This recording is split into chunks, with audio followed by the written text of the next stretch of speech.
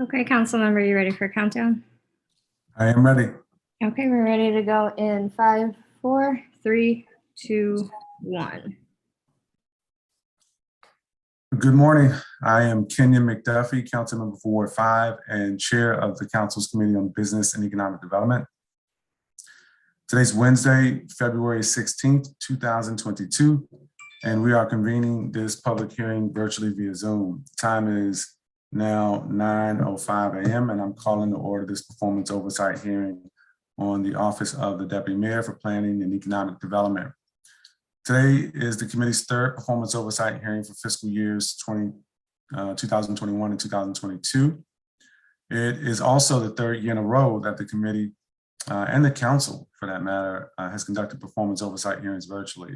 We as a city and country are approximately 2 years into the COVID-19 pandemic, which has completely transformed how we interact with one another, work, learn, and do business. For instance, to help residents and businesses withstand the financial blows dealt by COVID-19, the Office of the Deputy Mayor last year issued a record 2,500 grants to provide much needed economic relief. Accordingly, the office's fiscal year 2022 operating budget grew to more than $115 million, or by approximately 250%, to help the district's economic development sector stave off a financial crisis while also supporting its regular mission of executing the district's economic development efforts related to the creation and preservation of affordable housing, creating jobs, and increasing tax revenue.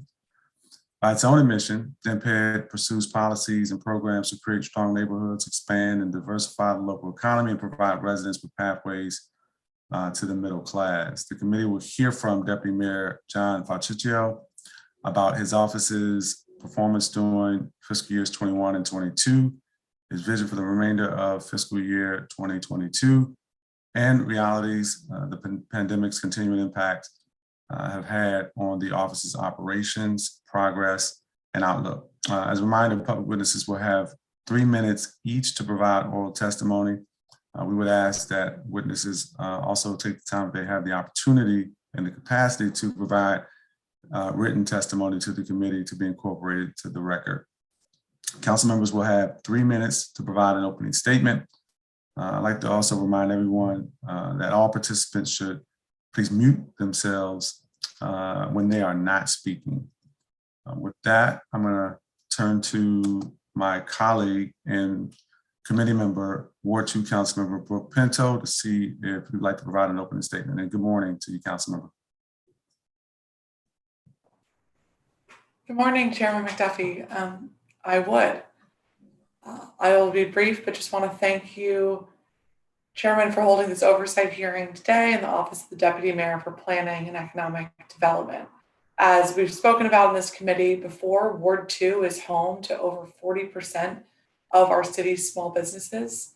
And we know that our small businesses are the lifeblood of our community. They shape the character of our neighborhoods, improve residents' quality of life, and employ 50% of our workforce. The pandemic has hit our small business community extremely hard, and we can all feel it as we walk downtown and pass empty storefronts each day. We have tens of millions of square feet of vacant space in our city that needs to be reimagined and leased up to be as productive as we can be. I am deeply concerned about the future of downtown and know that the investments that we make now in supporting our businesses are critical to their recovery.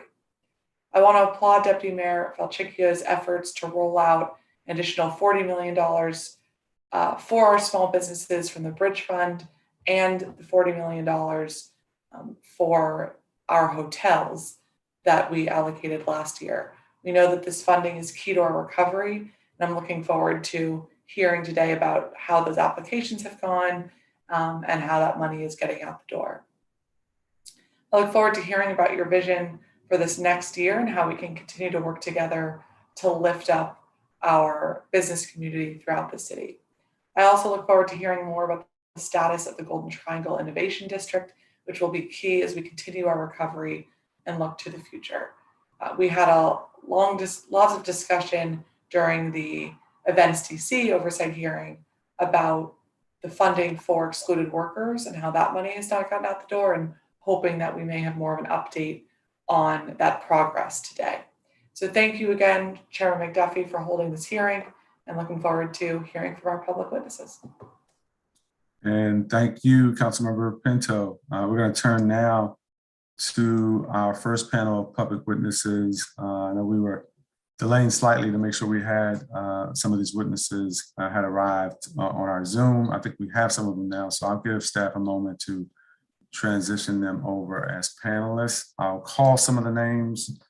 I'm not sure just yet exactly who's here, but Melody Webb, Maria Jackson, Michael Kirchen, Erica Adu, Ernest Johnson, Alex Baca, William Shelton, Mark Rotafer, Rebecca Miller, Paul Johnson, Chris Williams, William Jordan. Let's see how many of them we have.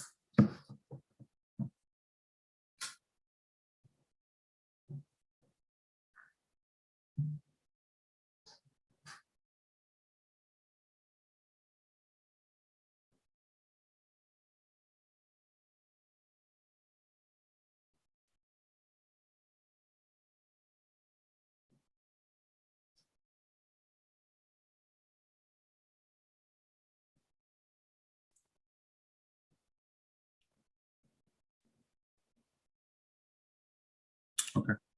Is Melody Webb? Yes, I'm here, sir.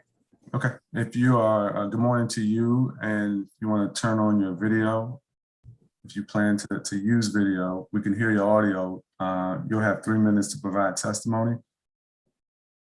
And good morning. You can begin your testimony now. Thank you for being here. Okay, just 1 second, council member. Okay, I'm ready now. Good morning, Chairman McDuffie and committee members. I'm grateful for the opportunity to testify today. My name is Melody Webb, and I'm the Executive Director of Mothers Outreach Network, which convenes the DC Guaranteed Income Coalition. I'm also a native Washingtonian. Our organization is a nonprofit that uses movement, lawyering, and organizing strategies to support DC's primarily Black mothers in navigating the child welfare, family regulation system, and in pursuing economic security. We're also preparing to launch a guaranteed income cash transfer program for mothers navigating poverty and separated from their children in the foster system. Our coalition is comprised of DC residents, allies, and advocates for guaranteed income. In the FY22 Local Budget Act, this committee rallied against the breathtaking racial economic inequality across DC by approving historic funding for a publicly funded guaranteed income program, but we must ensure the proper future administration of this program. I'm here to raise concerns about how the guaranteed income pilot and program funding was administered by Dmped. We support funding in guaranteed income programs, but as this committee originally intended to fund them. We believe the intent of the funding has not been fulfilled, and we urge you to probe, among others, 1, the process by which Dmped made decisions to award the funds of $1.5 million to a single organization. 2, why there was no public notice or community input welcomed in the process. 3, how Dmped plans to protect the public benefits of participants in this cash transfer initiative, and how the city will protect participants in all other cash transfer programs. We also ask you to clarify the process that is planned for administering future funds for the guaranteed income program. While we built our grassroots advocacy coalition for guaranteed income going on 2 years, Dmped's grant award decision concluded within 2 months of the budget bill becoming law. The mayor was already holding a press conference announcing the selection of a single pilot provider. We sought information from Dmped from the time before the bill was enacted and after, and received no replies. The selection process and characterization of this program by Dmped depart from the intent of the Budget Act, and we would like some answers. While the final budget language describes the mayor's initiative without reference to guaranteed income, and the mayor omits mention of the guaranteed income in all apparent communications about the funding, the committee intended for it to transform our approach to poverty.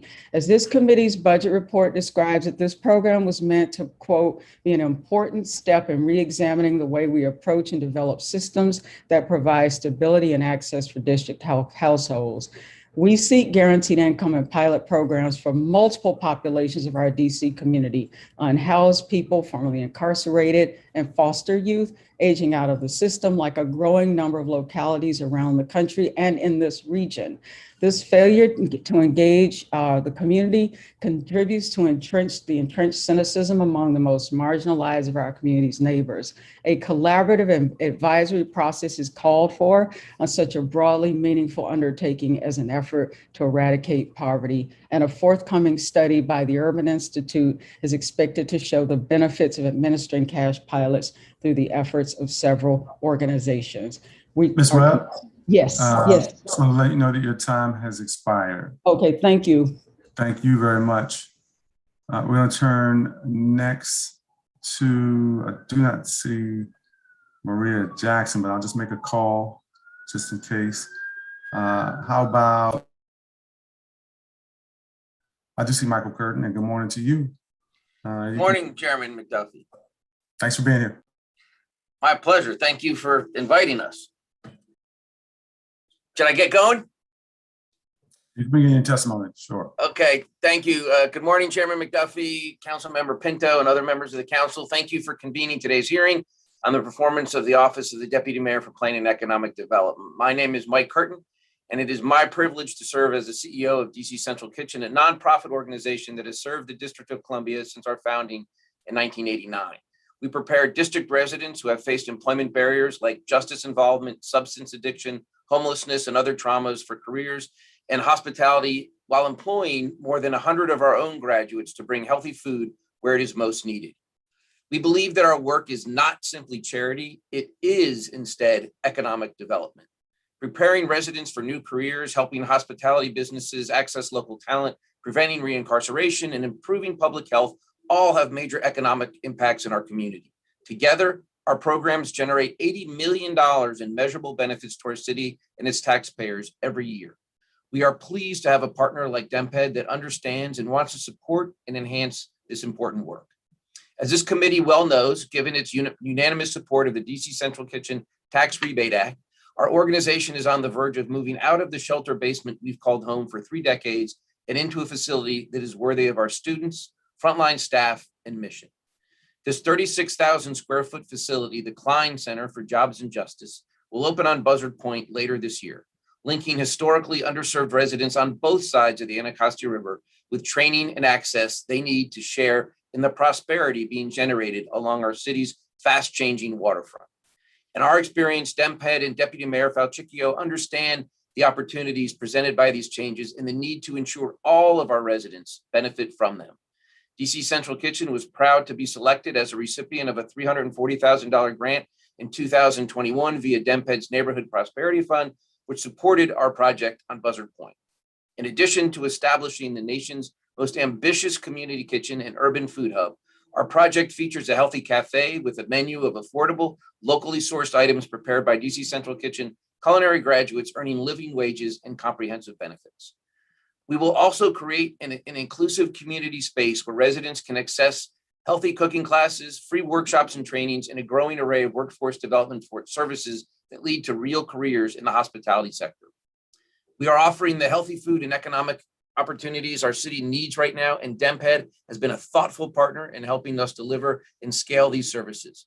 The administration of grant programs like these is no small task, and we have found Dmped staff to be responsive and effective partners while carefully stewarding district funds in a way that maximizes local impact. Our project is just one of the critical projects selected this year through Dmped's commitment to supporting our local food economy, and we applaud their leadership in delivering the resources that will produce a more resilient and sustainable food system. The district has long been a leader in developing innovative food policies, and Dmped has shown a commitment to matching those legislative and policy commitments with grants and resources that will spark measurable change. Thank you for the opportunity to testify today as part of this hearing, and I welcome the chance to answer any questions. Thank you for your testimony, Mr. Curtin. We're going to move next to Ernest Johnson. Mr. Johnson, you are muted. You can take yourself on mute and you can begin your testimony. Thank you for being here. Okay, thank you, Mr. Chairman. I thought I seen Melanie. I thought she was ahead of me, but I will. We've got the order covered. Okay, I'll proceed. Thank you. Thank you. Mr. Chair, may I say that Maria Jackson no, is on the line? Yep. So just for all the other witnesses, we have experience making sure the witnesses who join are able to get on. I just ask folks not to chime in. I appreciate you all trying to be mindful of the other witnesses, but our staff is pretty well versed at communicating via the chat in other manners. So I want to keep this as orderly as possible. We do have a number of witnesses who I want to have an opportunity to testify. So Mr. Johnson, you can begin your testimony. Thank you. Thank you so much. Can you hear me, Mr. Chairman? Yes, sir. We can hear you. Thank you. Good morning, Chairman McDuffie, other committee members, members of the City Council. My name is Ernest Johnson. I'm a third generation Washingtonian. I am a real estate broker and notary public, licensed in DC, Maryland, and Virginia. I have more than 20 years experience in the real estate industry. You already have our written testimony. It is quite extensive with about 8 supporting documents. So, Mr. Chairman, I'm going to kind of skip around and try to comply with your 3-minute request. I'm testifying this morning in my capacity as CEO of Friends of the Frank Reeves Center. And our sole mission of the Friends of the Frank Reeves Center is to ensure that all District of Columbia owned property is developed and maintained to the highest and best use for residents of the District of Columbia. Our organization arose from the 2014 effort to tear down the Frank Reeves Municipal Affairs Center in a property exchange with the Aldridge Development Group to build the Audi Field Soccer Stadium at 100 Potomac Avenue Southwest. The Aldridge Group at that time had the support of the late former Mayor Marion Burry and the Ward 1 candidate, Brianne Nadeau. I do not feel it's necessary here to list the historical significance of the U Street corridor and the buildings along that corridor to African-American communities around the world. Let's just suffice it to say it goes back beyond the 19th century. I want to be brief and succinct as possible as I bring 2 important issues of oversight to the committee and to the mayor's attention. After holding community meetings with a number of tenants in the Reeves building, as well as surrounding businesses, the Department of Energy, First City Bank, Chase Bank, Daryl McKissick, Architect, Smooth Construction, LGBTQ board members, Jim Abdul, Doug Jamal, Lerner Brothers, Property Management, Reeves Center's first Black architect, Marshall Purnell, Columbia Heights Solar Energy Company, ANC 1B12 Commissioner John Green, Community 3 Development Group, New York law firm Onlin Porter, DC law firm McKinney Shelton and Hen, CPA Accounting, Baker Tilly, IC Security Chief Matt Reese, principal and staff at Phelps High School, Architect, Construction and Engineering, the Office of Returning Citizens, CSOSA Supervisor Cedric Henderson, and more than 24 other groups and individuals. We submitted nearly 1 year in advance of any RFP, 165-page unsolicited proposal to Dmped to renovate, not tear down the Frank Reeves Center at the estimated cost of $100 million. So imagine our surprise when our genuine community development proposal was met with such dismissive and condescending attitude by Dmped officials, John Feliceco, Saros Aladupe, Patrick. Mr. Johnson, just wanted to let you know, I'm not sure if you see the clock, but the time has expired for your testimony. Okay, well, you have the written testimony, Mr. Chairman. Yes, we do. I appreciate you providing that. And then there'll be rounds of questions. Yeah, and I am available. I'm available for any questions. Just two issues that we're raising on the Frank Reeves Center and the Howard. Thank you for that. Thank you. Turn next to Maria Jackson, who's actually appearing before us under the name of Melody Webb. And I actually don't see Maria Jackson's name any longer. Oh, I don't see Melody. I don't see the other video setting. Is Maria Jackson still present? Okay. All right, we'll try to get to Maria Jackson if she does reappear. I'm going to turn next to Alex Baca. Hi, good morning. Good morning. You can begin your testimony. Thanks. Thanks. I have a bunch of comments. My name is Alex Baca. I am testifying on behalf of Greater Washington, where I am the DC Policy Director. I'll submit more detailed testimony for the record in writing. From the top, just really quickly, I want to make sure that Dmped is focusing on what we need to see in land use and development policies. My first ask is that we don't let slip a rewrite of the comprehensive plan. I know everyone is thrilled that it's over and doesn't want to do it again, but Office of Planning has suggested a rewrite by 2025. We should get moving on that. The DHCD and HPTF issues around funding extremely low income housing. I think there's some really worthwhile trade-offs to be made between constructing subsidized housing in affluent neighborhoods where land is much more expensive and market rate units in less affluent neighborhoods. I don't think DHCD is making this trade-off clear to the public.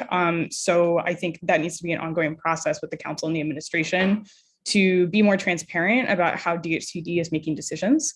Fair share of land uses. I really appreciate the administration's clear targeting of affluent neighborhoods to build more housing.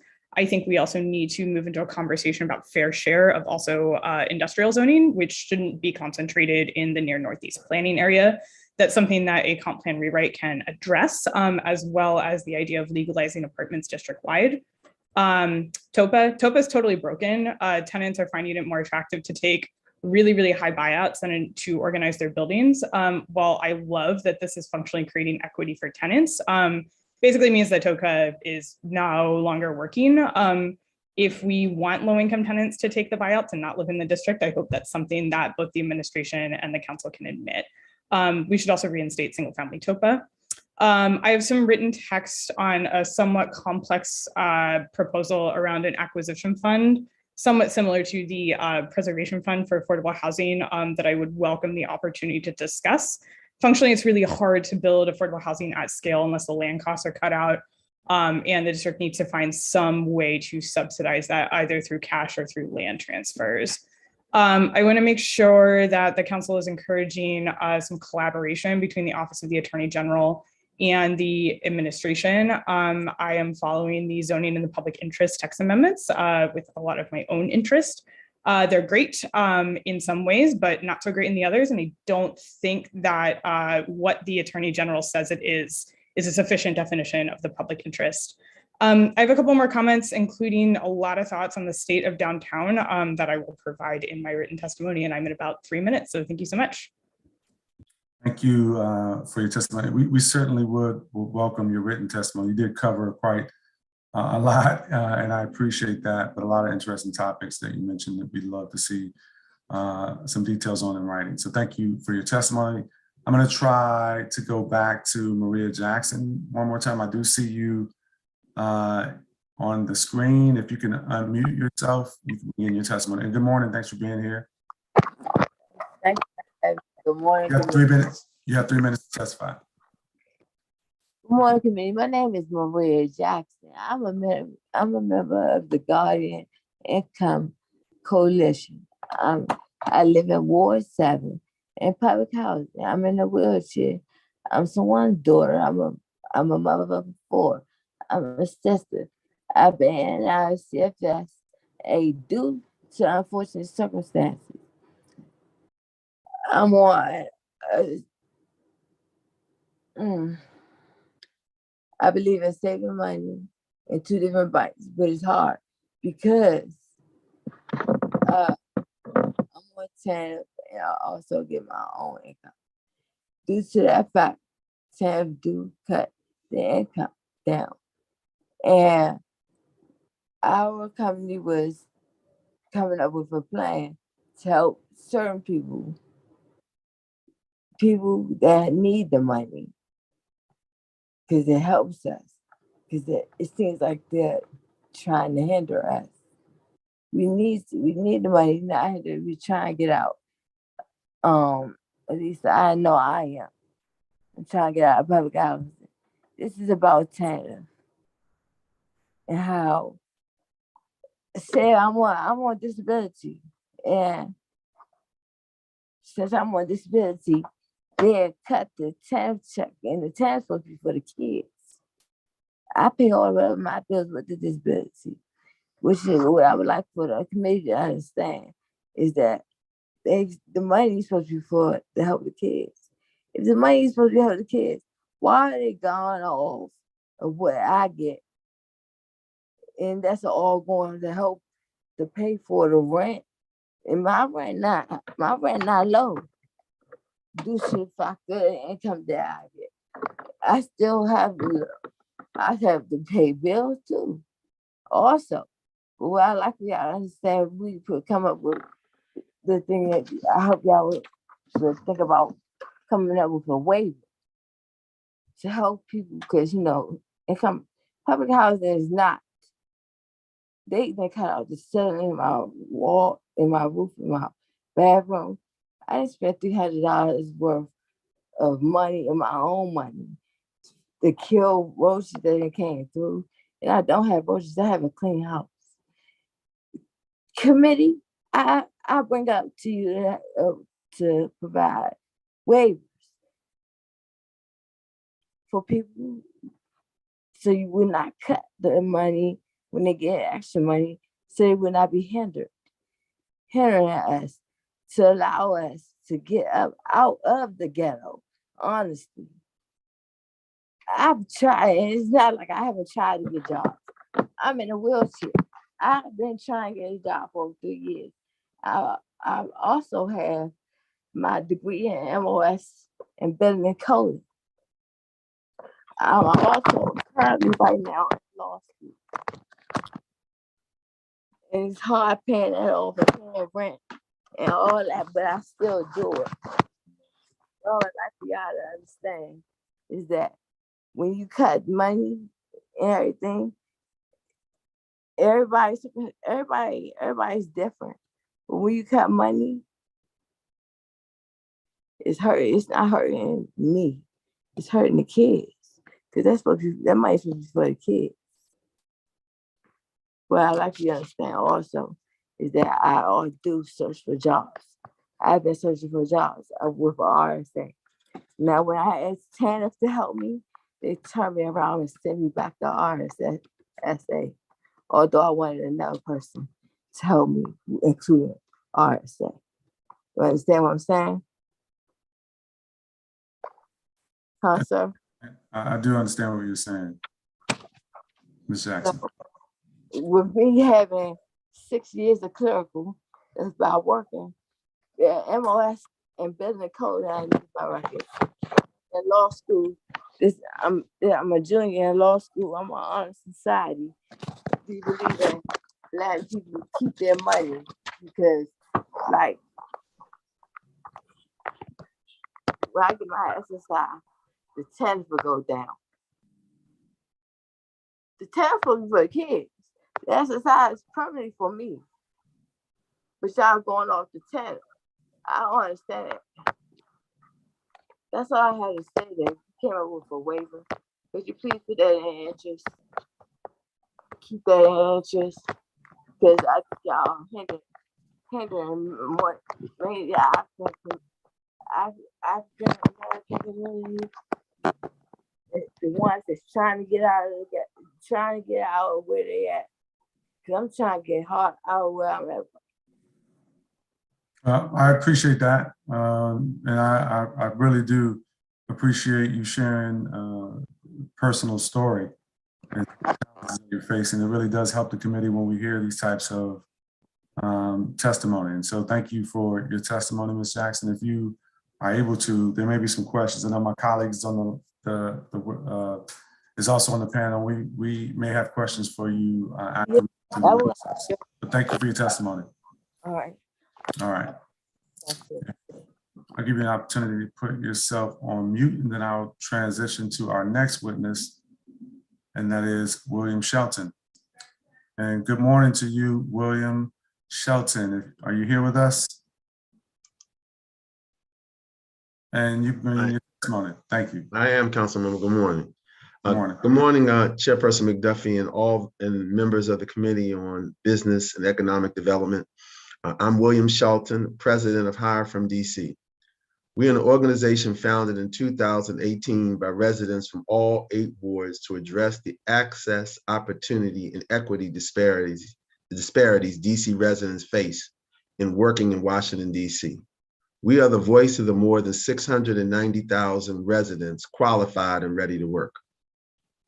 And Washington, D.C. is the major provider for Maryland and Virginia.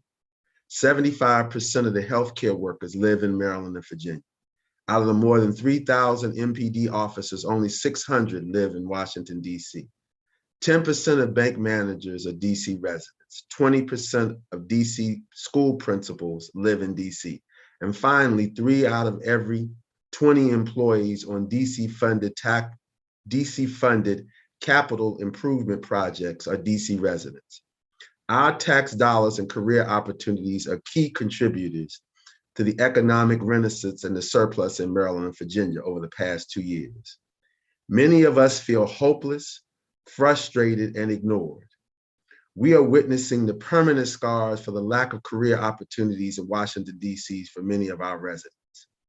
The average white family in Washington, D.C. has a median income of $140,000 compared to $45,000 median income for Black families.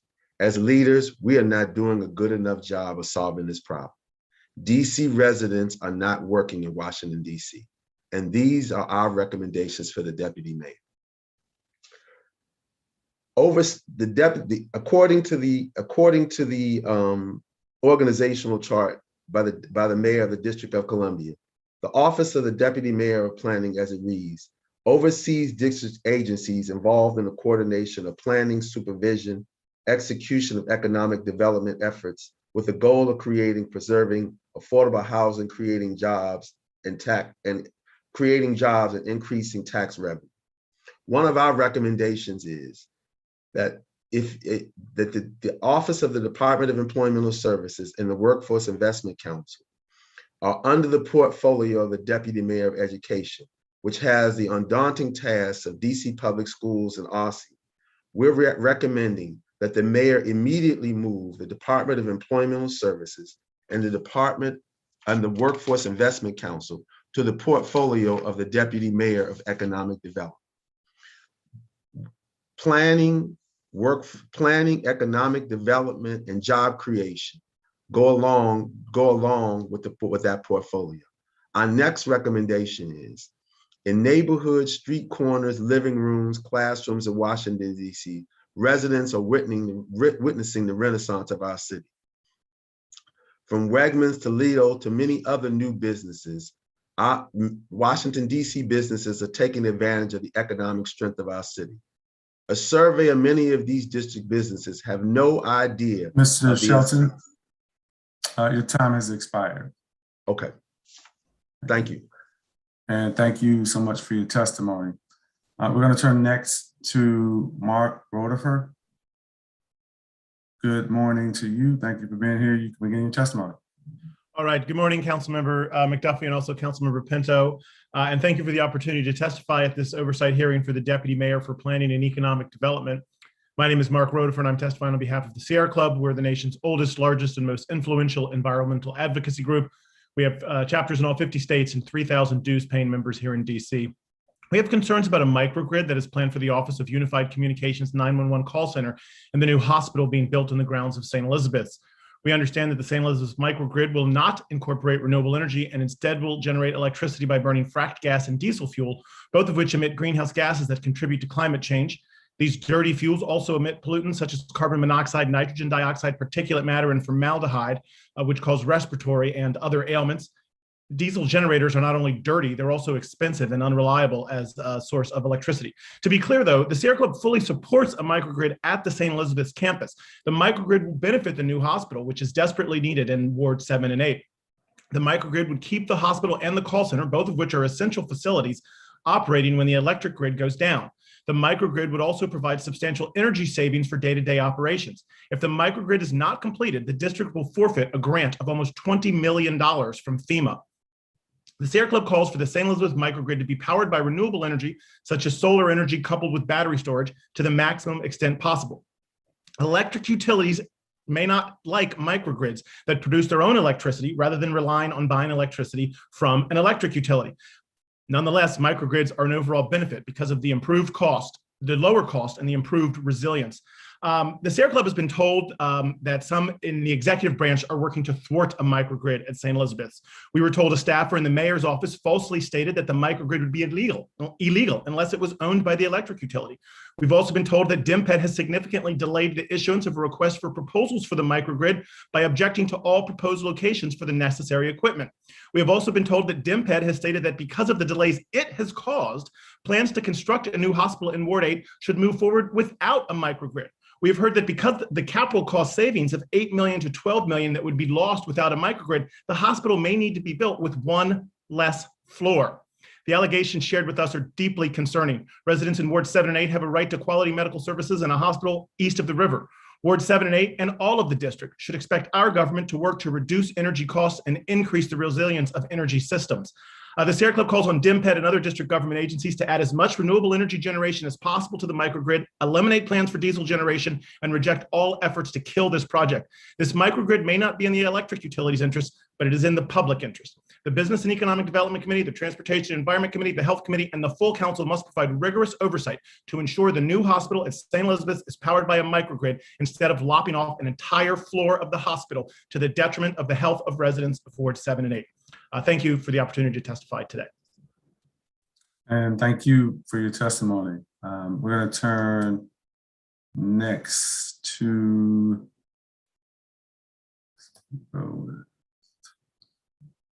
Rebecca Miller.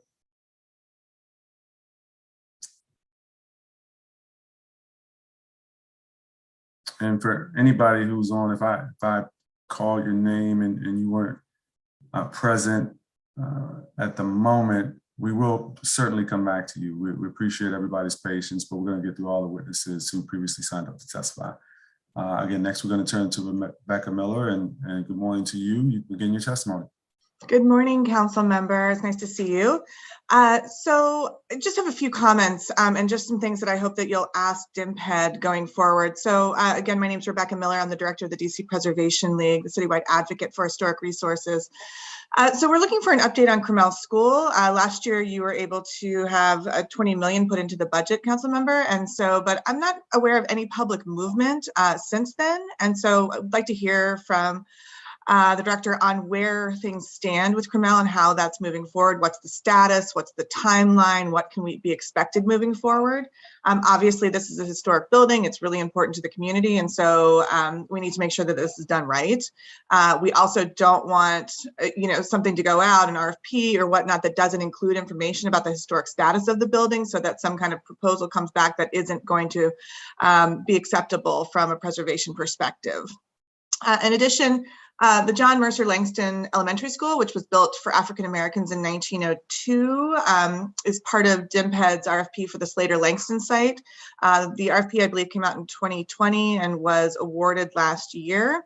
There has been a gaping hole the size of like a VW bug in the roof of this building for years. The interior of this building is completely deteriorated, and it was under the public school system, and DGS, when we have been testifying about this at DGS, says that they need to be instructed by their client, i.e. whichever agency of the DC government, to do something about it. And several years ago, there was a little bit of money found by Robert White's office in order to do something with this roof, and nothing has happened. It's now under Dmped's purview at this point, and the least they could do is just throw a tarp over it just to decrease any of the deterioration. I mean, there was like $150,000, $175,000.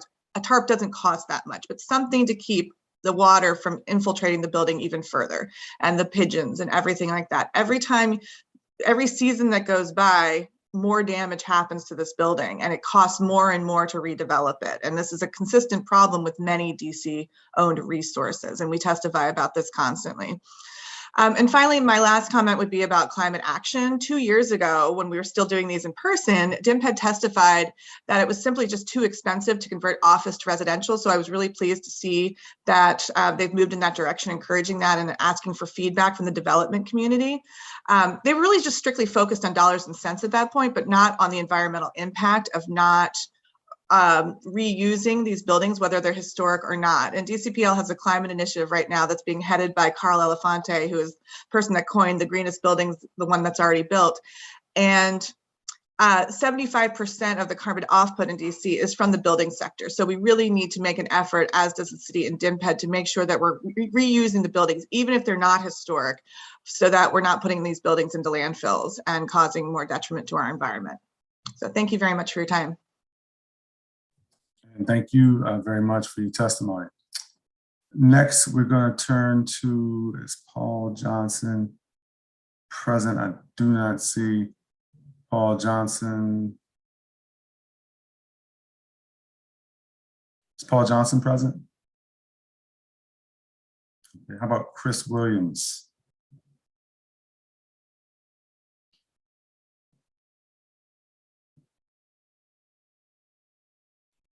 Let's give just one moment. I believe Paul Johnson.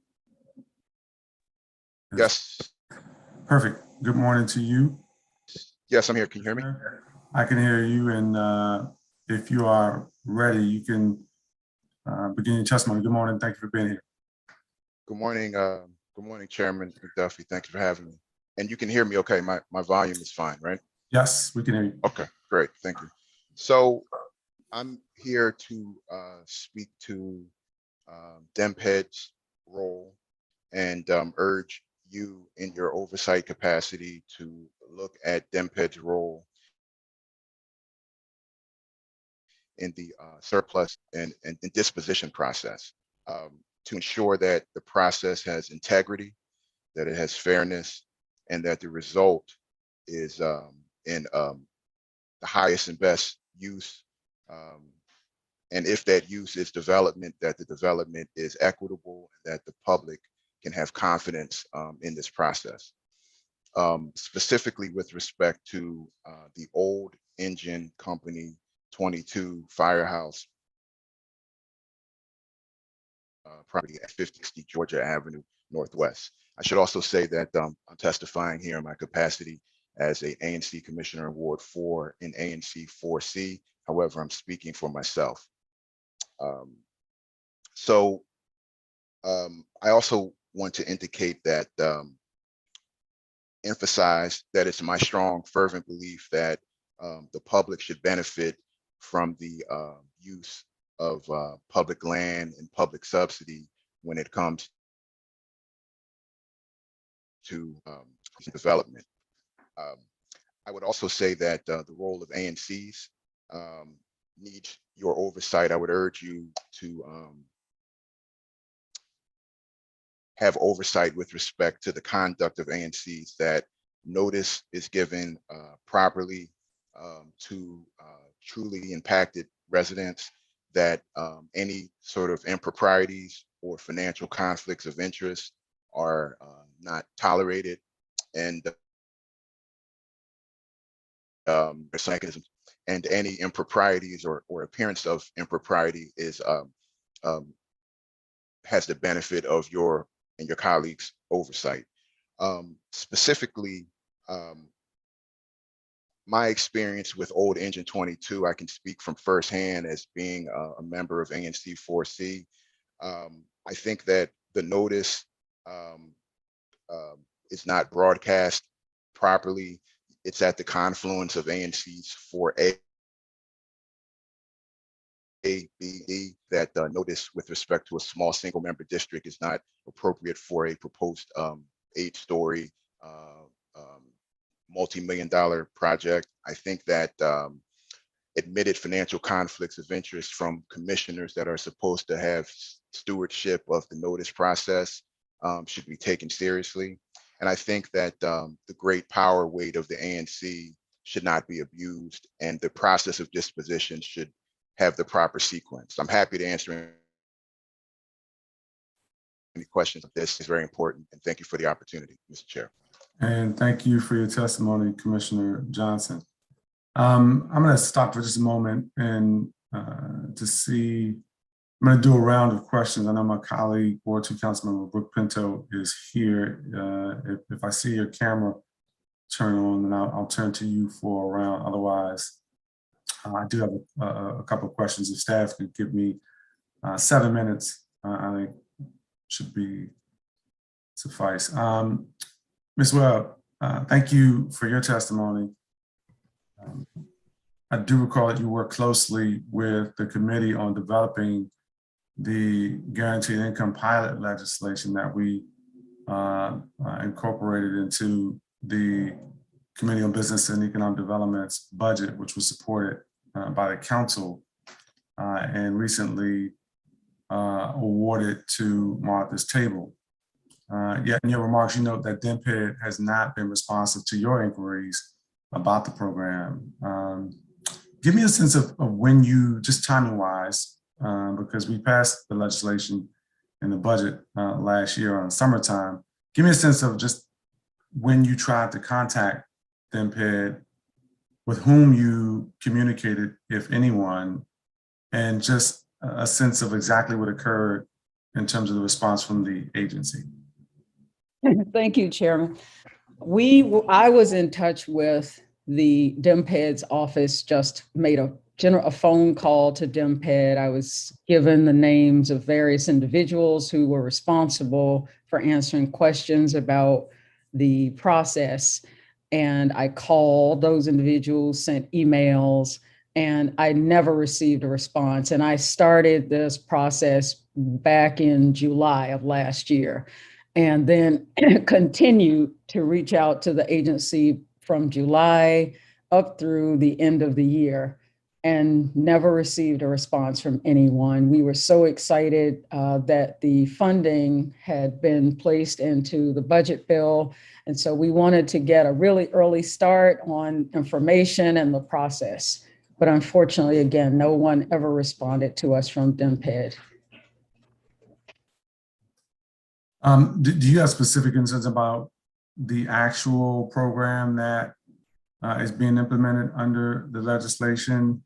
And if you haven't already, just if you could provide via email, I think the people with whom you communicated, you've shared some of the information with the committee staff, but I would like to raise this with the deputy mayor and have a sense of specifically who you contacted in your efforts to ascertain information about the program.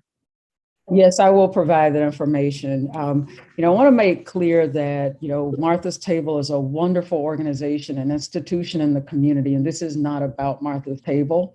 In fact, their mission is terrific, and it coincides with our organization's mission. It's really about the deputy mayor's failure to have a community engaged process, the failure to give the community notice. There were very active, advocates and residents involved in this issue. As you mentioned, I testified, the head of Bread for the City testified, and other organizations were clearly involved. We had a basic income march. We've been very vocal and visible, and we had expected to be informed of the process.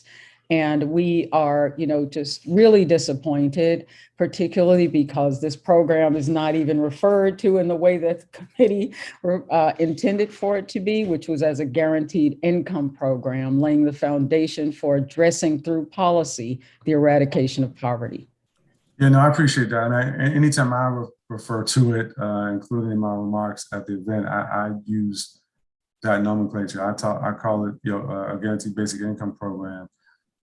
Because that's what we intended when we work with you and others in the community to craft the language that the council passed. So I do appreciate and think that the program that the mayor has implemented is incredibly important.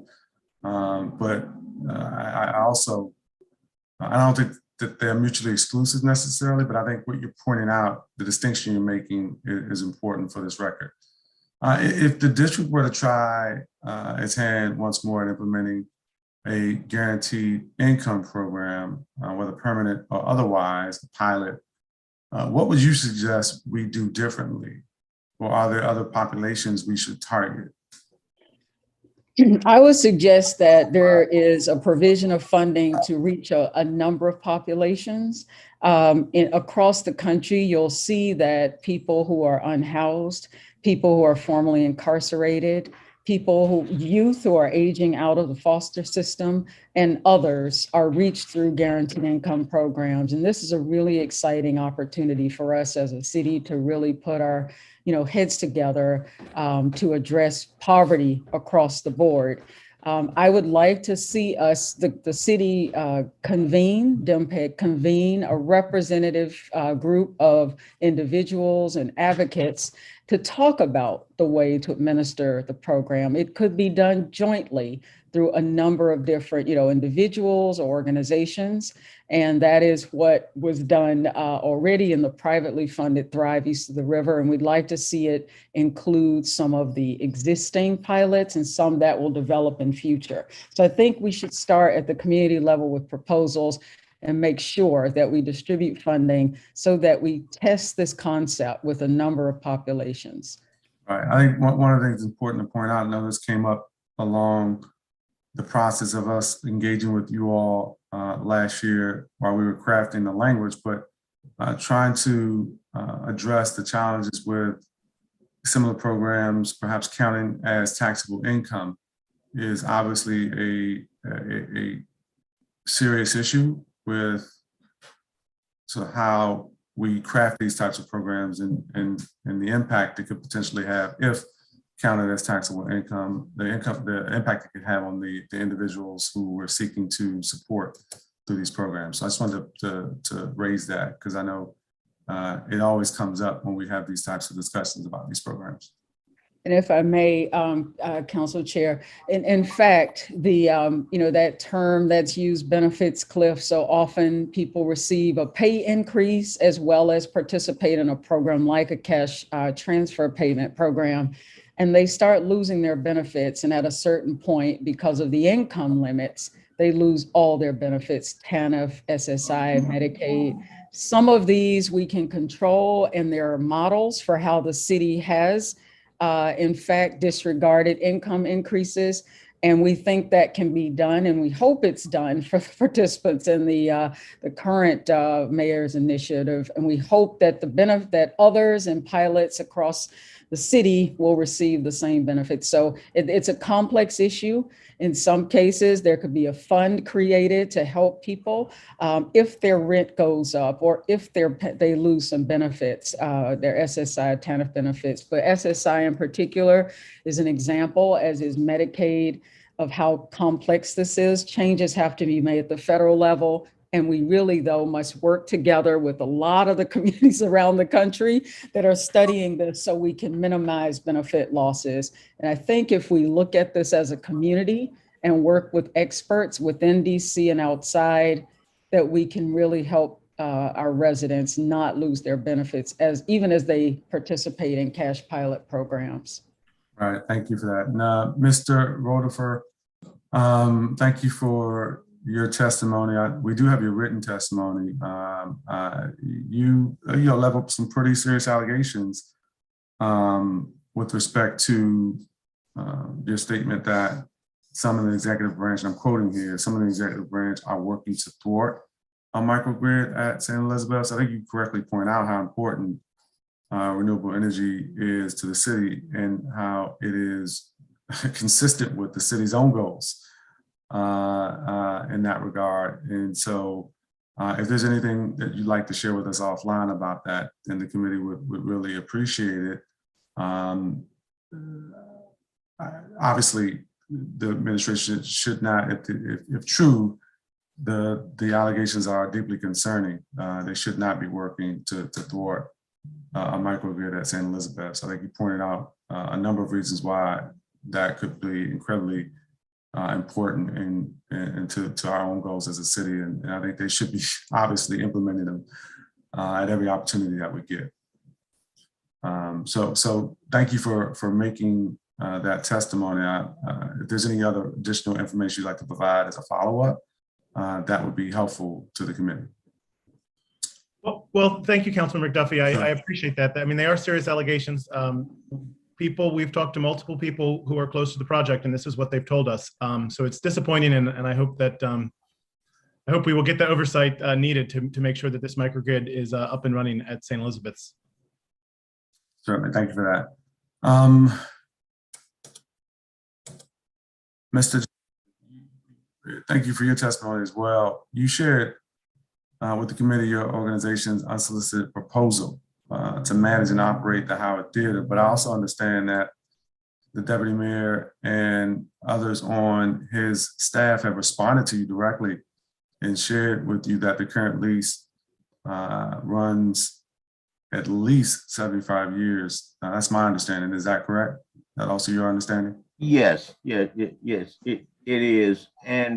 But our unsolicited proposal was for the Frank Reeves Center. Not for the Howard Theater. Yeah, we did send in a management proposal for the Howard Theater because we believe that the lease, the 2008 lease, we believe has been in default for quite some time. And the interpretation that the deputy mayor is given to the lease is that as a result of the DC Superior Court granting a summary judgment against the defendants for failure to provide 7 years of financial and audit reviews and establishing a board of directors for their nonprofit, that it did not affect their other partners, which is Howard Theater Development, LLC. But if you review the lease, the only two entities that are in agreement with the DC government is the Howard Theater Development, as well as the Howard Theater Restoration. And both have served on the board interchangeably. But in addition to this, and I just want to just be brief, we're just asking your committee to request that they be able to produce clean hands, that they produce information that we've been trying to get through FOIA. Their payment history, $25,000. We believe that that's been delinquent for some time, as well as property taxes with penalties and interest. In addition to the Attorney General's lawsuit that was won in Superior Court, we believe that lease has been in default for quite some time.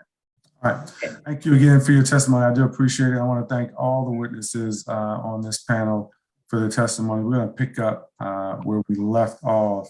We still got some witnesses to go, public witnesses that is. And so I am going to turn now to, let's go to Erica Addo. Close. Good morning, Hi, Chairman Council. McDuffie and members of the committee. Thank you for this opportunity to testify today. And thank you, Chairperson McDuffie, for coming out to visit the site of our future center earlier this week. My name is Erica Adut, and I'm the Executive Director of Horton's Kids. I'm here to tell the committee about our Securing Futures for Southeast campaign that will impact the lives of hundreds of children and families living in under-resourced Ward 8 neighborhoods. Since 1989, Horton's Kids has been a safe haven for youth growing up in Southeast DC. We operate community resource centers in 2 geographically isolated neighborhoods, Wellington Park and Stanton Oaks. Our centers are located in the same apartment complexes where participants live, bringing assets and programming directly to youth and their families. Horton's Kids helps to interrupt cycles of violence and poverty and prepares youth to succeed in college, career, and life. These interventions have been critical as the average high school graduation rate in the communities we serve is 40%, and the neighborhoods have the city's highest rate of violent crime. Despite these challenges, students enrolled in Horton's Kids are twice as likely to graduate. And in fact, for the last 5 years, 100% of high school seniors have graduated on time with clear post-secondary plans. The past 2 years of the pandemic have revealed and reinforced the need for more direct services and strategic investments in Southeast DC. In a November 2021 report, Empower K-12 estimated that students in 3rd through 8th grade lost 5 to 6 months in ELA and math. Others have reported even more, and students located east of the river fell further behind their affluent peers. Social isolation, trauma, and stress continue to increase. contributed to an increase in mental health crises, especially among children. Recovering from the pandemic will take many years, and Horton's Kids is committed to being on the ground supporting this effort. To that end, in December 2021, Horton's Kids acquired a 10,000 square foot community church in Southeast DC to become the site of the new Horton's Hub.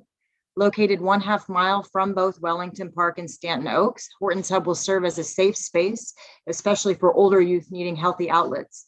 The building is also located within a 1/2 mile radius of 16 additional low income housing communities and 13 public, private, and charter schools. This not only positions our organization to serve hundreds more children and families through our programs, it also allows space for potential partners to provide services like job training, mental health assistance, and other community identified resources and supports. This month, we launched a $5 million capital campaign, Securing Futures for Southeast, that will pay for the full renovation of the church into a community center, as well as provide growth funds to expand our programs. We are asking the district to consider a $1 million investment in Horton's Kids. We would leverage funds from the city 4-to-1 by engaging our community of supporters. We've already raised $1.1 million from a small number, and we have a long list of current and prospective donors that we will approach this year. With an investment from the district, we'll be able to fully realize the vision of Horton's Hub as a vibrant community resource and dedicated space for children and families in Ward 8. Thank you for your time and consideration, and I'm happy to answer any questions you might have. And thank you for your testimony. Next, we're going to hear from Chris Williams, who will be followed by William Jordan, and Rick Amarato and Renee Bowser is just the order for everybody who is waiting to testify. So Chris Williams, if you are present, you can turn on your video, unmute yourself, and begin your testimony. Thank you for being here.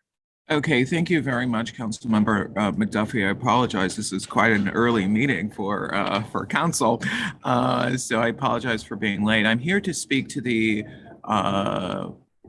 oversight of Dmped.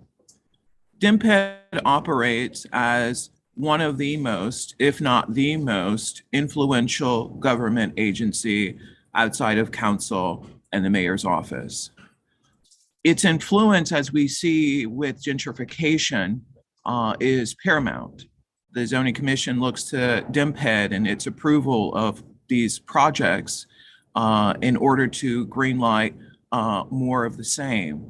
So what we are asking for is not more studies. We know that that Dmped recently engaged in a disparity study looking at minority businesses. What we need to see is more action. In the midst of the Black Lives Matter movement, particularly last year, when the council had made in the comprehensive plan clear indications that action on racial equity was needed, we saw Dmped and the Office of Planning approve the same projects that council had been critical of during Zoning Commission.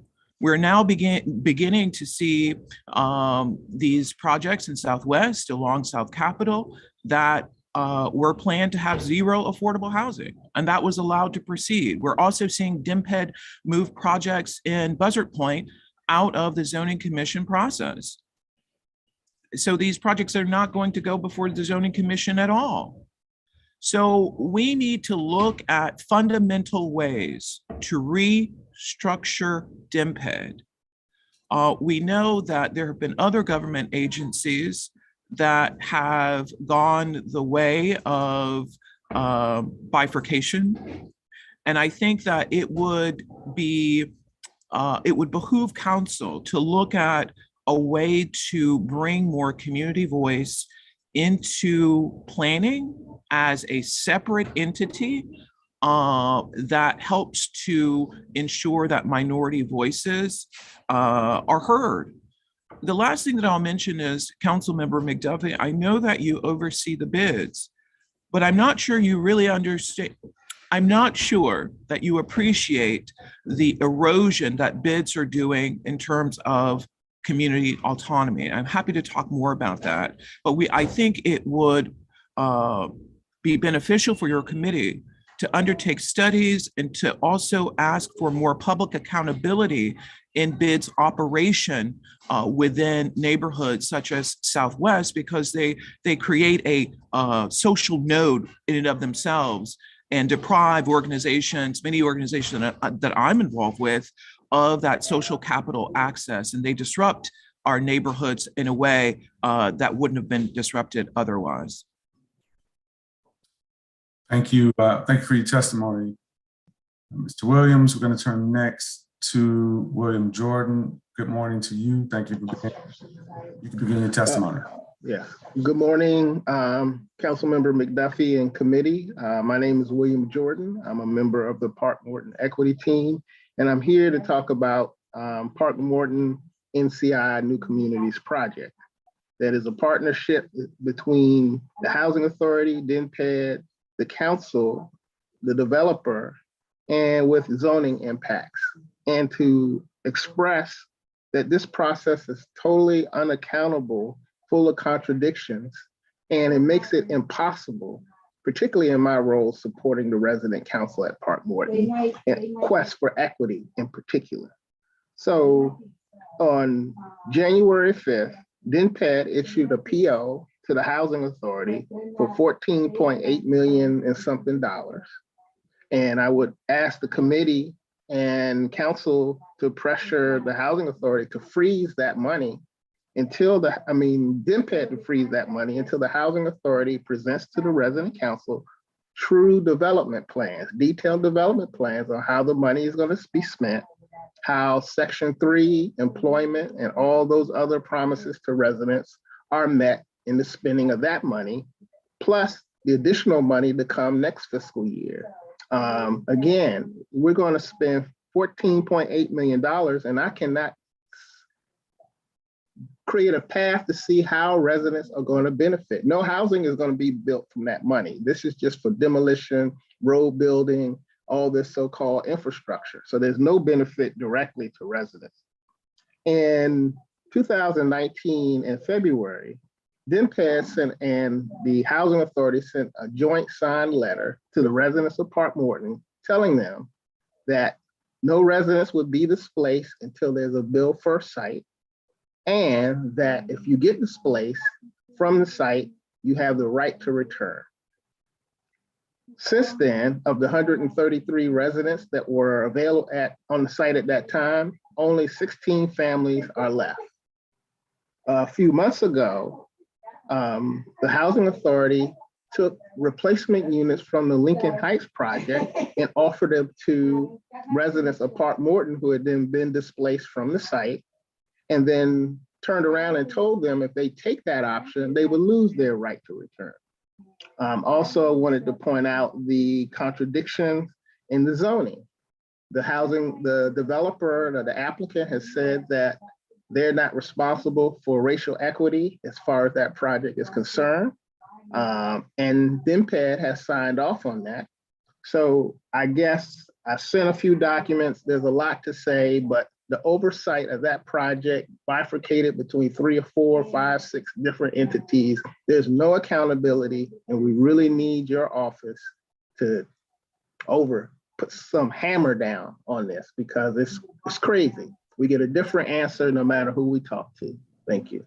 Thank you, Mr. Jordan. I want to follow up when we come to a round of questions about the aspects of your testimony where you talked about Section 3 and racial equity. You mentioned that they said they're not responsible for racial equity. So I don't want to do it now, but right after we get through the other witnesses, I do want to follow up about that. Let's turn next to Rick Amarato.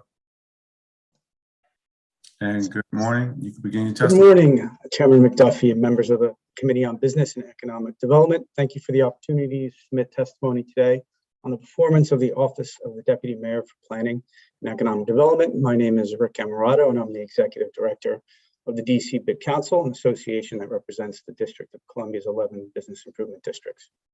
I'm here today to testify to the incredible work that Dmped is doing under Deputy Mayor Falchicchio's leadership to support the district's economic base during the pandemic and ensuring that we have a robust and equitable recovery moving forward.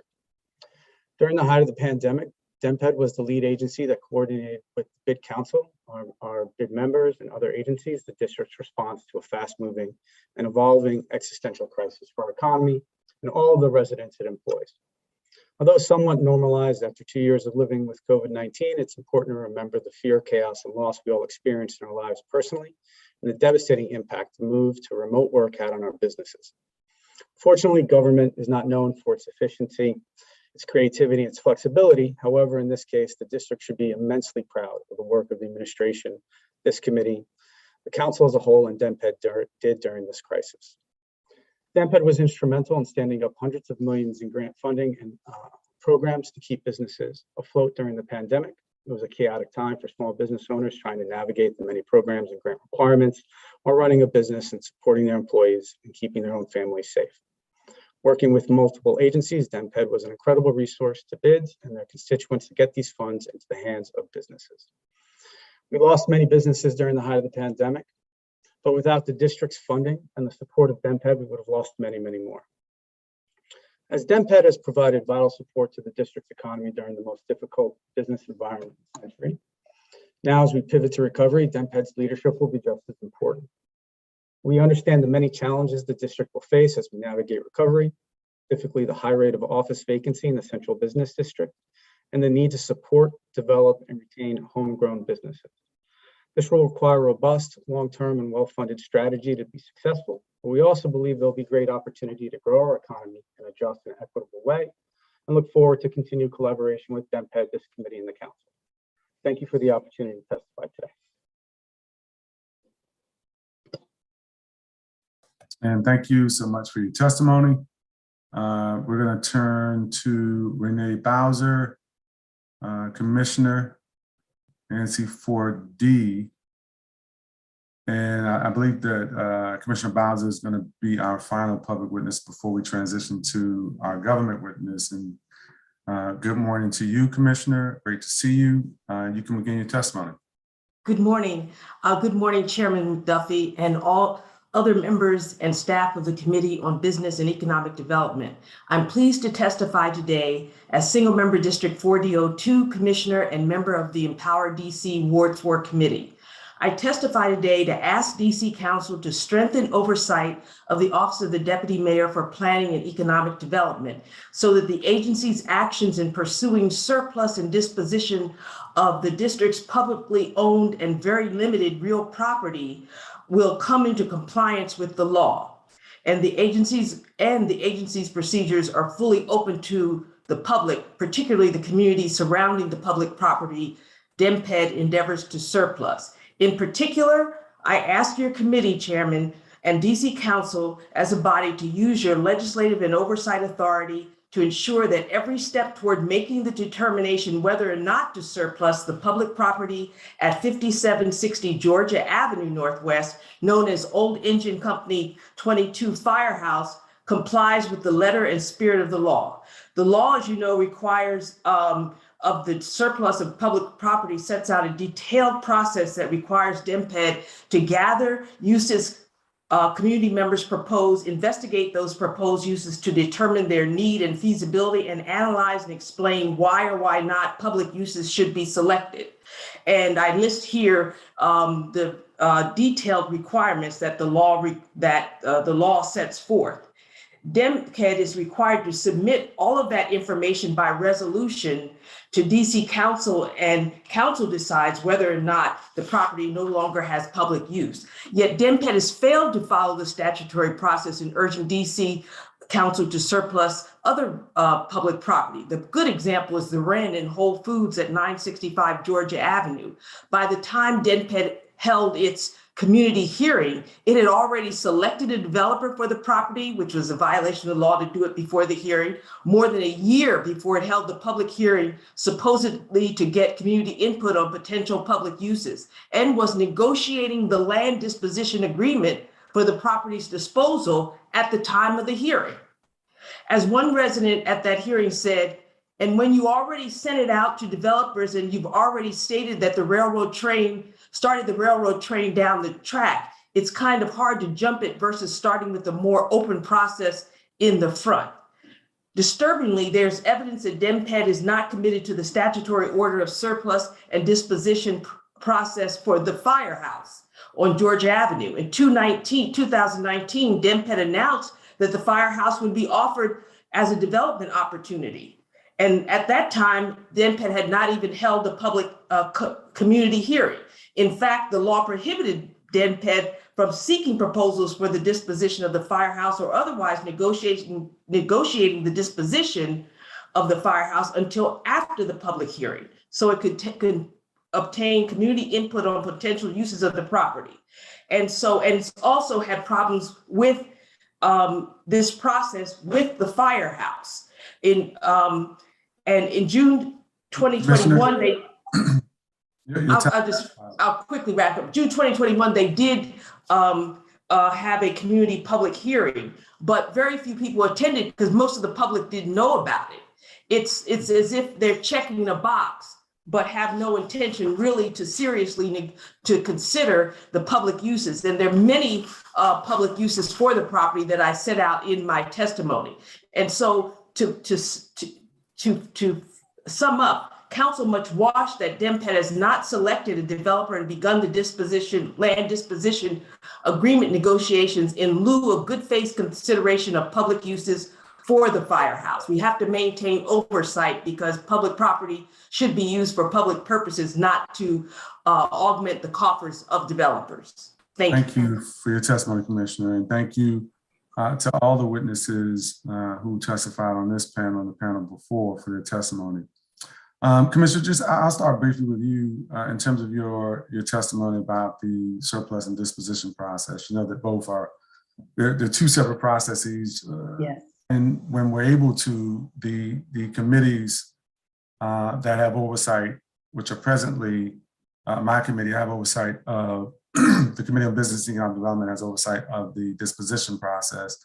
The Committee on Procurement and Government Operations has oversight of the surplus process. And when we're able to, within our schedules, we'll do joint hearings, both surplus and disposition. It doesn't always work that way, but I think the council generally has a history of doing the hearings when we have the opportunity to do so. And you know, the process includes a community process. It's in the code 10-801, where it lays out that surplus and disposition process. Do you feel like the community processes, the meetings, the process that they're supposed to collect comments has not been robust? It's not been, what specifically are your concerns with that? Do you feel like the ANC Commission hasn't had the opportunity to create an adequate record with any concerns that they have about certain surpluses and dispositions? Yes, all of that. Specifically, the notice, of course, it was in the DC Register, but how many people go to the DC Register? It was the notice of the public community hearing was sent only to the commissioners of ANC 4C. I'm the chair of ANC 4D, and we're only a couple blocks from the 5700 block of Georgia Avenue, and ANC 4B is right across the street from the firehouse. It should have been a broader community outreach to solicit ideas, practical ideas from the community, because there are many people in the community that work on different issues, and they could have put forth many ideas. In fact, Can I ask you a question? Because I want to pose another sort of follow-up. You mentioned that the notice was placed in the register. Well, the law does require that notice be placed in the register, but it also requires that and I'm quoting from the code, now I'm reading it, it says, I quote, "The mayor shall provide at least 30 days written notice of the public hearing to the affected advisory neighborhood commissions and shall publicize the hearing by posting a written notice at the site and placing a notice in the District of Columbia Register at least 15 days before the hearing." So there are 3 ways, at least in this provision of the statute, that outlines how notice should be communicated. The notice to the DC Register is just one of those 3. Did the Advisory Neighborhood Commission not receive notice? Our commission did not receive notice, nor did ANC 4B, B as in boy, receive notice. And Which right, commission does it fall, the project fall within? It falls in ANC 4C, and their commissioners received notice.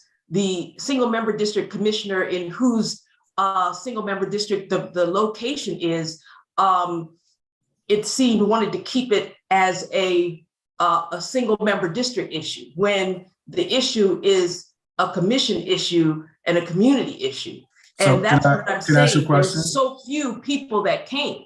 I came because I happen to know ANC commissioner in A4C who informed me of the hearing. So can I ask you, this is more of a practical question, because I think you raise an important point. It sounds like, at least with respect to the ANC and the DC Register notice requirements, that Dmped did comply with providing notice to the affected advisory neighborhood commissions. What would you say is the executive's role, Dmped being the agency that administers this, beyond what they had done by providing notice to the affected advisory neighborhood commission in 4C, and that determination by that advisory neighborhood commissioner in whose SMD the project falls, deciding not to perhaps disseminate additional notice more widely? I mean, is that not a decision based on an elected official who has a project in their SMD? Well, I don't think it should be, because I think it has to be broader outreach. There are community groups that the administration knows of in the area of that site of the firehouse. And when the administration wants to put out something with regard to the city, they actually notify ANC commissioners, and particularly the chair of the ANCs. And so that could be done with something like this, because it's so important to get the notice out, because people do have ideas on what to do. And so are you saying chair of ANC 4C? No, I'm saying that the Dmped, who is the mayor's, that office is the mayor's point person on surplus and disposition, should reach out to all the ANCs in the area. For example, even with ABRA, they say 2 people within a certain square feet. I mean, they let people know. This is as important, if not more important, because it's public, it's limited public land that could serve public purposes. So they could do DCTV, they could do let me ask this question though. In terms of the ANCs and the public register, the DC Register, and posting the notice on the site, were those 3 methods of notice you don't think are adequate? Providing notice directly to the ANC affected, notice in the register. And as an ANC commissioner, I know that the register isn't, it's not, a community listserv, but it is a very important tool to disseminate information by the government to the public. And as electeds, should we not rely on ANCs to make sure that they periodically check the DC Register? We should rely on ANCs, but I think practically we need to broaden the outreach. If that's what we're saying, that if we're saying that we want community input, we need to actually do the community outreach. And a building that's not being used, most people are not going to go past a building that's not being used. Let me ask you a question. I've never been an ANC commissioner before, but I know when I want some things to change within the council, but not necessarily change a law, we address some of those things in the council's rules. Could you all not address some of these notice requirements within the advisory neighborhood commissioners' rules, so that a commissioner who receives notice of a project in their SMD is required by their own ANC rules to share that with their fellow commissioners? what I'm saying is that someone that lives at 800 block of Kennedy Street is not going to know that there's a surplus and disposition process unless, even though it's very close to that building, unless Dmped provides broader notice to A and C4D, to A and C4B, not just A and C4C, because many times in many things, it seems as though we have the A and C in there just to check off the point. And many A and Cs, for example, some A and Cs, they only send things out by email. And so they're not going to capture people that may not have email.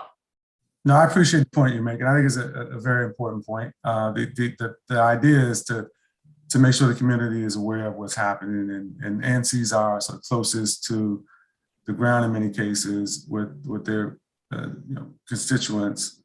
And I don't know. I wanted to ask some of those questions, to stimulate a conversation about what that might look like. Chris. And sir, may I make one last point? Well, sure. If you can make it brief, though, I want to turn. Very brief. Sure. The District of Columbia Workforce Innovation and Opportunity Act, Unified State Plan, talks about American job centers, because they say that DC has some pretty good programs for workforce development, but they're very, there's a problematic lack of coordination. And so this is an idea that there could be a lot of people that would be interested in that as a public use. But if the public doesn't know that this property is in contention, they're never going to get that to Dmped and then to the council. No, I appreciate that. I guess, just trying to figure out the best way to do that. With also some accountability. Well, just trying to figure out the best way to do that. And I appreciate that you raised that, and I'm happy to, for you and I to work with the committee to figure out the best way to do that if it's not being done in a way that you all feel is most effective. I think the law does outline 3 methods in which Dmped is supposed to provide notice, and if they're complying with that, one might think that the community that is affected should have notice. And so if you have some other ideas, then we're obviously open to hearing what you have to say.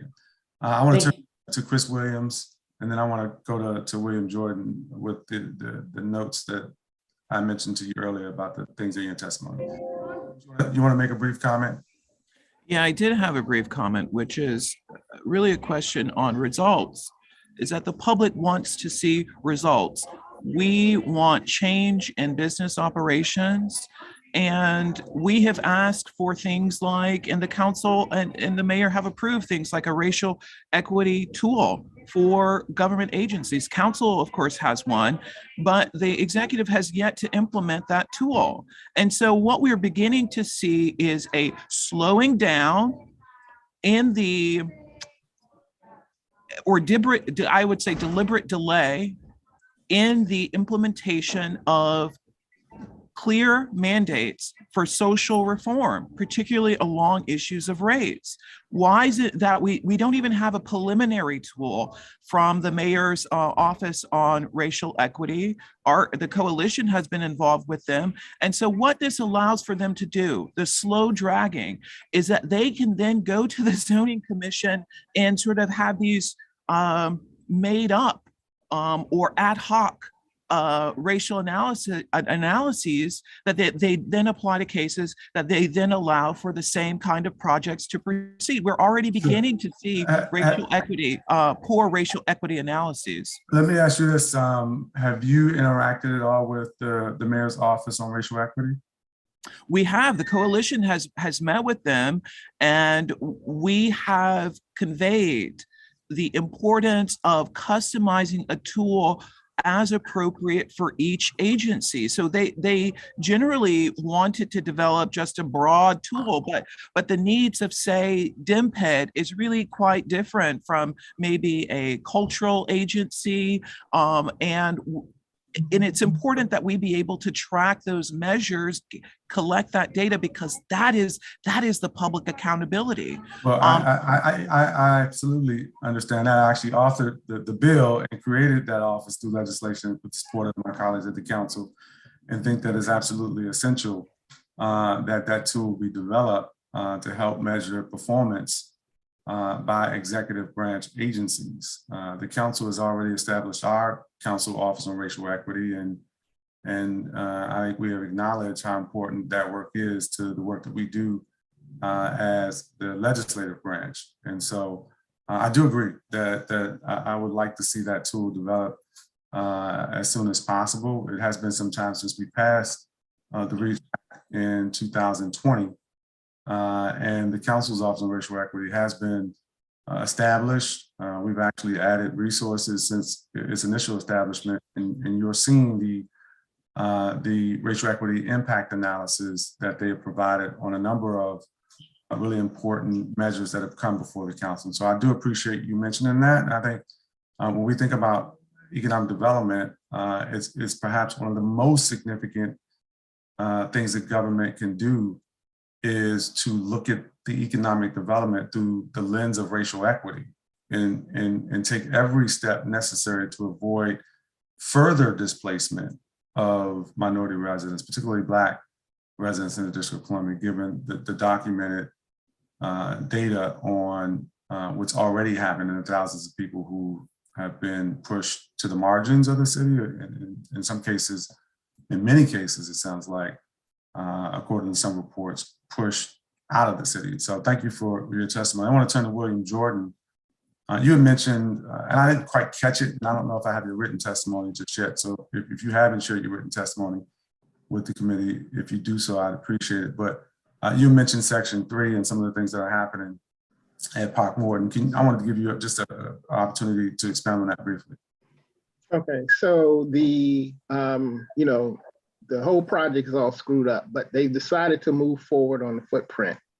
And Dmped has given the Housing Authority $14.8 million for infrastructure work on the site, building new streets and digging a hole and things like that, new electricity. So we asked, working with the Park Morton Council years ago, as well as continually, a plan to ensure that resident-owned businesses have a shot to get some of that economic benefit. Same thing on the employment side. So we asked the agency for a Section 3 plan, particularly geared towards the residents who live in Park Morton or used to live in Park Morton, since most have been displaced. And we haven't received one. So what's happening? Have you received a response to your request for them to provide? It's just right. The response is we'll give you something later, or of course Section 3 applies, but that's not what the request was. The request is a plan to ensure that the benefit is maximized. Right. Okay, no, I appreciate that. I want to again thank the witnesses for their testimony here this morning. Can I address the racial equity? You had asked me about. Oh yeah, I did ask about that, please, if you could. Yeah. Yeah. So at Park Morton in particular, and Mr. Williams has kind of hit on it, is that when Dmped goes through this zoning process, they turn it over to a developer. So the developer gets a lawyer, files the application under zoning. Now that same developer it was just acting as an agent of the district. In fact, that's what the letter says. Now that same developer is saying, I'm not responsible for the racial equity provisions of the comp plan because that's on the district. So it doesn't apply to me, but you're the agent of the district, right? So you have this situation where no one's responsible for ensuring that racial equity, as it gets down from the policy into reality, is actually being implemented, and it bounces. So a little pieces in zoning, a little pieces in Dmped, a little pieces in the housing authority, and you end up with the status quo continuing. And that's the problem. So that's the issue. In fact, when we had the zoning hearing for Park Morton, and we asked OP and everybody, zoning commission, where's your racial equity tool? They didn't have one, but they said, we have racial equity because it's got affordable housing in it. So you have this kind of dynamic where we know you need a tool, you know you need data, you know you need analysis. They don't do it, but then they pull out the sky, oh, well, you know, Black people can get some of those housing one day, and that's racial equity. And so it's making a mockery. To be clear, affordable housing in and of itself, while important, isn't racial equity. That's my point. That's the 100% point. But that's what everybody is arguing at this moment, that the presence of affordable housing is sufficient for racial equity. That's coming from every agency of this city and many community groups. Everybody's arguing that exact point when we all know that that is like one leg of a four-leg stool, right? And so they have a one-legged stool and moving forward like it has four legs. And this is serious because if you read, and I'll send it in my testimony, the links, but if you go read the zoning commission reports and what the applicants usually backed by the city government is arguing, and even this council, even when council member Nadeau passed emergency legislation, she basically argued that the presence of affordable housing was sufficient to achieve racial equity. And so people just either they don't understand or they're being disingenuous. I'm not 100% sure, but I know it doesn't add up. And when you ask for a tool, you know what OP said? We don't have a tool. You know what the zoning commission said? We don't have a tool. The council worked hard, and I actually worked directly with Director Trueblood before he left, and Chairman Mendelson and my colleagues at the council to incorporate racial equity into the comprehensive plan. We wanted to make sure that both in the framework and in the other documents that it was there, and not just as words on paper, but something that was being implemented as we did the work of government, the executive, the council, and independent agencies that are relevant to this discussion. So I do appreciate you all's testimony and for taking the time to provide it to the committee today. Thank you all. We're going to turn next to our government witness, and John Falchicchio, Deputy Mayor for Planning and Economic Development, and anyone else with his team who is planning to testify. We're going to give staff of the committee an opportunity to transition to public witnesses, and we'll begin in a moment, probably in a couple of minutes.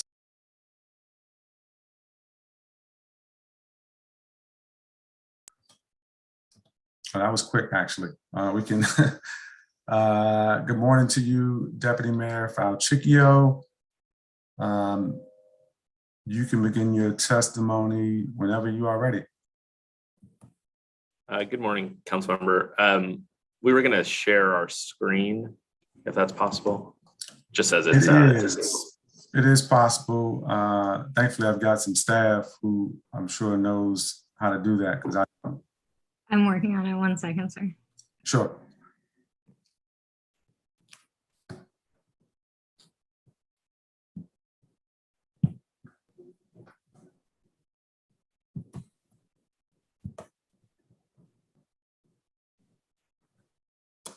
I think, okay.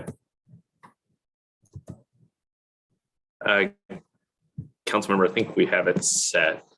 I don't know if you can see it though. Yep, I can see it. Okay, great. All right, well, if it's okay with you, we can get started. Please. Okay, great.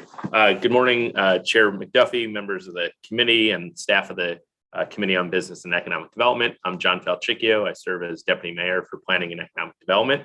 I'd like to thank the public witnesses who provided testimony today. It's a pleasure to provide testimony on the activities and accomplishments of Dmped in fiscal year 2021 and fiscal year 2022 to date.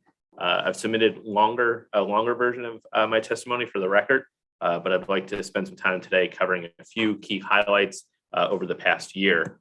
Dmped's FY22,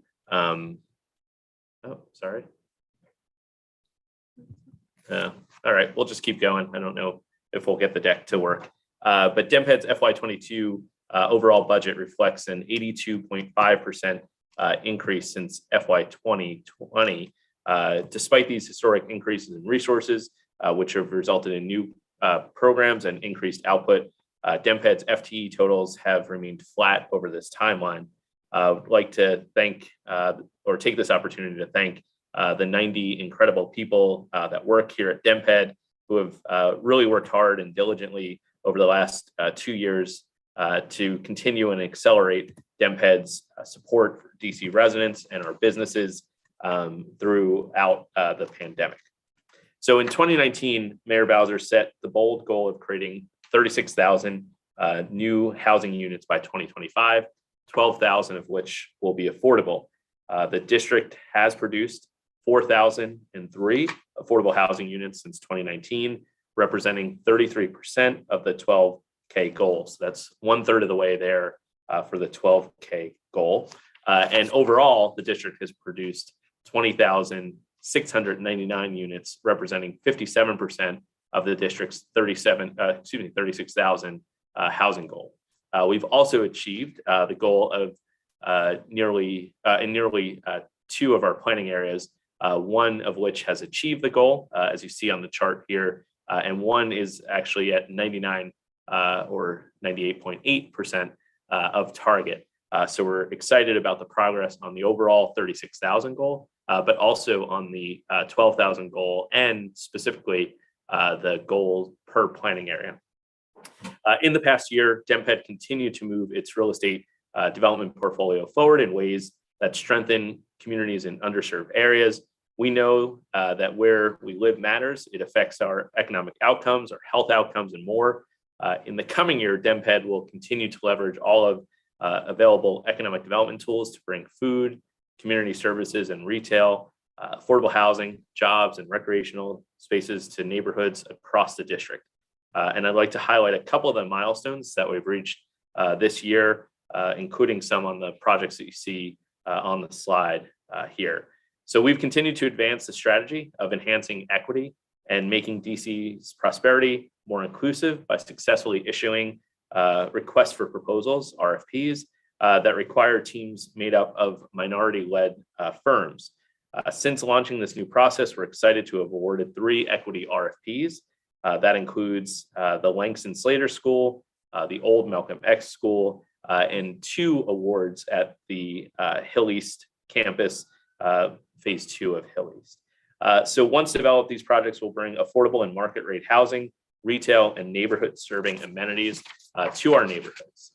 On the St. Elizabeth's campus, we're excited to announce that the Whitman Walker Center will build on the services currently provided at Whitman Walker's Max Robinson Center by providing primary behavioral and dental care, treatment for substance use disorders, and more. The site will also have a ground floor pharmacy, as well as the headquarters of Whitman Walker Institute, the organization's research, policy, and advocacy arm. So if you were out at that site today, you would see that the building is actually getting its skin. The windows are being put in. So we're excited about the progress on St. Elizabeth's. And tomorrow, the mayor will be on the campus to break ground on the new hospital, which I know is a great partnership with the council to deliver health equity east of the river. So we're also thrilled about significant progress on 2 long-stalled projects. In October, the DC Court of Appeals cleared the way for the long-awaited McMillan development to proceed. Full-scale construction commenced in the first quarter of FY22 and has continued to date, making substantial progress. We're thrilled that after so many years of delay, this project is finally moving forward. And in addition, the council's recent approval of emergency legislation authorizing the mayor to exercise eminent domain at the Capitol Gateway Marketplace has provided a path forward for a new grocer in Ward 7. So on the topic of food access, Mayor Bowser and Dmped remain committed to expanding food access east of the river and in our neighborhoods lacking food amenities. You'll see on the map on the slide some of the work that we've done over the past few years through a couple of our programs, the Food Access Fund, Nourish DC, and the Neighborhood Prosperity Fund. So last year, we launched the $58 million Food Access Fund that provides grants to qualified food-related businesses seeking to expand their operations through opening a new business located in an area designated as having low food access. With a priority given to locations in Wards 7 and 8, we're excited to award grants to several businesses last fall, including Half Smoke, DC City Smokehouse, and MLK Deli, to name a few.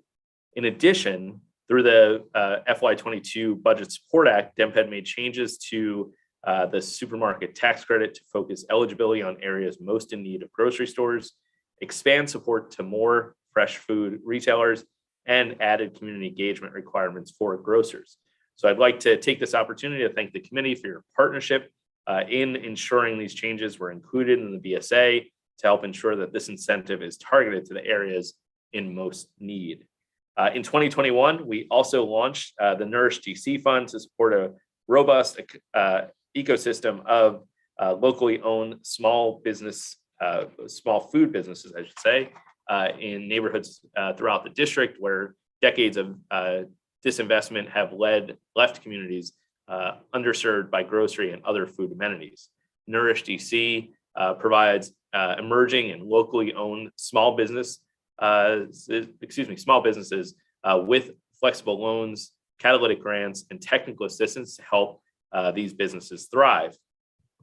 In spring of 2020, as we were really experiencing the beginning of the pandemic, Mayor Bowser charged Dmped with leading the district's economic recovery. We set up an interagency effort to coordinate new programs, strategies, and to implement short, immediate, and long-term support for the district's economic recovery from the COVID-19 pandemic. I'd like to highlight a few of the programs and initiatives we've implemented over the past year that have furthered these efforts. In the past year, Dmped has implemented a historic number of grants and initiatives aimed at addressing the ongoing effects of the pandemic, while also addressing underlying inequities that existed before COVID-19 emerged, including uneven access to capital and business opportunities for historically marginalized entrepreneurs. Compared to FY 2020, in which Dmped implemented 6 grant programs, in FY 2022, we are administering 21 programs that will support businesses across sectors. At the start of FY 2021, we launched the Bridge Fund, dispersed through 4 programs, hotel, retail, restaurant, and entertainment. The Bridge Fund provided grants to more than 1,300 businesses across all 8 wards. Excuse me. Because we know that these businesses in our neighborhoods are still grappling with the lasting effects of the public health emergency, we're excited to work with the council to administer a second round of Bridge Fund that we launched just last month. And a reminder to all those in the business community that the application for this program is currently open, but will close on February 25th, which is just next week. So we'd encourage all businesses who are eligible to apply, and more information about how to apply is on the website, obviously.dc.com. So through programs like the Inclusive Innovation Equity Impact Fund, we're increasing access to capital for DC-based businesses that are owned by economically disadvantaged individuals or those who have been subjected to racial and ethnic prejudice or cultural bias. Dmped awarded the grant to a fund manager last fall, and the application closed on January 28th of 2022. In addition, Dmped has also launched the Commercial Property Acquisition Fund late last year, which will provide down payment assistance to district equity impact enterprises for the acquisition of commercial property in the district. In addition to those programs, we've already launched in FY22 several additional grant programs expected to open by the close of Q2. These include the BID, Vibrant Places Fund, the Small and Medium Business Growth Program, and others to name a few, all of which, again, are listed at obviouslydc.com. So I'm proud of all that Dmped has accomplished in the past year and look forward to continued progress in the months to come. I'd like to conclude my testimony by again thanking the Dmped team for all of their hard work over the last 12 months. Without the dedication of the team, we would not have seen the results that we're seeing across all these program areas. I'd also like to thank the committee for your collaboration, and I look forward to continued partnership in 2022. That concludes my testimony, and my staff and I are happy to answer any questions you may have. Thank you for your testimony, Deputy Mayor. I do have some questions. I also want to note that we have been joined, give me one second.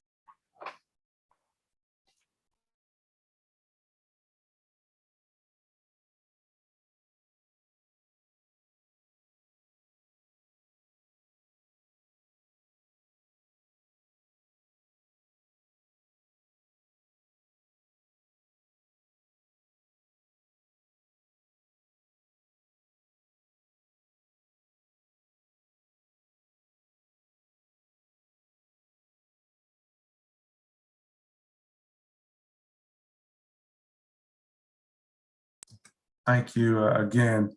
Note that we, in addition to having Ward 2 Councilmember Brooke Pinto present, we've been joined by Ward 1 Councilmember Brianna Doe, and I'm going to begin with a 7-minute round for members who are here. I'll begin my round with a couple of questions about some things that were raised by some of the witnesses. I know I saw your name. I'm not sure if you caught all of the earlier public testimony by witnesses, Deputy Mayor, but one of the witnesses talked about the guaranteed income program that the council funded through this committee, and I worked directly with advocates to put it in the budget, supported by my colleagues. You all had a great announcement with Martha's Table just last month, and that program is underway. It's really exciting. But the witness did raise, this was Melanie Webb with the Mothers Outreach Network, raised some questions and concerns about transparency on the selection process. So if you could take a moment to talk about how the selection process for the Strong Family, Strong Futures pilot occurred, and what, if any, outreach the agency did with respect to this program and any stakeholders that may have been involved with the existing Thrive pilot. Yeah, thank you for the question, and definitely appreciate the testimony and the willingness to help on this new area of work for Dmped. So just in terms of the grant that we did make, it was done in accordance with the Grants Administration Act and the Grants Administration Manual. So we notified all council members, the impacted ANCs, and the ANC office of the grant that we were making. As you know, we did have a legislatively imposed deadline of December 1st to make the grant award. And so we understand that that is because this funding is helping with an urgent need for a population that needs relief. And so for us, looking at the landscape, we wanted to try to work with a partner who had done this work before and had a track record of success. And so, as you know, Councilmember, I think you know that Martha's Table had conducted 2 pilots of its own, funded privately. And so we went with a partner to execute the district's first initiative, who had done this work before. And so that was the strategy behind going with Martha's Table. So we did launch the program, I think it was just last month, as you alluded to, and the population that we're targeting are new and expectant mothers who are in wards 5, 7, and 8, and they're eligible by applying for the program to gain a cash transfer of $900 a month for 12 months, but they're also able to access Martha's Table, a whole plethora of services that Martha's Table offers. So it was important to us that there was the cash transfer, but there were also other services that the grantee could offer to the population served. So that's how we approached it. And I think this is good feedback that we got during the testimony today. But given the urgent need, the imposed deadline, and the experience that the partner exhibited, that's why we went the route that we went. So I know that there was an existing partner that was working with the administration on the Thrive program. I think that was part of the concern that was raised by the witness. But also she raised concerns because she, as I understand it, had not received any communication to her outreach to Dmped. And so if you could, I'm not sure if she sent anything additional to us to list the names of the people she reached out to within Dmped, but I would love it if you could commit to following up with her about this, just so that line of communication is open given the extensive work she's done in this area. Obviously, the grant has been awarded, but who knows, the council may, or the mayor may even decide in her budget to do something similar for the upcoming fiscal year. The council may look to do something similar. And so I think having those open lines of communications would be helpful, given all the work that she's done and some of the folks that she's worked with. Can you commit to having someone reach out, if not yourself, to speak with her about the process? Yeah, so the person who's helping us to administer the program here in Dmped is Ben. So I'm going to make sure Ben does that outreach and engages the members who did testify, community members who testified. Okay.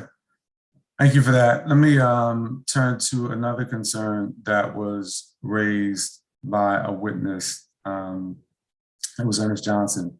He raised some concerns around the Howard Theater, which is such an important institution in the District of Columbia generally, but also to sort of Black Washington. I know we've got Ward 1's Councilmember Brianne Nadeau on the Zoom, and so would you mind addressing the concerns that Mr. Johnson raised related to Howard Theater's management company and your office's lease with the tenant there? I think it'd be helpful to hear your response to some of the concerns he raised, for the record. Definitely. So I think it's fair to say that before the pandemic, we definitely did some engagement with the leaseholder in order to make sure that they had a plan to keep the Howard Theater as a vibrant cultural center, a vibrant venue. I know many of us have actually been together in that space to celebrate a lot of different things. So for me, it's important to do it because it's important to the U Street corridor and the history that you laid out. The pandemic did obviously impact the theater, just like it impacted entertainment venues, around the district and actually across the country. But right now, we think that the Howard Theater is on the right trajectory, trying to, like other venues, reestablish the work that it was doing before the pandemic. It actually had some momentum pre-pandemic, getting some other users to utilize the space, not just in the entertainment venue, but in some of the ancillary kitchen space that they have. The pandemic has challenged some of that, so it is something that is not unique to the Howard Theater that they've been challenged by the pandemic, but we are engaged with them. So I don't know if Sarosh had anything specific to add about the lease structure and our oversight. I do not, unless Councilmember McDuffie, I'm happy to provide if you have any questions. Well, I mean, I think what I'll do, I'm coming up at the end of my time on the first round, but just in terms of the organizational structure of the Howard Theater Restoration and the Howard Theater Development Group, LLC, it seems to be fairly opaque. And I think the committee would benefit from you all laying out how that structure actually works and helping us to determine, if the groups are connected, if the license is defunct, just some clarity around that. So if you could follow up with us on that. Absolutely. Out pretty clearly how that works, that would be helpful for us. I'm going to take the opportunity in my next round to ask some questions around racial equity. But for now, I'm going to turn to Ward 2 Councilmember Pinto for a round. Thank you. Thank you so much, Chairman McDuffie, and thank you, Deputy Mayor Falchicchio, for that presentation and all the continued work in our city. I want to start with an evaluation of some of the grant programs. So for the bridge funds, how many entertainment businesses have applied for the Arts and Entertainment Fund? Councilmember, in the current round or in the previous? Sorry. In the current round. So in the current round, we still have the application open. So we are, still waiting for that deadline to come up, which is the 25th. Sabangwe, anything to add to that? I have Sabangwe Cook here with us, our Director of Business Development. Yeah, no, nothing to add right now. It's still in active grant mode. So Sabangwe, I don't know if it's just on my end. Something's happening with your sound. Let's pause, if we could, staff, pause the time for just a moment. Yeah, if you could take an opportunity, Ms. Cook, to perhaps address the sound. It was difficult to understand what you were saying.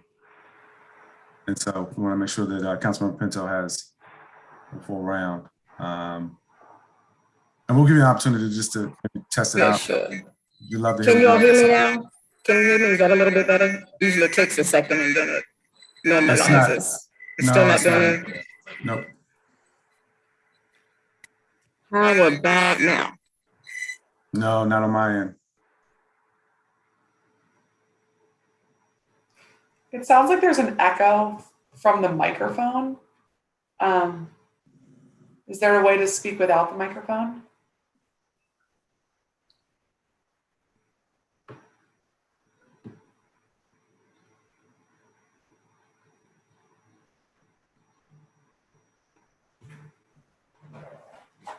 Right. How about now? No, you know what? That was not better. Let me hear you try one more time. Though it sounded like toward the end it may have been slightly better. Yeah, because I took my headphones off. No, I think your connection. You may want to try logging out and logging back on, but and maybe Councilmember Pinto could circle back toward the end of a round with that question again.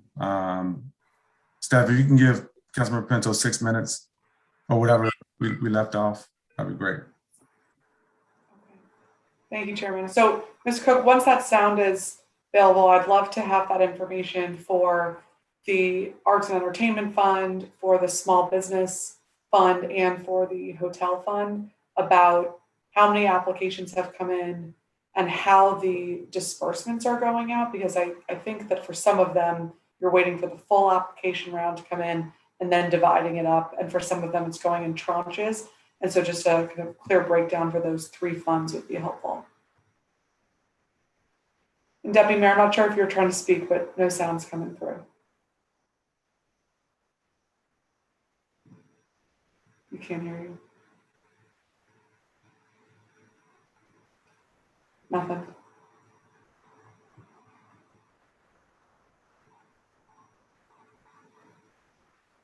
Mm-mm.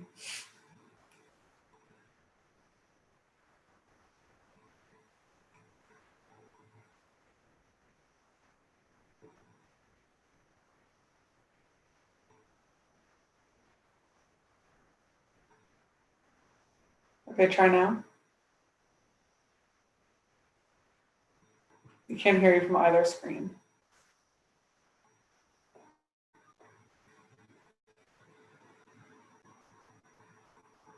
Mm-mm. Maybe a log out, relog back in. Okay.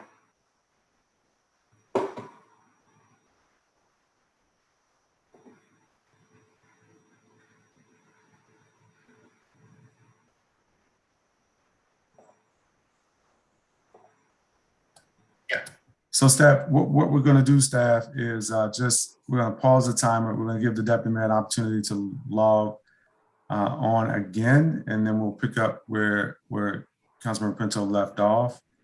And hopefully both Ms. Cookin and the deputy mayor will have the technical issues figured out. So we'll just pause for a moment and then let's see. You want to give it a shot, Deputy Mayor, to see if it's working now? Can you hear me now? We can hear you now. Yes. Okay. Perfect. All right, great.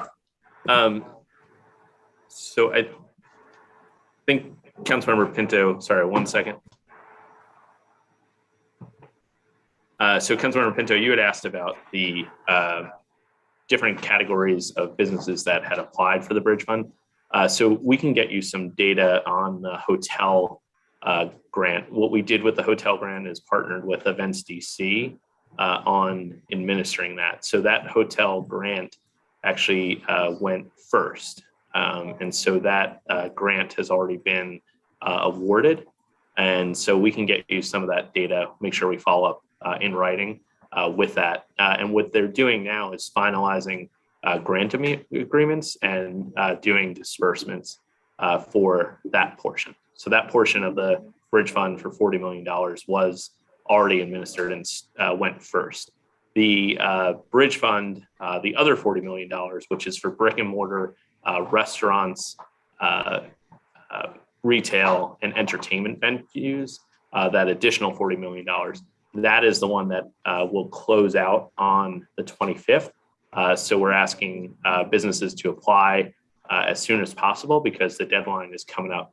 Once that closes, we can provide more data on each of those categories, restaurant, retail, and entertainment venues that have applied. Okay, and to confirm, February 25th is when that application closes? Sorry, February 25th, yes. Okay, sure. Anyone listening who still needs that funding can get on that application. And we can also get that out, information out to the council offices to share that info about how to apply. Okay, thank you very much. So for the small business fund, businesses that did not receive an award from the Paycheck Protection Program are still eligible for bridge funding. So for the bridge fund, Sorry, I was just making sure I was in the right place. So they're still eligible for bridge funding, but they have lower priority for funding over businesses that didn't get PPP. Yeah. But do you think that businesses that have received other grants like the Restaurant Revitalization Fund or shutter venue operators, arts and entertainment relief should be eligible, but just prioritized at a lower rate than those who have received nothing so far? Yeah, so as this was initially construed, the hope was that we would actually be able to help businesses that weren't awarded those grants that you outlined. So the Restaurant Revitalization Fund, the Shuttered Venue Fund, and our latest arts grants. So those three are not eligible. But as you mentioned, PPP, you are still eligible, but you're not prioritized. I think we've been pretty clear about that in the application process.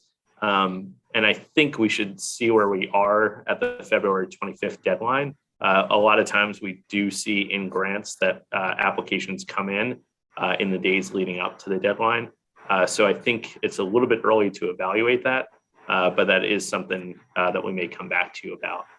Okay, and yeah, to be clear, I know that that's how it was written in the legislation, with the goal being to prioritize and make sure that these funds were available to those who had not received anything. But we've been hearing from arts institutions and other businesses that are concerned that they did receive funding to account for some of their 2020 losses that are still really in need for 2021 losses and still want to have access to these funds. And so that's part of the reason why I'm so curious to hear how many applications we are receiving and what the average disbursements are, so that if a change is necessary, we can consider that together. So Sabangwe is also, so I think we might have to come back to you too, because I think that's in the law about the Restaurant Revitalization Fund, the shuttered venue, and the way that, so we might have to come back to you after the 25th if we need relief from that. Got it. Okay, just wanted to put that on your radar because I've been hearing more and more about that. And definitely appreciate that. And we've been working with you all to, on things that we need and come into the committee. So I know you guys have been open to that. So definitely we'll come back to you after the 25th. Okay, great. So this week, the mayor announced that the vaccine mandate will be lifted for our businesses and some of the industries that have been, for our city rather, and some of the industries that have been most concerned with the vaccine mandate have been those in the hospitality industry, especially our restaurants and hotels and conference spaces. And so curious from Dmped's perspective, what have you been hearing? Do we have any data to suggest that more people have been supporting our local businesses because of the vaccine requirements, or any data to suggest that people are staying away from those spaces because they're scared off by the requirements? How did that information inform the mayor's decision? Well, that is a public health decision. So it's really driven by what the public health experts say in terms of where we are in terms of response to the virus. What we know is that the mitigation measures that you're referring to were put into place because of the variant and the surge in cases that it caused. And now we're on the downslope of that. We also know that 71% of district residents are now fully vaccinated. And we see our case counts really dropping. The 3-day total from the weekend was less than 160 cases. And we saw just yesterday in the Tuesday data that we only saw 44 new cases. We also see that lives lost and hospitalizations, fortunately, have been dropping as well. So the decision is a public health decision. And so that's what we see, though, in the latest data. Thank you, Deputy Mayor. Thank you, Councilmember Pinto. I want to turn to Ward 1, Councilmember Brianna Nadeau for a round. And good morning to you. Thank you so much. Good morning, everybody. Deputy Mayor, thank you for your testimony. Could you give us a status update on the Reeves Center redevelopment and what government services still need to be relocated? Yeah, and I'll maybe bring in Srosh for a little bit of this too, because what we're working on right now is making sure that the agencies that have their office space there have a plan for where they'll relocate. There's also some critical and sensitive technology infrastructure that both DDOT and Octo have in the Reeves Center. That has to be relocated. And so we also are doing some planning because the mayor has said that it's important to still have a municipal use at the site in the reimagined Reeves Center or in the reimagined site. So all that planning is underway. And Srosh, if I've left anything out, please feel free to jump in. That was pretty thorough, but of course, council member, if you have any questions, I'm happy to answer. Yeah, I mean, I guess just do we have any idea when we're going to be done with that planning and when the proposals will be selected, when a proposal will be selected? Yeah, well, in terms of the planning, I mean, right now we are in the process of figuring out how to relocate the infrastructure. And originally we had contemplated actually relocating the infrastructure on site, so within the footprint of the Reeves property.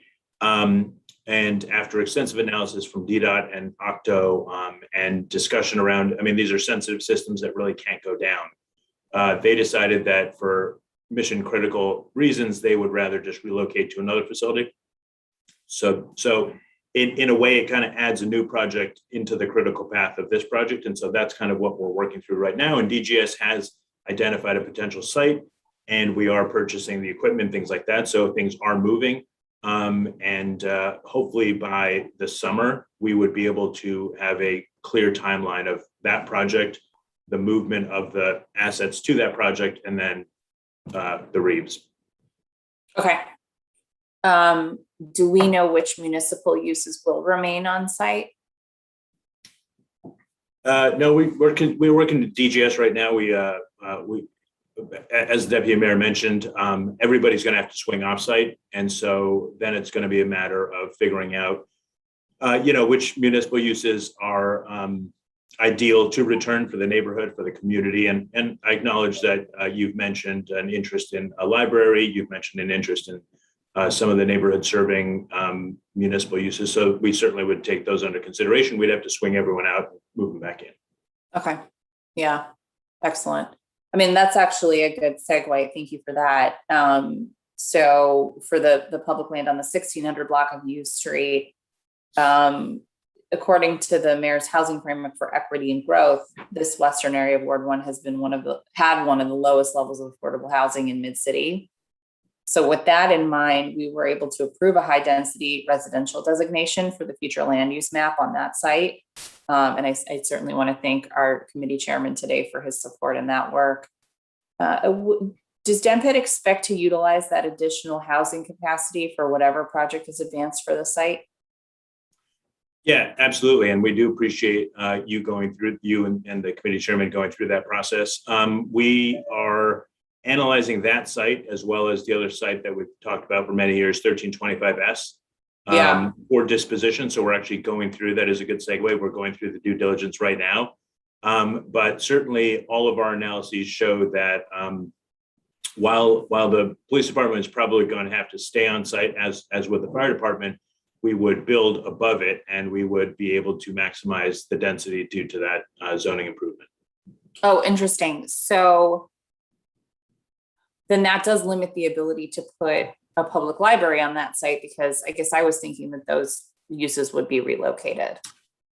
Well, yeah, I mean, I thought your interest for the public library was on the Reeves site, but at the same time, we've been working with the police department and we've been working with FEMS, and happy to go into the reasons that they can't swing off the site. At the same time, it's a pretty large site, so I wouldn't preclude. I wouldn't say that we can't look at locating the library there. So why don't we'll include that in our due diligence analysis and contemplate that. Okay, yeah. I mean, is that so? The council had approved $5 million for the initial phase of this project. Is that being spent on due diligence, or is that something we get to later? Yeah, no, that is identified for design and engineering studies if we need to swing out the current uses. Yeah, I guess, the way I think about the 1600 block of U Street, I mean, similar to the 1400 block of U Street, is these are high traffic areas in a commercial corridor. We want to utilize them for community uses that are public facing, and it's not often, we hope it's not often that members of the public are walking into the fire station or walking into the police station, although I know that they're welcome and those entities welcome them. But it's not a library, so I always thought it was kind of a poor, is not the best word, but I don't have a better word, but a poor use of frontage on U Street, and that we could do other things there. Yeah, and I certainly acknowledge that the rear of a structured parking garage fronting on U Street is a poor use of that space. I actually didn't know for many years that it was even connected to the police department, actually, until I started working here. But, in terms of the fire department, we have gone through the studies, and they really like their big trucks to be able to pull out onto larger roads. And so that is sort of an ideal spot for them. In terms of the police department, it's sort of similar to the discussion at Reeves. The police department has things in there that need to stay there. But as I said, it is a big site and we are contemplating a variety of uses. So I will certainly talk to the team about incorporating a library in the due diligence, and then we can talk to your office about how it fits.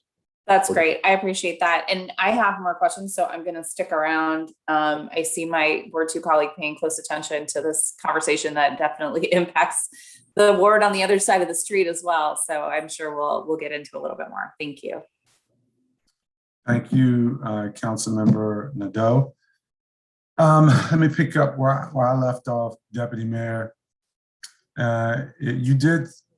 You had an opportunity in your testimony. You talked about some of the work that you all are doing around racial equity, and I want to spend a little time on that and ask you to talk about 3 areas that you all describe either in your testimony or that you haven't yet discussed, any initiatives, programs where you saw the most opportunity for your office to address racial inequity that exists in the city.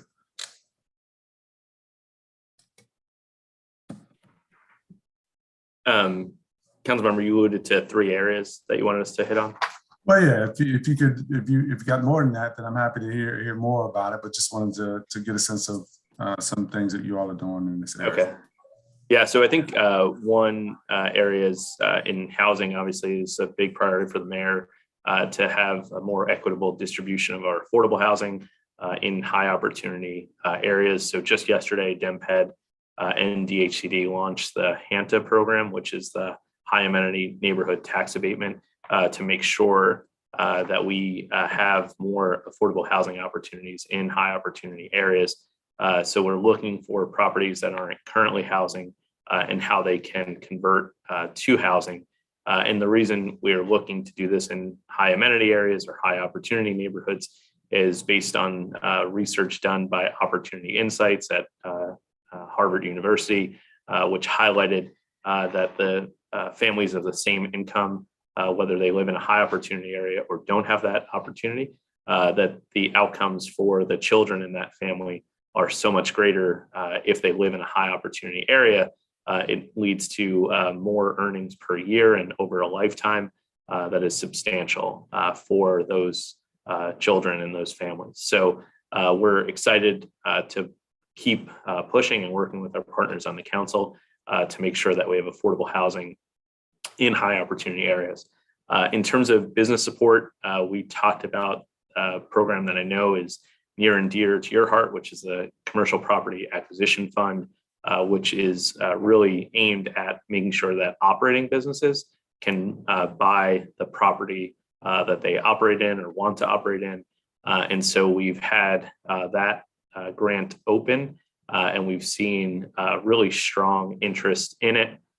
In fact, we really are urging people to get in their applications now because at some point soon we may have to close that application given the demand that we see for it. So we also are undertaking another project, which we've worked on for some time now, which you've also supported as well, which is the disparity study. So we have that underway now. The study period for that is between October of 2016 and September of 2020. We're analyzing over 100,000 contracts, which have a contract value of over $11 billion. Right now, the team that is working on that is looking at some of the subcontracting data to understand what that will show us as well. But we're able to move forward with the disparity study and hope to have that for release by the summer. So that's our target for the disparity study. And what that will help us do is to be able to make sure contract opportunities are directed towards entrepreneurs, towards contractors who've previously been disadvantaged. So we're looking forward to the disparity study. And then also some of our work on food access is really something that we're proud of, creating food access points in areas that were previously food deserts. We've made a lot of progress on that and appreciate the council's support to set out a new pathway for a grocer at Capital Gateway Marketplace. So a couple of those initiatives I know are ones that we've partnered with you on and look forward to a discussion on them. Sure. Let me just on the disparity study, I appreciate that it is moving forward and that you'd like to see it finished in the summer. I'm gonna pin you down just a bit though. Do you have a sense of whether that's June, July, or August? When can we expect it to be concluded? Obviously don't want to rush. It is extraordinarily important for the potential of an MWBE program in the District of Columbia. So it's got to be done right. But it, there's a lot of interest in that. And so if you have a sense of what month we should expect it. So the staff that's in the room is looking at me nervously, but I think we should be on track to have this done sometime in July. Okay. All right. And then on the HANTA program, which is really important, I know there's a lot of interest at the council and work being done. I see Councilman Pinto. Obviously, she worked really hard on that as well. With respect to HANTA, what exactly, in terms of the RFP, what it's requesting, meaning will landowners be asked to acquire parcels and apply for the abatement, or will they be asked to identify specific parcels for the city to consider applying the abatement toward? And then I have a follow-up on timing.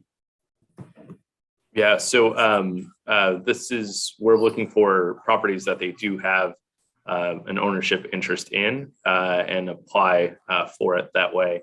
I can turn to Sarosh, but just to remind those watching, this program will actually require that we yield a third of the units as affordable with a mix of incomes, averaging 80% AMI. The property owner developer is responsible for meeting its IZ requirement as part of that 1/3. But I'll look to Sarosh to talk about kind of the properties and the property owners that we've engaged and think will apply for the program. And then if you could also include in that response, think about this question, and if you could answer it. If the abatement begins in FY 2024, how far will you all think the incentive is going to go in ensuring that affordable units are brought online by 2025? Yeah, Sarosh, you want to speak to that? Sure. So in terms of, how many properties will actually take the abatement in 24 to need the money in 25? Is that your correct question, council member? Yeah, just about the timing. How do you all see that playing out? Yeah, well, that's a good question. I mean, I think that we have talked to and identified a number of property owners. This speaks also to what the deputy mayor was talking about, which is we're really focusing on high economic opportunity areas. And so we've talked to a number of property owners in the four planning areas. I think that we would probably see at least one, if not two, properties be able to come through the process by fiscal year 24. And then what we're doing is we're just trying to identify, because the initial amounts were piloted amounts, we're trying to identify what is actually the need, and then we can come back and ask for the right sizing the amount of money based on what we're hearing. So I guess the other thing too, I would say, Councilmember, to your question, is we're talking to property owners that are currently ready to or planning to break ground on their properties. So they'll deliver, in the next 2 years or so. So it actually does align with where the funding is available. So I think we're confident that we'll be able to utilize the funding and actually may have more demand than we do have funding, especially if a big project were to come in.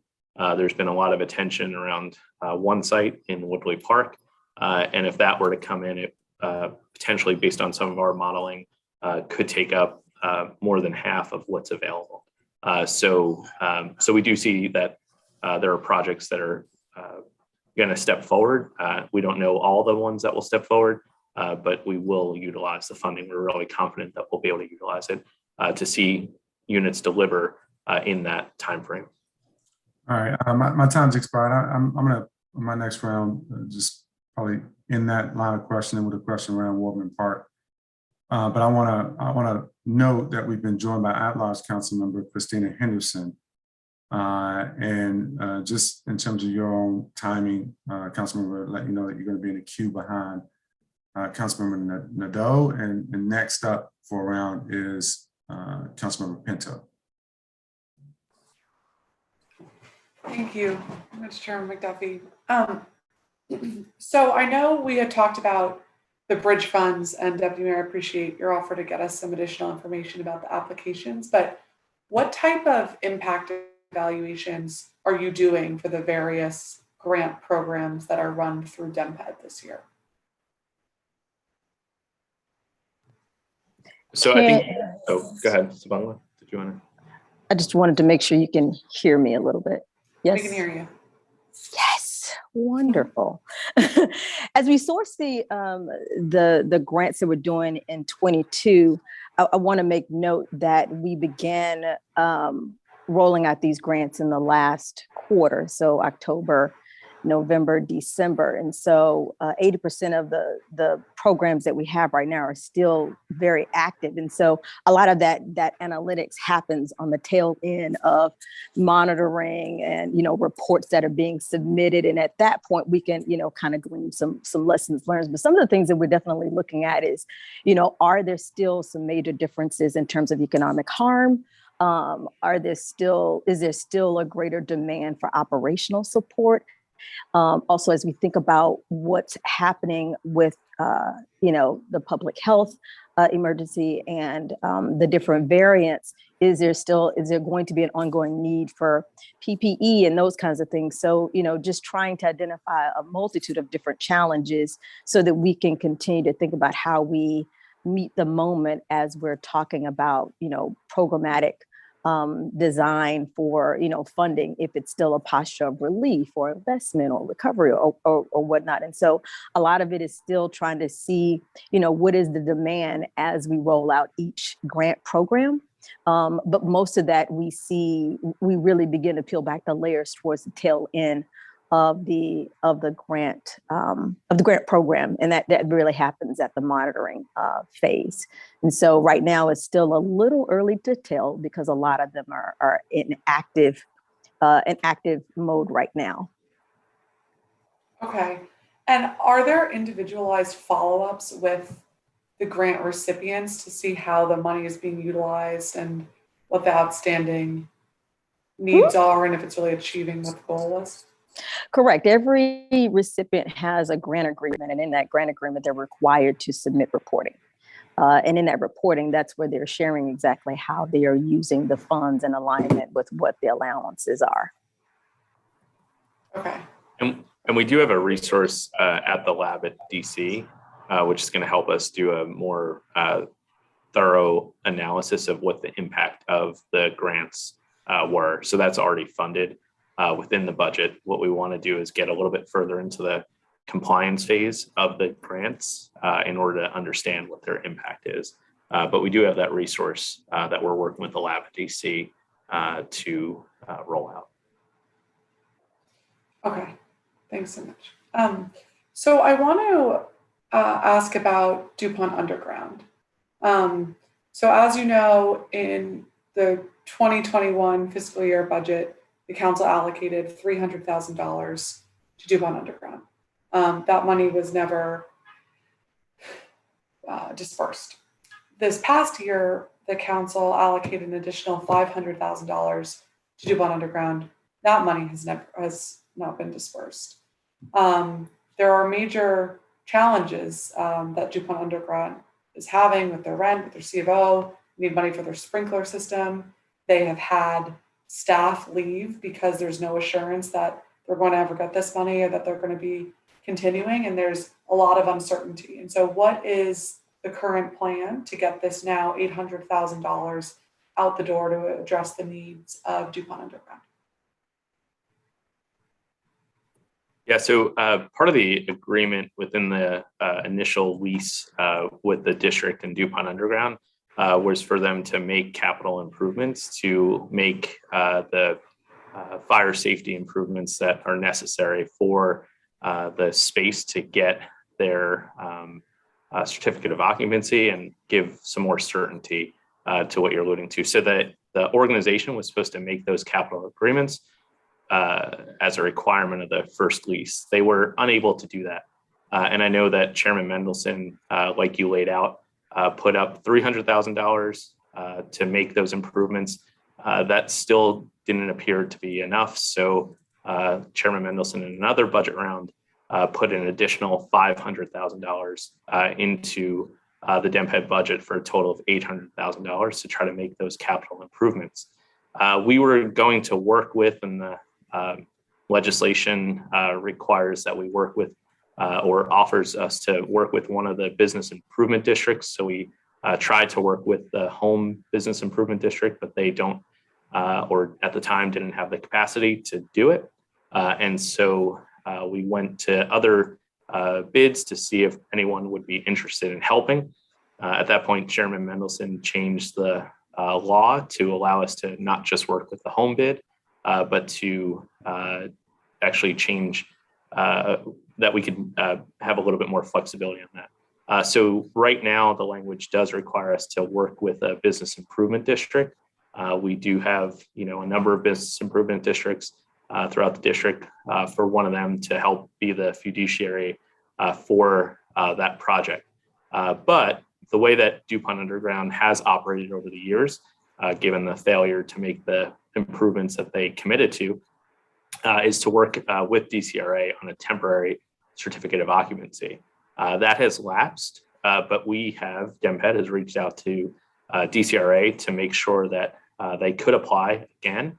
And we have identified a staff member at DCRA who could work with DuPont Underground in case they have any questions about it.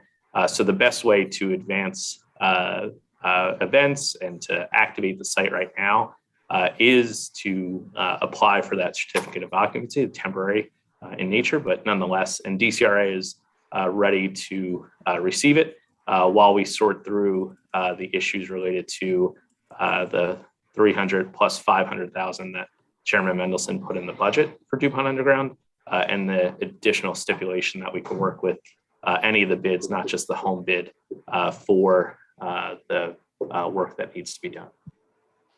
Okay, and Chairman McDuffie, I know I'm out of time. If I could just ask one follow-up, which is just that all, I understand all that in terms of the C of O, but given the expanded authority to work with any bid, what is the plan to get the money out the door, either working with a bid or seeing if we can update the language to give more flexibility to make sure that the 800,000 actually gets where it needs to go this spring? We're always supportive of expansion of Dmped's grant-making authority, so we're happy to work with the committee on that. Thank you, Deputy Mayor. Thank you, Councilmember Pinto. I'm going to turn next to Ward 1 Councilmember Bandadell for a round. Thank you so much. So we had been talking about U Street, and I just wanted to sort of nail down some of the timing here. We went back and forth about Reeves Center, the 1600 block, and then Suresh had mentioned S Street. For the 1600 block of U and for the parcel on S Street, what are we thinking about for timing of when we would be going out with an RFP? And will our RFP be deployed in this planning as well?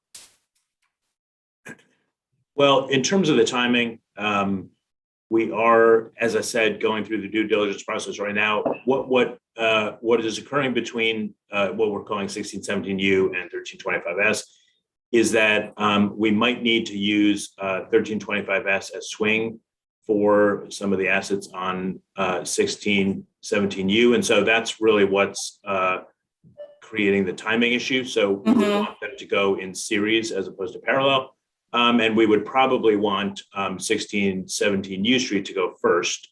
And so that's really what we're laying out right now. And I know that's not exactly detailed, but we are working with MPD and FEMS. And there is actually, MPD has expressed to us that they would like us to move with a sense of urgency, because I believe their facility was built, I don't even know, at least 30 years ago. So, I mean, it's challenging space for them because it's at the end of its useful life, but also, I mean, the challenge is, of course, the parking, right? Like, where do we relocate the fleet that makes sense for such a vibrant, dense area?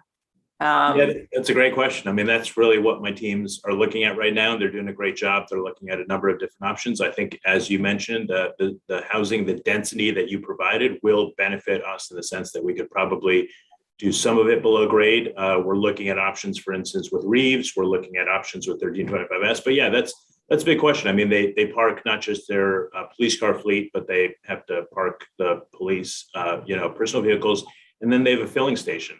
So there's a pump back there that services both the police and the fire. So, there's a lot going on in that space. But here's my solution. Okay. Less cars, more bikes and segways, and some horses. I love horses. No, that's a great idea. I'll definitely add that. No, what we can do is, I think we're at the point where a due diligence is about ready to brief out. And I'm happy to brief your office out so I can give you a little bit more detail and talk you through sort of what we're looking at. That'd be great. You know, the public, because we did so much work in the FLUM, I think the public is now more aware of the fact that something is coming. And so it'd be great to be able to stay in communication with everybody. And there's some adjacent neighbors too that I think are going to be very interested in the process. Okay, so what are you thinking right now, Deputy Mayor, in terms of when we pursue long-term ground leases instead of dispositions on public parcels? Is there an opportunity for that on U Street for 1600 block? I'm sorry, is there an opportunity to do a ground lease versus fee simple? Yeah. Yeah, absolutely. And in fact, Dmped's informal policy, but Dmped's policy is to only do fee simple if there's for sale. And that the reason for that is actually that in the district, it's very difficult, if not impossible, to do condominiums on a ground lease. So that's the only reason that we would do fee simple. So we absolutely would be looking at ground lease for rental. Okay. Noted. That makes sense. We are very excited that we were able to get back on track with Park Morton NCI project. We're now expecting a new zoning order for 1611 to be issued soon. That's of course the case related to Bruce Monroe. Will Dmped be able to commit to the funding necessary to move forward on infrastructure and vertical construction at Bruce Monroe once that's resolved? So the mayor unveils her budget on March 16th. And so Sarosh and I have been around long enough. Part of the reason we are is because we don't get ahead of the mayor. Yeah, I got you. Well, I am making my request right now for funding to do infrastructure and vertical construction at Bruce Monroe, just in case I don't get to a mayor's budget forum. Okay. Which is tonight at 6 p.m. for all those who would like to join. Oh, wow. I really teed that up, didn't I? Okay. That was my favorite question so far, Councilman. All right. Thanks for the feedback. There is a church, Trinity AME Zion at 16th and Meridian, that's been wanting to develop housing on currently vacant parcels in Columbia Heights. And there's a covenant on that land that was put into place by the DC government that only allows it to be used as parking. Can Dmped work with them to be able to unlock that additional housing potential? Yes. And I think if I remember correctly, Sarosh, this is also the one where we have a sliver of land that's actually DCHA's. Yes, you do remember correctly. Good for you. We are working with them, yes. Good recall. So this one actually, I've got to actually come back to you on that one because I do remember we've talked about it. Let me see if we can get some focus on it. This one's a tough knot to untangle, but I think everybody wants it untangled, which is a start. Yeah, well, and definitely understanding your point of view on parking, but I think there are current residents there who do need access to parking. Sure. And so just have to figure out kind of the sequencing of that. But I don't think the parking covenant, I think we have some work to do with our partners at the Housing Authority to figure out how we get that relinquished and find a path forward. And we had raised that, I think, with the prior director, so we may need to bring it back up with Director Donald. But remember, I mean, this is a parcel between 14th and 16th, so you couldn't possibly have better access to transit on either side unless you were literally on top of a metro. So we definitely want to utilize that. I mean, I don't have to talk to you. I don't have to tell you about transit-oriented development. Yeah, I think you're like 4 blocks from the metro too, 5 maybe. Yeah, exactly. So I only have 6 seconds left, so I'm not going to try to ask another question. Thank you. Sure. I could use that time just to say that folks can tune in at mayor.dc.gov/live or channel 6. I'm going to actually just go ahead and start with Councilmember Henderson so she can get around. In fact, thank you for joining us, Councilmember Henderson. Thank you, Chairman McDuffie. Good still morning, Deputy Mayor. I want to start with asking some food access questions. So in December, Mayor Bowser announced a $58 million investment in the Food Access Fund. I understand that $9 million has already been distributed through the first round of grants, and that $7 million will be distributed through the second phase. Have we completed the second phase already? So we're still doing evaluation of the applications that came in Okay. for the second, for that second round. But do you still feel confident that the 7 million is like the number? That's what we have available. So it just depends on the viability of the applications that we have, but it would be in that neighborhood, yes. Okay, so in the first round, were all 9 sort of food access points, restaurant, grocery store, corner store, funded, or did they skew more towards one or over the other? In terms of like what the sort of the business plan is, right. They actually skewed more towards restaurants. Really? Sit down or takeout? Because this is one of the big things. This is one of the big things for residents and Ward 7 and 8 wanting more sit-down restaurants as opposed to just takeout establishments. Yeah, there actually are a good number that are sit-down, some of which are full service sit-down, and others that are like Highland Cafe, which you may know on 14th Street has, you pick it up at the counter. It's a sit-down, you know what I mean? So it's kind of that environment.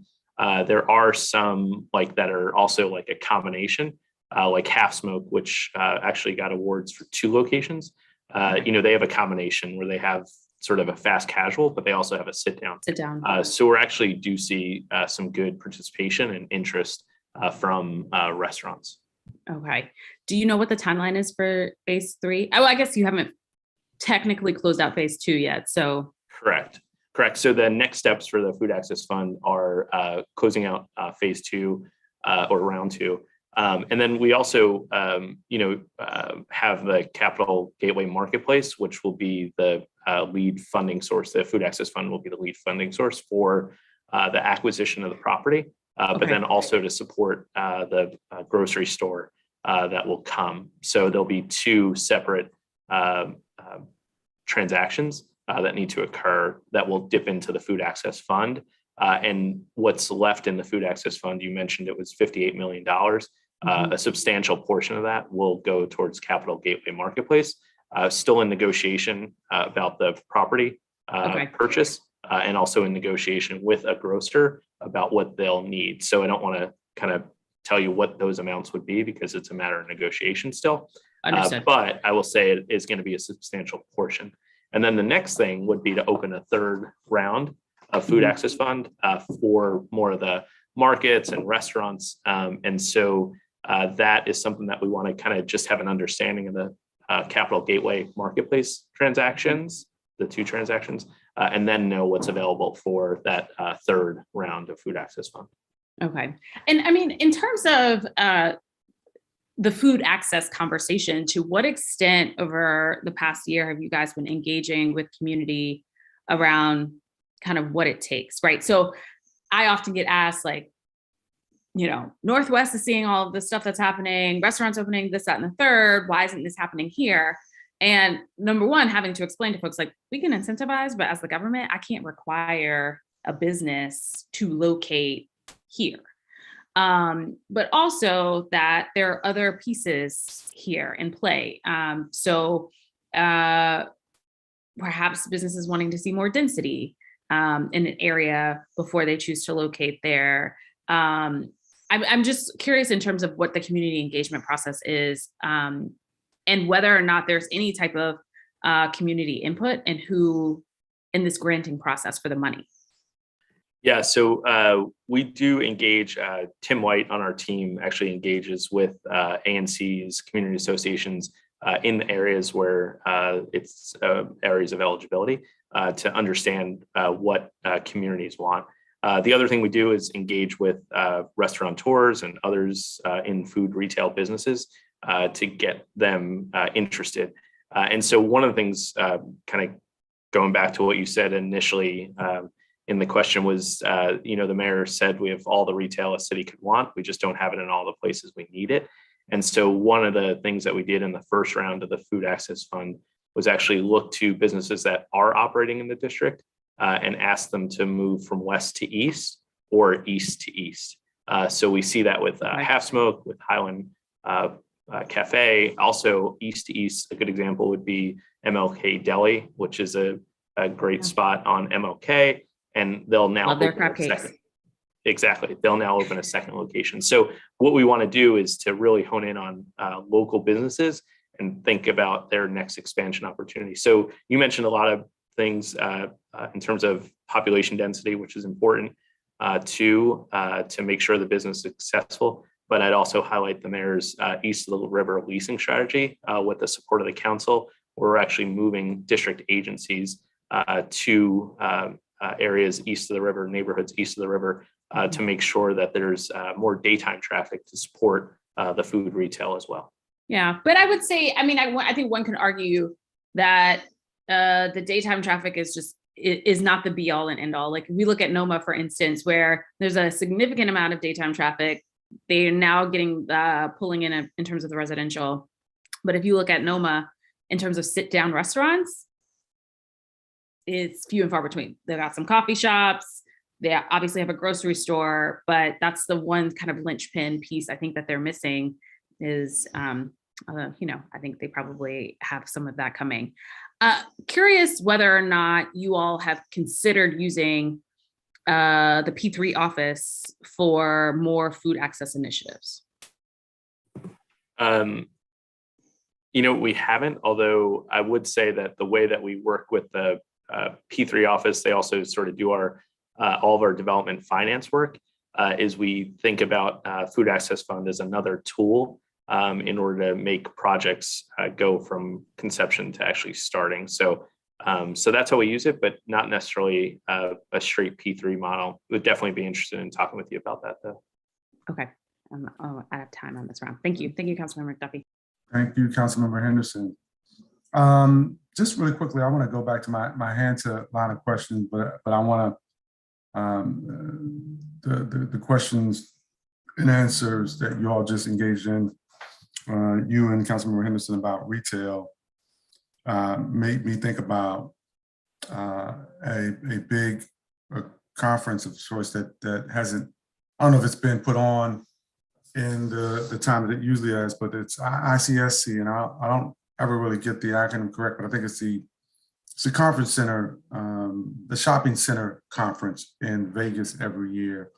We haven't been since the pandemic in 2020, but I've always found it useful as an opportunity, particularly as a ward council member, to engage with individuals and companies and really, sort of make a pitch about Ward 5 and our corridors and the kinds of retail that residents have said that they want to see in the ward. Are you all planning have you made a decision about ICSC this year yet? Yes, so Dmped does plan to be there. And also there was not a full ICSC, but there was a meeting in December that we did participate in. And actually it was a smaller scale, but it did make some of the conversations a little more focused and in depth. So to your point about, the real business conversations that happen there, I think that it is valuable for the district to be present, and it has yielded a lot of results. Okay. Let me pick up. I was going to ask this time last year about there seemed to be a lot of excitement and interest regarding the possibility of the district achieving some of its, probably a significant portion of its affordable housing goal in Rock Creek West by acquiring the Warman Park Marriott Hotel. The city obviously opted not to pursue purchasing the property, but is now identified it as an opportunity site to produce affordable housing. Talk to me about the district's approach to this site, specifically how you arrived at the decision against acquiring it, but instead sort of to try to incentivize affordable housing production at the site. So I think in terms of the district trying to acquire the site, it would have been a longer process to get to the delivery of housing. And so what we see now is the property owner has already advanced a plan to deliver housing and has one review, I believe, to do at the Historic Preservation Review Board in order to advance that housing. The timeline would have been a lot greater if the district had purchased the land. So we've been working with stakeholders, including the neighbors and the advocacy community, to try to compel the property owner as it advances its plans to utilize this new HANTA program, which only opened yesterday, but we want them to consider it. That was the property I was alluding to that some of our modeling shows would take a substantial portion of the HANTA funding that's available, more than half of it, likely, if they did apply. And so, what they proposed at the site is to build about 900 units of housing. So we would be able to, if they did apply for HANTA, to capture a third of those units as affordable, getting levels down to the IZ level, but also a mix of affordable at 80% AMI. So our approach is something that we want to continue to advocate, continue to find points of leverage on the property owner to really encourage them to do it. And I think the district, along with the community and advocates, speak with one voice that we really do want to encourage the property owner to consider it. It doesn't change any of the plans that they have. It doesn't need any further approvals other than in terms of their design and such. It just lets us capture a third of the units that they are proposing at these affordable levels. And you may have already mentioned this in your testimony, but I think it bears repeating. How many units are actually under construction in the priority areas that is going to be brought on by 2025 in the high amenity areas? Yeah, so in terms of where we are, oh, sorry, did I unmute? Oh yeah, sorry. In terms of where we are, I was just going to my slides. So in terms of what has been delivered, we had that in our deck in terms of where we are with our target, but under construction in areas, let me see. So let me pick out like Capitol Hill, there's 135 affordable units under construction. In Rock Creek East, we see 411. Rock Creek West, there are 17.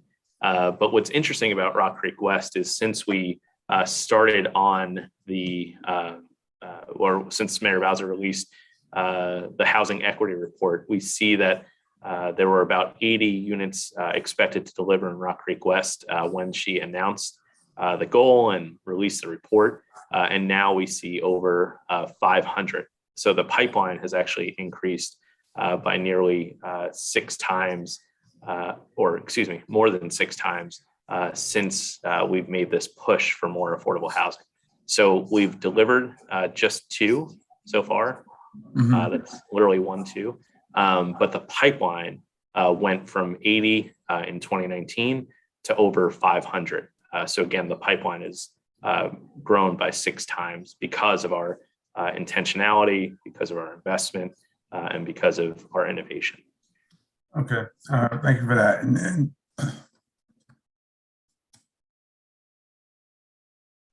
pardon me.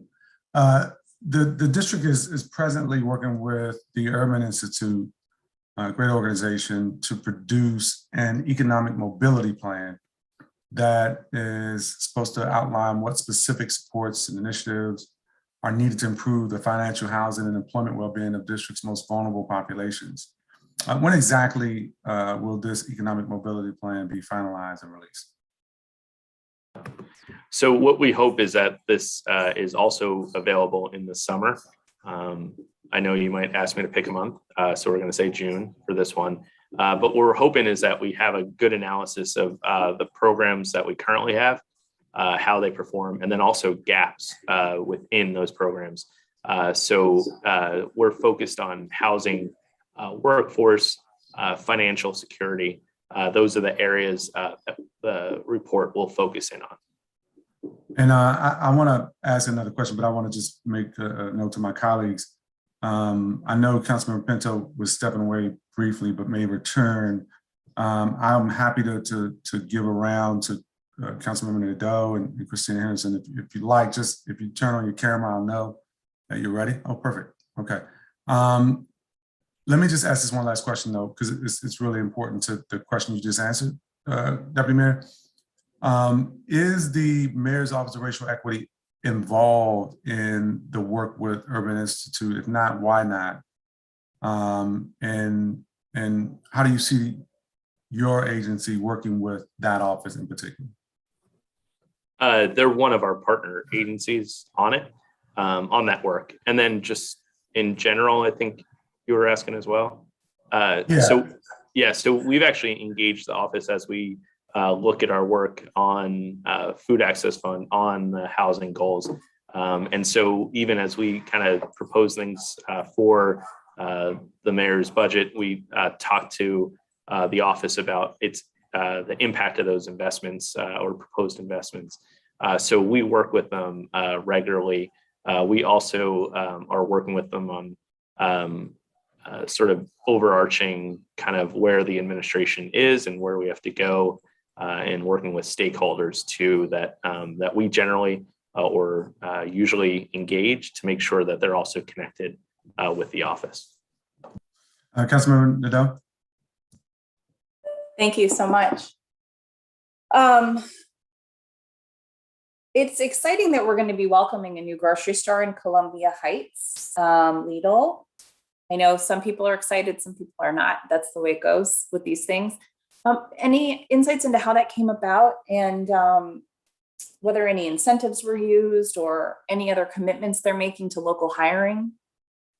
Yeah, so the Lidl engagement actually began at what Councilmember McDuffie alluded to, which is ICSC. So that began many years ago out at ICSC. And so what we're excited is that they actually have one location that they're opening in Ward 7, which we imagine will open first.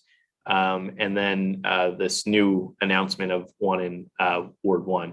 So we did do some investment in the Skyland. As you know, the long history of that site, there's about $56 million invested of district dollars into the site, not necessarily specifically to the grocer. About $40 million of that is a TIF. There's also a large infrastructure grant as well. And so that is, I guess, how you would say it's sort of subsidized, but not directly to Lidl. In terms of the site on 14th Street, the Ward 1 site, there's no specific district investment. Good. I mean, one would hope you don't need to incent businesses to come to 14th Street anymore, but you know, I want to make sure that we're keeping an eye on that. Given that there are no incentives, do we have any levers to ensure local hiring stay the way we did at Target and Giant? So we can engage with Lidl on it, and they've been a good partner in terms of the hiring pipeline for Skyland. So I imagine that they would do the same at Lidl. And as you know, in the what many have referred to as the Great Reshuffle, hiring is a great task in and of itself. And so I think for us, it would be a bonus to them if we were to engage with them and help them on hiring. Yeah, for sure. And let me know what you're thinking on that. You know, if we want to do a job fair or something up in Columbia Heights, you know, there may be other employers who'd want to get in on that at the same time. Yes. And we'll check in on that too. I think, you know, they haven't, as of the last time I checked, they hadn't yet submitted their permits yet for the build out of the store. I think once they submit the permits and have some feedback on them and get those issued, then they'll have a sense of what the timeline is to open. I imagine that opening would not be before the end of the year, could be, but so there is a little bit of time. So in terms of the hiring, I mentioned that just in terms of where they are with the hiring cycle, it might be a little bit early, but that also is a good time to have the conversation. So we'll make sure that our teams connect on this and connect with Lidl to have that conversation up front. Yeah, that'd be great. And just so you know, and so the public knows, I've actually done a great deal of coordination lately on all of the things that go on in Columbia Heights, you know, because with the Civic Plaza there's probably 8 different government agencies involved with keeping that area safe and clean. And so I've had these monthly meetings to try to get everybody on the same page. And we've just sort of packaged that and handed it off to District Bridges, which is our main street. I put in some money that we could have a plaza coordinator, et cetera. So I think given that we have a main street in the area, that we're doing this high level coordination of services across the street from this site, we should bring them in sooner rather than later as a major stakeholder. So we want them to be on the same page as us, but we also could probably use their support. So I can just brief them on that if you guys make the connection. Okay. Related, there's obviously also a vibrant community of street vendors in Columbia Heights, and I have legislation pending to create a vending zone there that can help us map that out a little bit better. I am concerned about any potential enforcement action that could be taken. We're hearing it's being threatened. We have a lot of immigrant vendors in the area with mixed status or undocumented status. And what we don't want, and I think MPD doesn't either, is for MPD to get involved with helping keep the sidewalks clear. So, you have some oversight. I know we have different deputy mayors doing different things, but with DCRA and public space and all of that, we want education rather than, prosecution. Noted. DCRA and DDOT are in the Demois cluster, and I know. MPD. I'm happy to mention it to the deputy mayors, but or if you could mention it to the mayor's chief of staff, that'd be helpful. Yes, ma'am. Thank you. Last thing, which you touched on, but you didn't quite get to my questions. With Strong Families, Strong Futures, in designing the program, how did Dmped account for the impact of the monthly award on eligibility for federal benefits? So very good question. So this is actually a cash transfer. It's not income. It's not a gift. One of the reasons why we worked with Martha's Table is because they had experience in having done 2 pilots of their own in order to keep families eligible. Okay, that's good. And you're confident there's no chance that this is going to push families off a benefits cliff, or that this is going to cause a tax issue?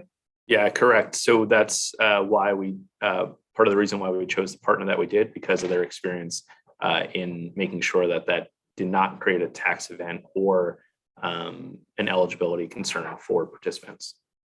Okay, cool. We may follow up with you for receipts on that, just so we can better understand the analysis you did. Yeah, and if there's any, I'll definitely check in with the team because the reason we call this cash assistance, the reason we call it a transfer, very specific to make sure that we don't run into any of these hurdles. Okay, thanks for that. Thank you. It's been nice spending time with you all. Thanks for including me in the committee today. Thank you. Thank you, Councilmember Nadeau. Next, we're going to turn to Councilmember Henderson. Thank you, Chairperson McDuffie. Deputy Mayor, I actually want to pick up again talking about food access issues. I think the conversation that you had with Councilmember Nadeau was like super instructive, right? The idea that we're going to have a Lidl on 14th Street, a stone's throw from a Target and a stone's throw from a Giant, just like bust the myth that you can't possibly have but more than one grocery store in a particular area. I mean, obviously we saw that happen in Ward 6 where, we just saw like the Whole Foods and, just a growth and explosion happening there. And so wanting to like really try to make sure that we are seeing that happen, across. I would love last year in the BCA, we redefined the eligible census tract for the food access initiatives to give more emphasis on neighborhoods with high percentage of population on public support programs such as SNAP. One of the things that has also come up in conversations though is whether or not our existing SNAP benefit is actually enough. Does that make sense? So when I talk to some developers who work in the grocery store space, they'll say, one thing that they're thinking about is are my gross receipts going to be consistent throughout the month? Or am I going to see a rush at the very beginning and then this huge drop off, if you will, and then nothing again until the start of the month again, where we're seeing more people have benefits. I know this isn't necessarily in your wheelhouse, but have you engaged with, your colleagues over at the Department of Human Services around, whether or not our benefit is enough to ensure that not only are we fighting food security, but it also allows for you to promote food access in the work that you all are doing? Yeah, so it's something that we would be working on through the Food Policy Council to have those very discussions and to get those understandings. So we, I would say that you're right. It is, in terms of the benefit and the level of the benefit, sits more so into the Deputy Mayor for Health and Human Services. Happy to engage with them too as we, consider the upcoming budget proposal. But you're right. There's a lot of different elements that impact where grocery stores can locate. As an example, the positive sign about Skyland, though, is the Lidl that will open is actually across the street from another grocer. So you're starting to have that density of grocery store and food access in that neighborhood. The harder thing, I think, is to make sure that part of our goal with the Food Access Fund is to create food access points across the wards 7 and 8 and 5 as well. So what we need to do is also look at models like Good Foods Market, which is about 5,000 to 10,000 square feet, but has all the products that a grocery store has, but it is more generally in walking distance of more residents who can make a quick trip in a small format, as opposed to really the tremendous investment that it takes to get a grocery store. At Capital Gateway Marketplace, I'll just say that it'll be in the tens of millions of dollars. So definitely appreciate all the different factors. The other thing too, just quickly to highlight, as part of the Reopen Washington, D.C. Alcohol Amendment Act, there is a provision to incent. Oh no, that was, okay. Let me ask you that. So I think technically, in terms of my reading of that existing bill, Lidl would technically qualify after a year of having their store open, correct? I thought it was 6 months, but it could be a year. It's a year. But so that means that their Columbia Heights location would then, after a year, qualify for the new 25% Class A license. I wouldn't want to, be perspective and, leave that to the folks who to do that, but who do that work. But I think that it is a good example of how opening in Ward 7 and 8, it is a good example of an incentive we can offer to really urge grocery stores to open in Ward 7 and 8. So we're very supportive of the incentive. All right, let's talk about the arts real quick. So you all had 15.9 million in ARPA funding. I believe some of this was for the what's called the Inclusive Innovation Equity Impact Fund, and arts venue grants, and then also some other stuff to support medium business. I actually just wanted to ask an update about the arts venue grants and how that's progressing thus far. How many orgs have you, are the applications done? Has the money gone out the door? Yep. Hi, council members. So I'll start with the Art Venue Relief Fund that has closed. They're currently in the phase where they're doing conditional awards and doing disbursement right now. Okay. And so it's still active. And so as they are going through compliance to make sure everyone has the appropriate documentation and everything to get an official grant to do the disbursement, that's the process that they're in currently right now. In terms of the Art Venue Relief Fund.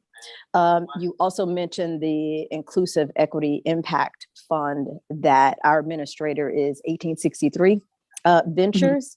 Mm-hmm. That application has also closed. That closed on January 28th. Okay. They had about, I could give you more information about that one because that's one that had been open for quite some time. And they had about 155 applicants. They scrubbed that in terms of eligibility down to 103 applicants. And then from there, they go do a critical review in terms of quality of the application and some of the metrics that they had in terms of scoring. And then they'll begin to award the top 30 out of that tranche for the Inclusive Innovation Impact Fund. I will say that a large majority of the applicants, as you are already aware, that particular fund narrowed the universe of the type of eligible applicants because they did need to be EIE eligible, which is a designation through Department of Small and Local Business Development. So a large number of those businesses that applied are definitely your Black and Brown Asian businesses. And so there is updated information that we'll be getting as a part of their report. But that is underway, and they're currently doing their final review to identify the top 30 applicants for Inclusive Innovation Impact Fund. I think you also mentioned another one as well. What was the other one? I mean, those are the two big ones. And okay. I'm out of time, so I know that Chairman McDuffie is going to be popping up here soon. So I just wanted to ask this one follow-up question is, like, Deputy Mayor, your office is doing a lot. Right, I got hands in lots of different pots in terms of the grants, fundings, and stuff like that. From a transparency standpoint, though, like when I look at your website, I don't see a lot of this great info in terms of who's been awarded information or who's been awarded money, what are the projects for, X, Y, or Z. Is that something you all can work on in terms of, just providing information so that we don't have to go dive in to find it? Yes, one of the things we're doing too is building out. So at least on the opportunity end for what's forthcoming, we put a lot of work into building out obviously dc.com in order for folks to know the grant opportunities that are upcoming, not just in Dmped, but across the district government. So that's one place. And in terms of the grants that have been awarded, we do have them posted on coronavirus.dc.gov. If there's something that's not there, please feel free to flag it. And I could also see if we can migrate, just thinking out loud, if we can migrate some of that over to obviously dc.com. Yeah, because I wouldn't think to look at coronavirus.dc.gov. Yeah, I know. And the reason we had that there was that's where, before we had obviously dc.com, that's where we put a lot of the business relief information. So we can work to update that in the coming weeks. All right, thank you. Thank you, Councilmember. Thank you, Councilmember Henderson. I was happy to give you a little extra time to ask about an important program that the council established and funded in the budget a couple of years ago that the mayor's office and Dmped in particular have been doing great work with 1863 and Melissa Bradley, who's just phenomenal. So a little indulgence there for you and your questions. I'm going to turn back to a lot of questions actually that Councilmember Henderson was asking about supermarkets and grocery stores. In the FY22 budget, it included a subtitle to update the supermarket tax credit by focusing on eligibility in areas most in need of grocery stores and adding a community engagement requirement for grocers. Has your office received any feedback yet from the grocery store industry on the tax credit enhancements? It is something that we do make sure they're aware of in terms of it sort of reducing the footprint of where folks are eligible. I think in working with the council on the language during the last budget process, I think we landed in the right place that it will have an impact on the areas that we need it to have an impact. So I think we're in a good place on it. And I think that the supermarket industry is aware of it and looking forward to what we alluded to in the Reopen Washington, D.C. Alcohol Amendment Act as another incentive on the books for supermarkets. With respect to the Neighborhood Prosperity Fund, turning your attention to that fund, how many awards have been made thus far? And when do you anticipate releasing, or do you anticipate releasing additional funding in fiscal year 2022?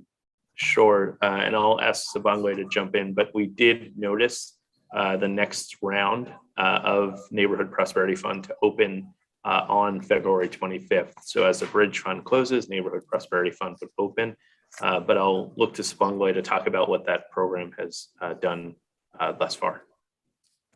Yeah, so to answer your question, Chairman, there have been 8 awards from fiscal year 21 Neighborhood Prosperity Fund, and out of that 8, all of them except one were distributed to Ward 7 and 8 projects. Half of those were around food experiences that will take place in Ward 7 and 8.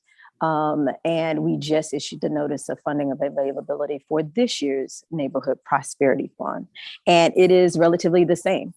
So, speaking to, the elements around health opportunities, medical, food as well. So those are all still important factors. It is still important that we are trying to yield greater outcomes in those underinvested communities. So the Neighborhood Prosperity Fund is active. It will, the application will go live on the 25th of February. And so we're looking forward to seeing what kind of submissions we receive in this upcoming round. I'm going to shift just a bit to talk about the equity RFP. You mentioned it in your opening testimony, Deputy Mayor. For those who may be watching who might be unfamiliar with the program, can you talk about what it is, but also what, if anything, is on tap for FY22 as it relates to March Madness in particular? Great. Well, thank you for the question, Councilmember. It's something that I know Mayor Bowser is proud of, is that, previously people of color have been part of the development teams on solicitations that Dmped has made in terms of its real estate projects. And what this equity RFP does is it actually kind of turns it on its head, that not just making people of color part of the team, but to actually have them lead the teams. So that's the general philosophy around it. I'll turn to Sarosh because we have had 3 equity RFPs that have been issued, and any concern about lack of teams being eligible or interested has really faded away. So March Madness is set for March 25th. So the end of March, it's a Friday, I think it'll be midday. So we're excited to have kind of our next round of real estate opportunities, not just in Dmped, but across, district agencies that we'll talk about those there. But Sarosh, we'll turn to him and ask him to talk a little bit about the 3 RFPs that have already gone out. Yeah, happy to do so. As Deputy Mayor mentioned, this is something that is intended to grow the capacity, build the capacity of the industry, particularly around companies that were successfully participating in the 20% equity requirement, the 20% CBE equity requirement. And now, how do we facilitate and support them into growing, into taking on projects on their own, or continuing to be on a team, but leading the team? And so the equity RFP has 2 main forms. The first form is called the Prime, where we expect the team to be led by an African-American, and we would prefer 100% African-American teams. And the second one is called a component model, where for our larger properties such as Hill East, we want to ensure that an African-American or a person of color is leading a significant piece of that project. And the component model really works best for properties that have multiple parcels. So we've issued 7 equity RFPs to date. We've awarded 5 of them. And I'm looking at the list now. 1, 2, 3 of the 5 were 100% African-American teams. To the Deputy Mayor's point, we've actually received a lot of interest in this. We've received on all of these, we've received at least 3 proposals. So, it's important to acknowledge that the market is out there. We are attracting new developers. We're helping developers grow into this capacity. And so all in all, I think it's been quite successful. And to the Deputy Mayor's point, we plan to continue to issue them and issue them this year at March Madness. Where are you all in terms of timing on sending down the projects that have to the council, the projects that have already been awarded? I know some of them I think were awarded early last year, or at least in maybe the spring. Yeah, correct. So one of them actually is with council right now. That's parcel 13. And actually, I think we have a hearing next week on that. Then the other two, one of them, Malcolm X, we are actually prepping to bring to council hopefully this spring, this year. And then, one of them, which is actually the Langston Slater School, we had to take a bit of a longer time in, the post-award phase, working with ARE to ensure that they would retain, stay at the property for our conversations. And so that has taken a little bit more time. We do think we have a solution there. And so we would probably negotiate that for the fall. Thank you for that. And then, I'm sorry, and then Hill East would be aiming for the fall as well. Yes, correct. Great.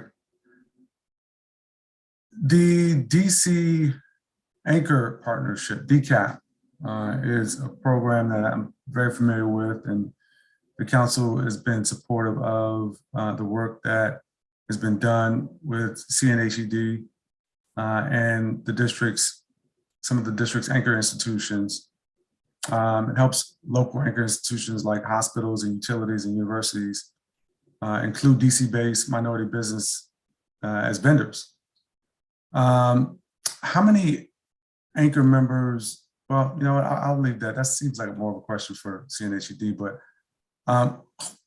where are you all in terms of like support for the program? How are you all feeling about the work that's being done? I'm hearing really positive things in the community, but wanted to give you an opportunity, given the work that you do with DCAP and CNHED, to comment on how that program is going. Absolutely. Seeing a tremendous uptick in excitement around the work that they've been doing. And as you know, Chairman, this is not easy work when you are trying to drive change. As of late, some of the newest commitments that they've gotten beyond Adventist Healthcare for Howard University, DC Water is a new partner, George Washington Hospital, including the construction for St. Elizabeth's is a part of this program. PEPCO is also a new one, UDC. And just recently, you might have seen an e-blast go out about Georgetown University, now a new partner. So there's been tremendous uptick in excitement around the work that has been taking place.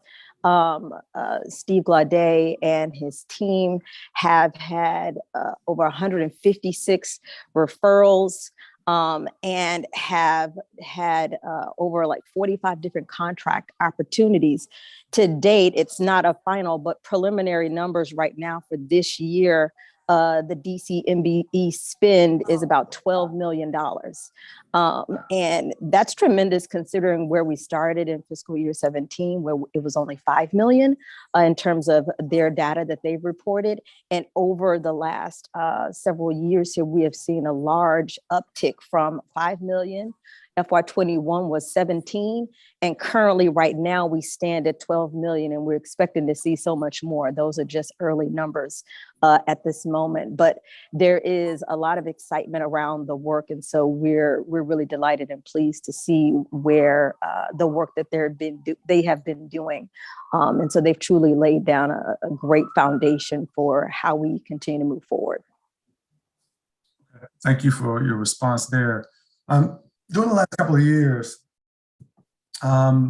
we being the committee on business and economic development has really pushed agencies under our oversight around racial equity and collecting as much information on demographics as it relates to awards that are being made, grants and the like.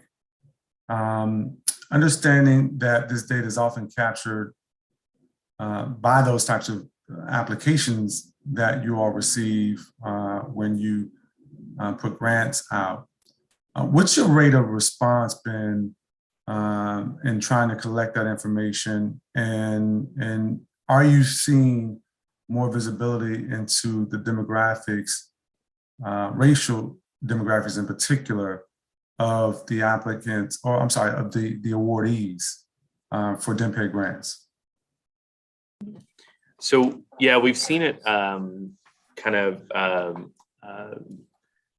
in that like 60 to 65% range of grant or applicants who will actually provide that data. So the way it works is we ask all applicants to provide it, but there is an option that they're allowed to say that they prefer not to say.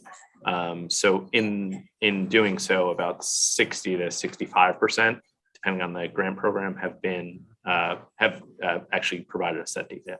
And then in terms of the demographic data, how it breaks out, happy to get that to the committee in writing, because there's been a couple different grant programs where we've used it. Yeah, if you could, that'd be great. I know we did get some of that information already, but I would love to get any grant program where you have the data. If you can share the specific data for that program, that would be helpful to know. And one that I know is near and dear to your heart, the Commercial Property Acquisition Fund. We do have that data. It's a requirement of the application on that one. And so actually I'll turn to Spangale. Again, we still haven't made all the awards, so it's still in process, but I don't know, Spangale, if there's anything else to add on that. Yeah, I mean, it's been really exciting to witness the demand around the Commercial Acquisition Fund. To date, we have done a variety of information sessions related to the Commercial Acquisition Fund. It is still open. We've had north of about 40 applications that have been submitted. We have successfully closed one. There are definitely several in the conditional awarding approval phase, so more to come with that. But I know we are absolutely confident that this will be prescribed and expensed in the next 45 to 60 days. But there is tremendous excitement around this and a lot of inquiries. And so we're really delighted to see how impactful this program has been thus far. Obviously, through the legislation, this Commercial Acquisition Fund narrows the universe of the types of businesses that we're looking to support, and that is exactly what it's yielding. So it's really great to see the demand for this particular program. We constantly get requests from membership organizations to talk about it, and they're continuing to share with their communities as well. Okay, thank you for that. I do want to point out, because you did share some information with us in response to our pre-hearing. I think you mentioned Dmped 65% of the 2,515 grant awards, 65% of the folks self-reported, and that amounted to about 1,590 grantees. And the information you all provided was that 41.4% of the awards, people identified as white, and 30% of the awards, people identified as Black or African American. And obviously that doesn't track with population, but I would love to know if you all are analyzing that data and whether you are sort of drawing any useful conclusions from the information that you're collecting. Similarly, with respect to geographic location, you all provided a summary, and I appreciate you all doing this too, in response to the questions. This is the kind of information that we want agencies to be mindful of and to track where possible. You provided a summary of the awards, the grant awards by geographic ward in the District of Columbia. And I'll just note that the lion's share of the awards was this about, I guess it's about 52% or so, went towards 2 and 6, which I think also have the lion's share of the businesses in the District of Columbia. But the 2 awards with the fewest percentage of the grants are awards 7 and 8, with Ward 8 having 5% and Ward 7 having 4.1%. And actually, the third lowest is Ward 5 at 8.4%, which is even lower than Ward 3. When you hear and see those types of numbers that you all are collecting,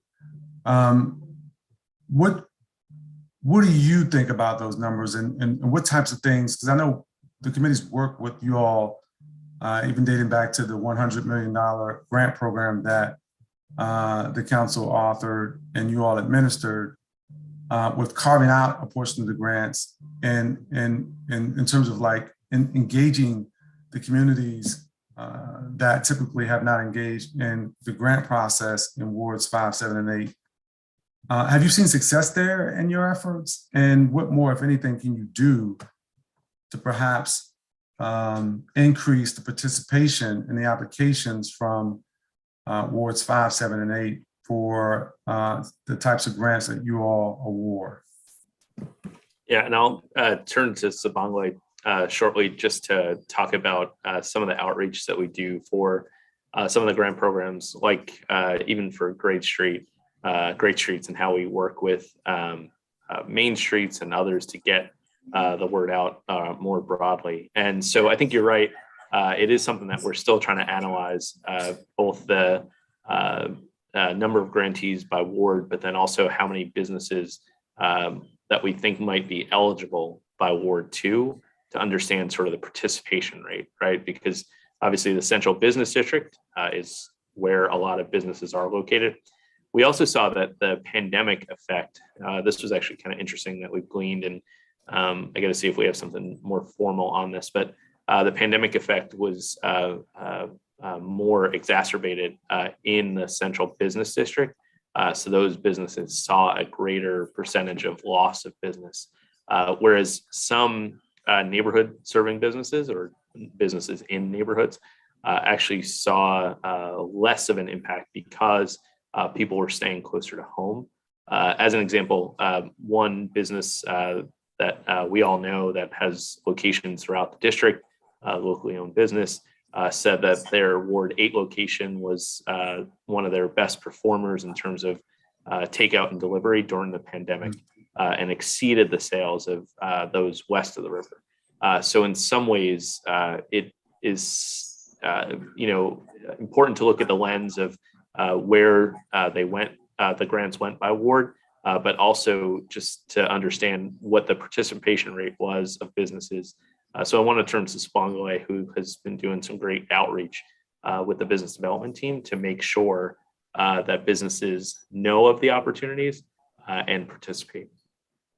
Thank you, Deputy Mayor. I think when we look at these numbers, one thing that we do have to note is when you think about the number of businesses, period, across the wards, there are a larger number of businesses located in Ward 2 versus Ward 7 and 8. Number two, the other element that I would like to, when we talk about participation rate, engagement is key. And so we've been really, digging down and thinking through how we can be as granular as possible, engaging not only our agency partners like our MOCRs, the Office of Community Affairs, and all those 13 different community affairs agencies, but then also leaning in and collaborating with our Main Street organizations through led by DSLBD, also our SBTA, our Small Business Technical Assistance Providers, through the DCHD, And then working through other leading community stakeholders that we talk to on a regular basis, bids as well,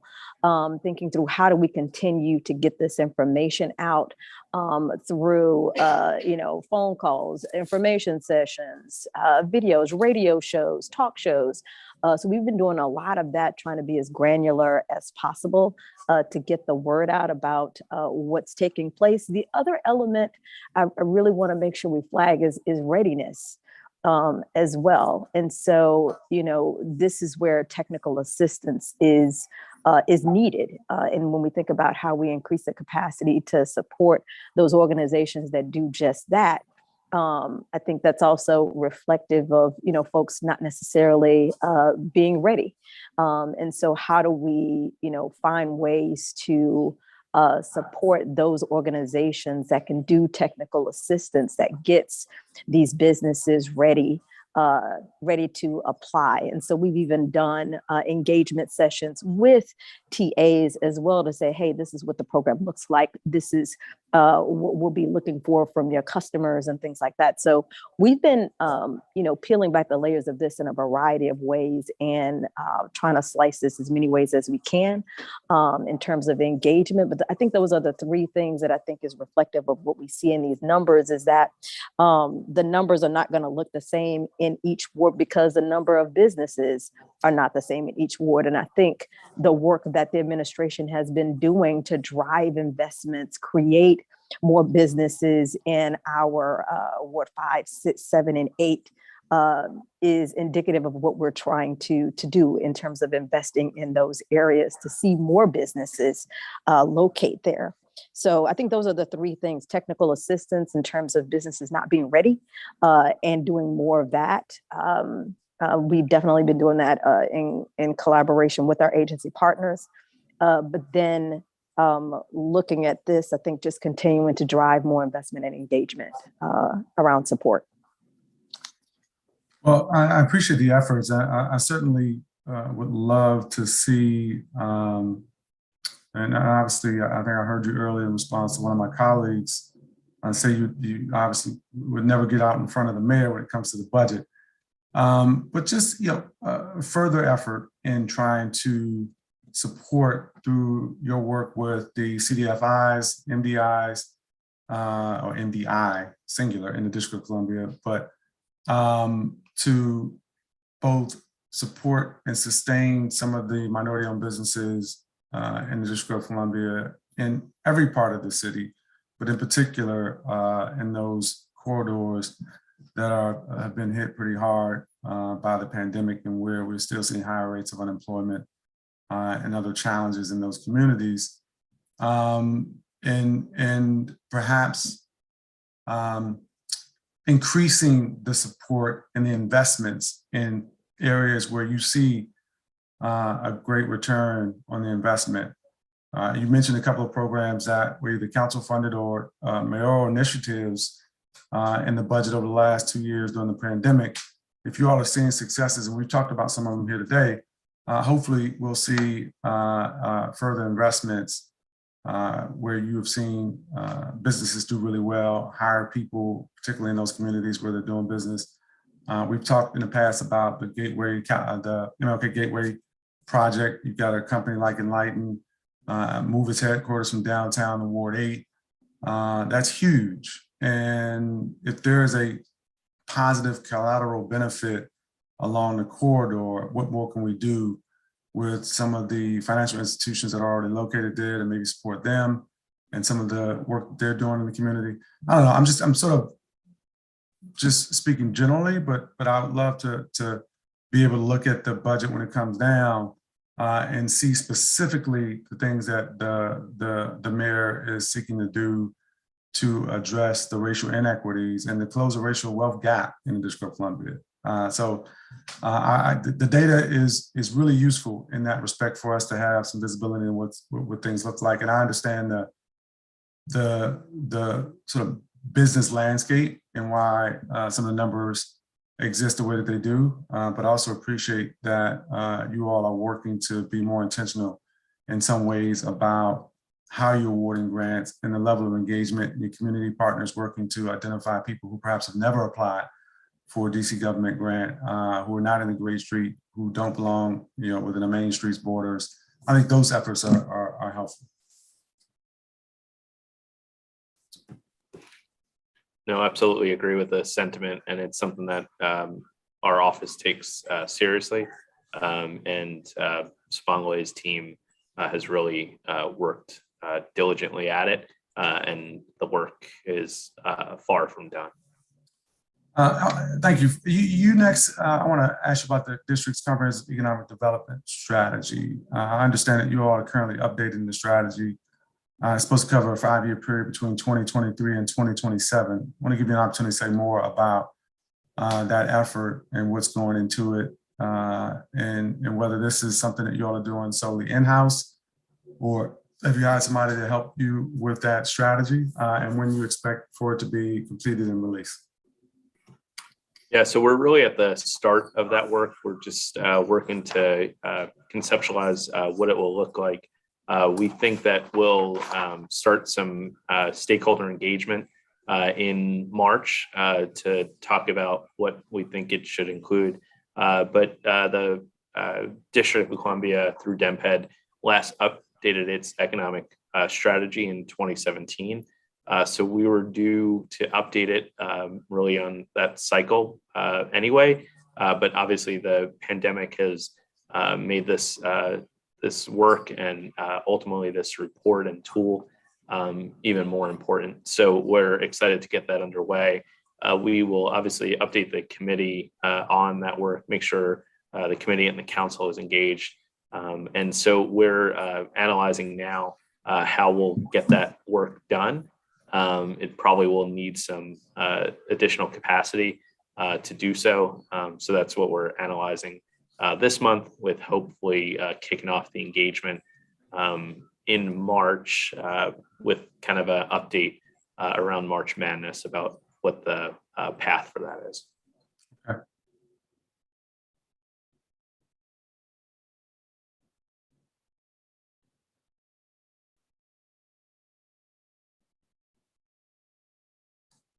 All right, I've already asked you about that program.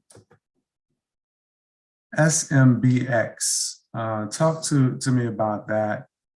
What is it? What's your office expectation for this opportunity? Yeah, so this is actually a new program where we're actually kind of the thought behind it is, there was a lot of support that DC residents helped DC businesses during the pandemic. We saw people, really intentionally going and supporting businesses in their neighborhood. So we've been thinking about even before the pandemic, how we get more residents involved in businesses and get more, not just residents, but other individuals to support DC businesses. So SMBX is a platform for what they call small business bonds. So it allows sort of like a crowdfunding model for businesses. So Sarosh, I'll turn to you and just talk about this program that we have and some of the outreach that we've done around it. Absolutely. So, yeah, it's a really exciting program. It's DC is actually the first city for them to roll out this program in collaboration with the city government. And so the concept basically is that the district would provide sort of a first loss reserve to help SMBX either provide debt for riskier businesses or be able to provide more than they would have otherwise provided. And so the goal is to help, our initial investment was about $500,000. So that goal is to help, I believe, up to 10 companies. So, and then the companies would essentially not, it would be a leverage factor. So for instance, it wouldn't be that, for instance, a company would get $50,000 of the district's money, but rather the district would be able to backstop a larger amount of money that the business would get through the bond program. So it's actually a really interesting program. And in the other sense, what we like about it is it allows the community to invest in these businesses and then actually not just get their money back, but earn on their money. So it's a great way to tie the community interest, the community development, the economic development together. And actually, we had a kickoff event yesterday, so the program is on its way, and certainly something that we would want to keep you updated on as potentially it grows. Yeah, no, I definitely would love to be updated about it. I know this is in sort of seems like the small business context, but there's been some interest, and I've done a little research where communities are trying to do something similar in the real estate development context. I don't know if you've heard of any of those efforts around the country or whether you all have looked at that at all. I know I've talked to my colleague in Ward 8, Councilmember Trayon White, with all the development that is occurring in his. And similarly in Ward 5, there have been conversations about what that might look like. Have you all looked at that at all or seen any viable models around the country for that? Yeah, that's an interesting question. I mean, we have looked at it in a number of different contexts. There are models around the country where people can have fractional shares of ownership, something like Fundrise, and there's a couple of other companies like that. In terms of how to distribute it within the community, I feel like I did read about something in San Francisco, but I'd have to pull it up. I mean, we are working, for instance, we have awarded a project to the Douglas Land Trust. So I know that's not exactly the concept, but it's a sort of a similar concept in terms of providing the equity to a community. So, I think that if that's something that you're contemplating and have examples of, I would certainly be interested in talking to you about it. Well, I appreciate it. And I was going to say too that the platforms that I've seen so far that work in the space kind of have folks invest in a portfolio as opposed to SMBX, where you can actually pick the company that you invest in. So I think that's what's a little different about the model, but we can continue to look at this. Yeah. I think one of the things that should be acknowledged is that, there is a significant risk in investing in real estate. And one of, most of the platforms, or a lot of the platforms, I shouldn't say most of them, require certain investor, levels of income or assets, because it is sort of a high risk business. But I think at the same time, to the Deputy Mayor's point, there are platforms out there that distribute the risk out. So that is something that I think we could certainly talk about. I appreciate that. Yeah, definitely. Let me move next to talk a little bit about your operations. Bearing in mind this is performance oversight, it's not budget oversight, but I want to ask about just if you know how many vacancies you all presently have in the agency. So in total, there are 12, one in the deputy mayor position, two that have a start date within the next 30 days, one where we have an offer out. So there are currently 5 positions that are posted or in interview process, and then 3 postings that are in development. All right.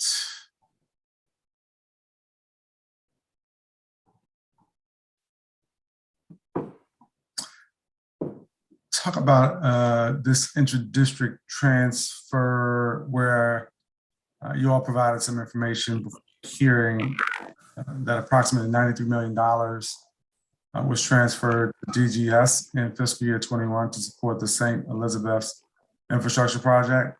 Can you share a little bit more about the breadth of that project and how the funds were transferred to DGS are being used?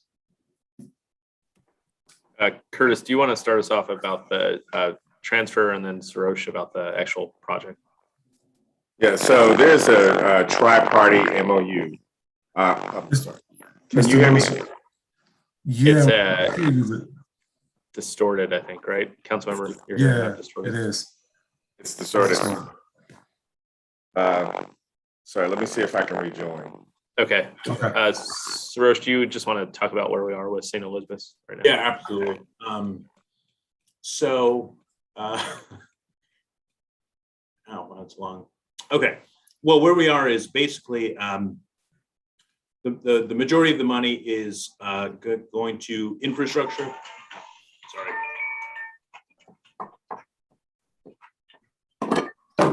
Majority of the money is going to infrastructure to support the hospital and also the second phase of the development project. So for instance, parcel 13 sits on the east side of the campus in the ravine, for lack of a better term. And so it needs to have a street in front of it. So that's going to be 13th Street. And so pulling 13th Street down and then having it meet Alabama. And then in order for these properties to get their certificates of occupancy, the streets have to be done in front of the property, their address street. So that's the timeline of how we want to get the infrastructure into the ground. And then some of the infrastructure is also related to the hospital. Of course, that's going to need a significant amount of both roads and utilities, and there's new stormwater. So there's a lot of different elements, but they would all fall under the infrastructure category. Okay. What about, is it approximately $9 million that was transferred to DHS in FY21 to support the emergency rental assistance program? I want to get a sense of how those monies were used, and I don't know if y'all have had numbers and how many people were actually served using that program. Specifically, the $9 million that was transferred to DHS. Deputy Mayor, this relates to state EC. Yeah. So that is related to state EC. So we were working in partnership with the Department of Human Services, the Deputy Mayor for Health and Human Services, to administer that program. And so we were responsible, or in addition to sort of oversight and policymaking for the overall program, we were also responsible for the outreach components of it. And so in total, there's over 50,000 district households that were supported by the initial allocation of $352 million from Treasury, followed by a subsequent allocation, which is literally just hitting our bank account this month, of about 17 million. So about in total, $369 million program. And we do have an application in for another tranche of reallocation from the US Treasury. We haven't heard back on that just yet, but hope to in the weeks ahead. Just in terms of, I believe, I don't think this came up in oversight, but it may have been on one of the COVID calls between the executive and the council or some other forum where you talked about the applications and how you would use whatever state EC money was remaining. It would go to people who had already applied and been approved. Can you just share a little bit of insights about that? Yeah, so the application portal closed in late October. I think it was October 27th. There was an opportunity for the housing providers to respond to those applications as well over the week that followed, and then again for a short period as we tried to assess what the need was for reallocation. And reallocation is the term where Treasury was taking resources from states that didn't utilize all of their initial funding and literally reallocating it to states that were. So the district actually was the first jurisdiction in the country to allocate all of its funding to applications. So what we were able to do was to ask for more funding, and we were able to, we are receiving $17 million for that. What that'll allow us to do is to close out the applications that came in but didn't have a funding source. So after we utilize the whole $352 million, and so we'll fund those. We've already approved those applications. Department of Human Services will now fund them and get payment out to the recipients, thus closing out the state EC portion. So as we ask for more reallocation from the Treasury, because we believe that our experience and our work in getting that funding to our residents who need it is a good reason for us to get more of that funding. And we will use that reallocation to bolster pre-pandemic programs specifically emergency rental assistance or ERAP. Let me shift your attention to something else that came up over with the public witness testimony. And it was Mark Rotafer with the Sierra Club who mentioned some deeply concerning allegations about the proposed microgrid at St. Elizabeth's. And he stated that Sierra Club had been told that, and I'm quoting here, some in the executive branch are working to thwart a microgrid at St. Elizabeth's. Again, the quote continues, we were told a staffer in the mayor's office falsely stated the microgrid would be illegal unless it was owned by the electric utility. We've also been told that Dmped has significantly delayed the issuance of a request for proposals for the microgrid by objecting to all proposed locations for the necessary equipment. And I don't know if you've seen his full testimony, are familiar with these allegations, but are any of those allegations true? Do you all support this microgrid? Are you working actively to try to facilitate having this microgrid on that campus? Yes, we do. And so we're working with HCMA, which was the recipient of a grant for this microgrid from the federal government. We're also working with the Department of Energy and the Environment. And so we expect that RFP will be issued in the weeks ahead. And we are open to whatever is proposed to us in terms of the sustainability. So I'm sorry, I said that a little broadly, but I guess we don't know what will be proposed to us in terms of the sustainability measure. So I'm not quite sure what those allegations are in response to or what the genesis of them are. But this is a project that we do expect to advance. And the next step is actually for that RFP to open and to see what options we have before us. And sustainability is obviously going to be a priority as it has been for the administration. And so you all are not opposed to proposals that will come in with any renewables, any battery storage, solar? Is that all on the table if you get that into proposals?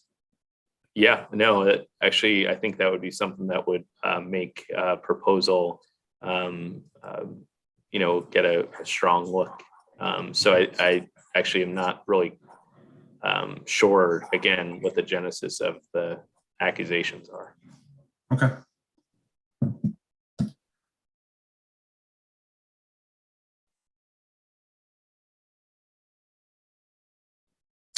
The Special Event Relief Fund, how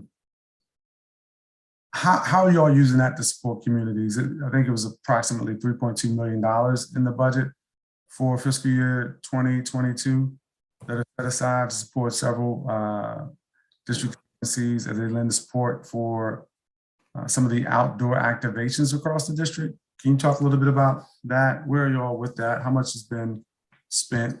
And what are you seeing so far? Yeah, so the Special Event Relief Fund, like you said, Chairman, is designed to support those outdoor activations, which will likely see an uptick definitely in the spring and summer of this year. And that information was pulled from the activations and events that took place prior to COVID. Right. And so it's an opportunity for us to absorb the cost of permits and things of that nature through the district. We would absorb the cost of that so that they can continue to create those events and those experiences for the city. And so that application has been open since October 1st. And throughout the entire year, we have been, events will have the opportunity to submit an application so that we can continue to absorb those costs. And so that is going to be available between October 1st through September 30th of 2022. I think now, because we've seen so many different, variants and such, Can I stop you for a second? I want to make sure I understood you. You said it was going to be available when? I think you may have said it's active now. Oh, got it. Okay. Okay. Mhm. It Oh, opened on okay. October 1st. Yeah, Okay. it opened October 1st. And so events between October 1st and September 30th, those are the events that are eligible to receive, an opportunity for us to provide relief for their Got it. event, right? Okay. And so those signature events that continue to happen here every year, those are the types of events that we're looking to support, those neighborhood signature events that we see. It's not available to those type of events like the Nike Marathon or something like that. This is very specific to local events that we see here in the community all over the city. And so being able to absorb those costs for those event planners to continue to do that again Have this you all year. awarded any yet this year? We have submitted some awards and said, yes, we're going to be able to absorb your costs for those. It's been slow only because right now we're in that lull where folks are still trying to plan out what they're looking to do in the spring and summer. And that's to be expected just based on what we've seen in the 2018 and 2019. But we are also putting together a robust, engagement, marketing kind of plan to kind of get folks more excited about, submitting their applications and things like that. There is language on the site now that just tells folks that they can submit their proposed event within, 4 to 5 weeks of their actual event. We're now going to encourage folks to do that much earlier because we can conditionally award those entities and prepare to absorb their district fees. Can you follow up with the committee after today's hearing with a list of the folks who've already been awarded? Sure. One of those. And then, absolutely. Thank you. With respect to grants you all have actually received, or I think is you all are due to receive, in your pre-hearing responses, you note that Dmped was awarded a $12 million grant to support the recovery and growth of the travel, tourism, and outdoor recreation industries. What entity provided that grant? And are you currently in receipt of it? Have you awarded any, or have you used any of that grant yet? When did you receive the funds? Just give me some details about the spending plan for $12 million. Yeah, so we have, well, to start, it's an award from the federal or United States Department of Commerce through the Economic Development Agency. And so we were able to apply for this to propose a spend plan to the department or to the agency. And so we have an award. We don't have the funding just yet. So we're waiting for that to come to fruition. What we expect is that we'll be able to invest that into both the marketing of the District of Columbia as a tourist destination, as well as to support events that are coming to the District of Columbia, and to also do some training support as well as technical assistance for the tourism and hospitality industry. So those are kind of the three buckets: marketing, event support, and worker support that we'll be able to invest in because of that. Since we haven't received the funding just yet, we haven't made any awards. We do hope that that funding will be coming in soon so that we can deploy it. The period of performance is, I think, until 2025, but we do anticipate that we'll be able to get that investment or those investments made in the near future and be able to help support the hospitality and tourism industry. And is that something that you all anticipate once received, you will award to other vendors to do some of this work, or are you planning to do this in-house? What's your thought about how you would utilize the $12 million? Yeah, so we actually, so in terms of how we're able to utilize it, so the outline of the requirements for it is we could self-perform, but all the work that we have to do is going to have to be competitively bid. So we would have RFPs for that. And so that's something that we still have to formulate once we receive the funding, or as we await receipt of the funding. Okay. CBE goals. What is your goal? Well, how did you do actually last year, fiscal year 2021? What was your spend goal?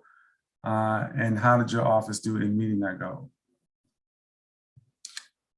We had an original goal, and this is something that we're still working with the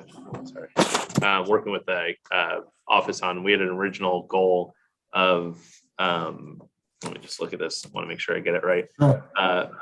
Of $24 million. Our spend was nearly $11 million. But what we're working with the department on is our original goal included some federal funding that should not have been included. So we'll have our final number in April. And in terms of our goal for 22, it's $8.8 million. But related to FY21, we're confident that we'll have met the goal, but our original goal is not, needs to be realigned, I guess. Do you have information about your FY20 goal? Let me see if I have it here. It was probably established before the pandemic. I don't know if you adjusted it during the pandemic, but I want to just go ahead. Oh, sorry. For our adjusted goal in 2020, it was $4.7 million, and our spend in FY 2020 was $12.5 million. Okay. So in your effort to address I guess what appears that you did not meet your established SBE goal in 2021, you say because there were some federal funds that should not have been included. Can you just briefly talk about why the federal funds should not have been included in your goal? Were they restricted in some way that you couldn't spend it with CBEs, or just because it wasn't local dollars, or what's the thought behind that? Yeah, so this is what was laid out was our original goal, not our adjusted goal. So when we do get that adjusted goal, we think that our spend, which is nearly $11 million, will exceed the adjusted goal for 21. Okay. But I guess I don't quite understand the original. What was the issue with the original goal? I know you mentioned federal funds, but is there a specific reason why they should not have been included? Just because yeah, they're not subject to the same. Got it. Yep.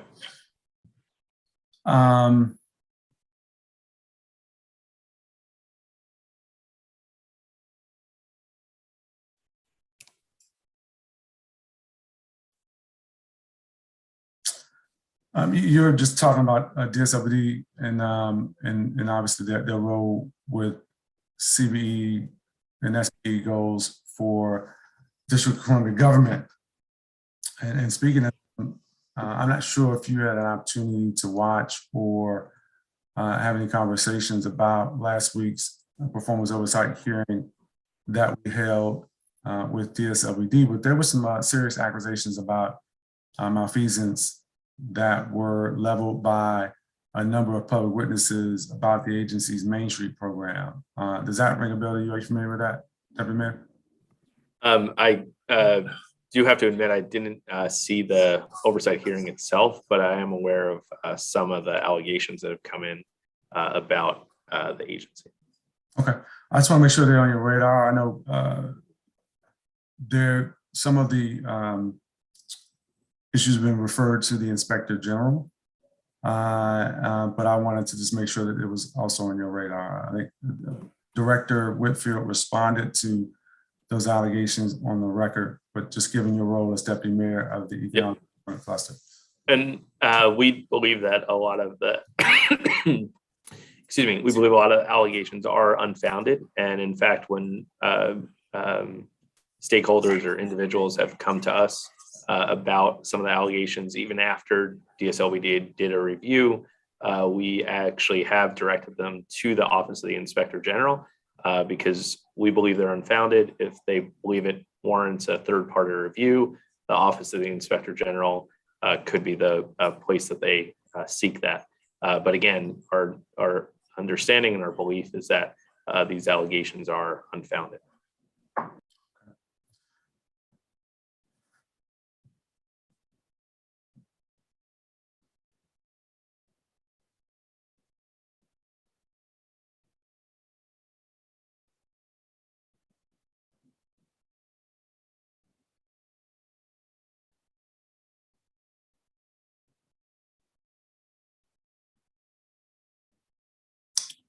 There was a witness who raised some concerns about the Park Morton New Communities project, specifically talked about some concerns they had with the Section 3 benefits and not really getting responses from Dmped with respect to that project in Section 3 agreements. And there's some other aspects of the testimony that raised concerns. Are you familiar with, I'm gonna tell you who it was again. Yes, Chairman, we are familiar with him, and we have spoken to him in the past.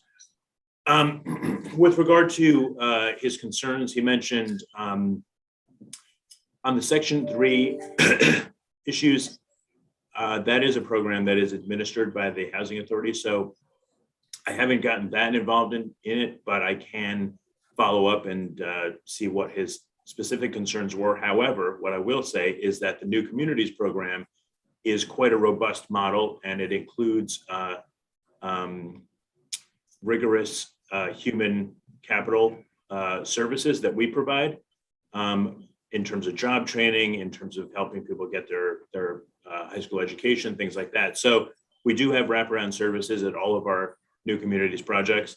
In terms of being responsive, I think we have tried to be fairly responsive with him and the group that he participates with. He has reached out. He reached out with a proposal that he sent. And we met, I wasn't in there, but, my team met with him, the Housing Authority met with him, contemplated it and provided a response, so.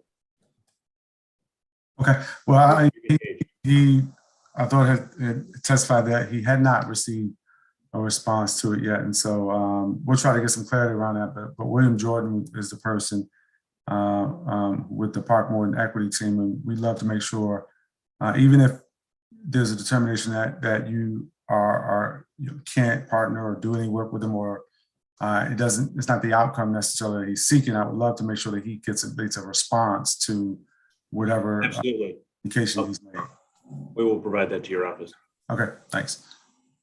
We have been rejoined by Ward 2 Councilmember Brooke Pinto, so I'm going to turn to her for a round and anticipate I might have one more round after this. I'm coming up with my final few questions, and so I'll turn to Councilmember Pinto now. Great, thanks so much, Chairman McDuffie.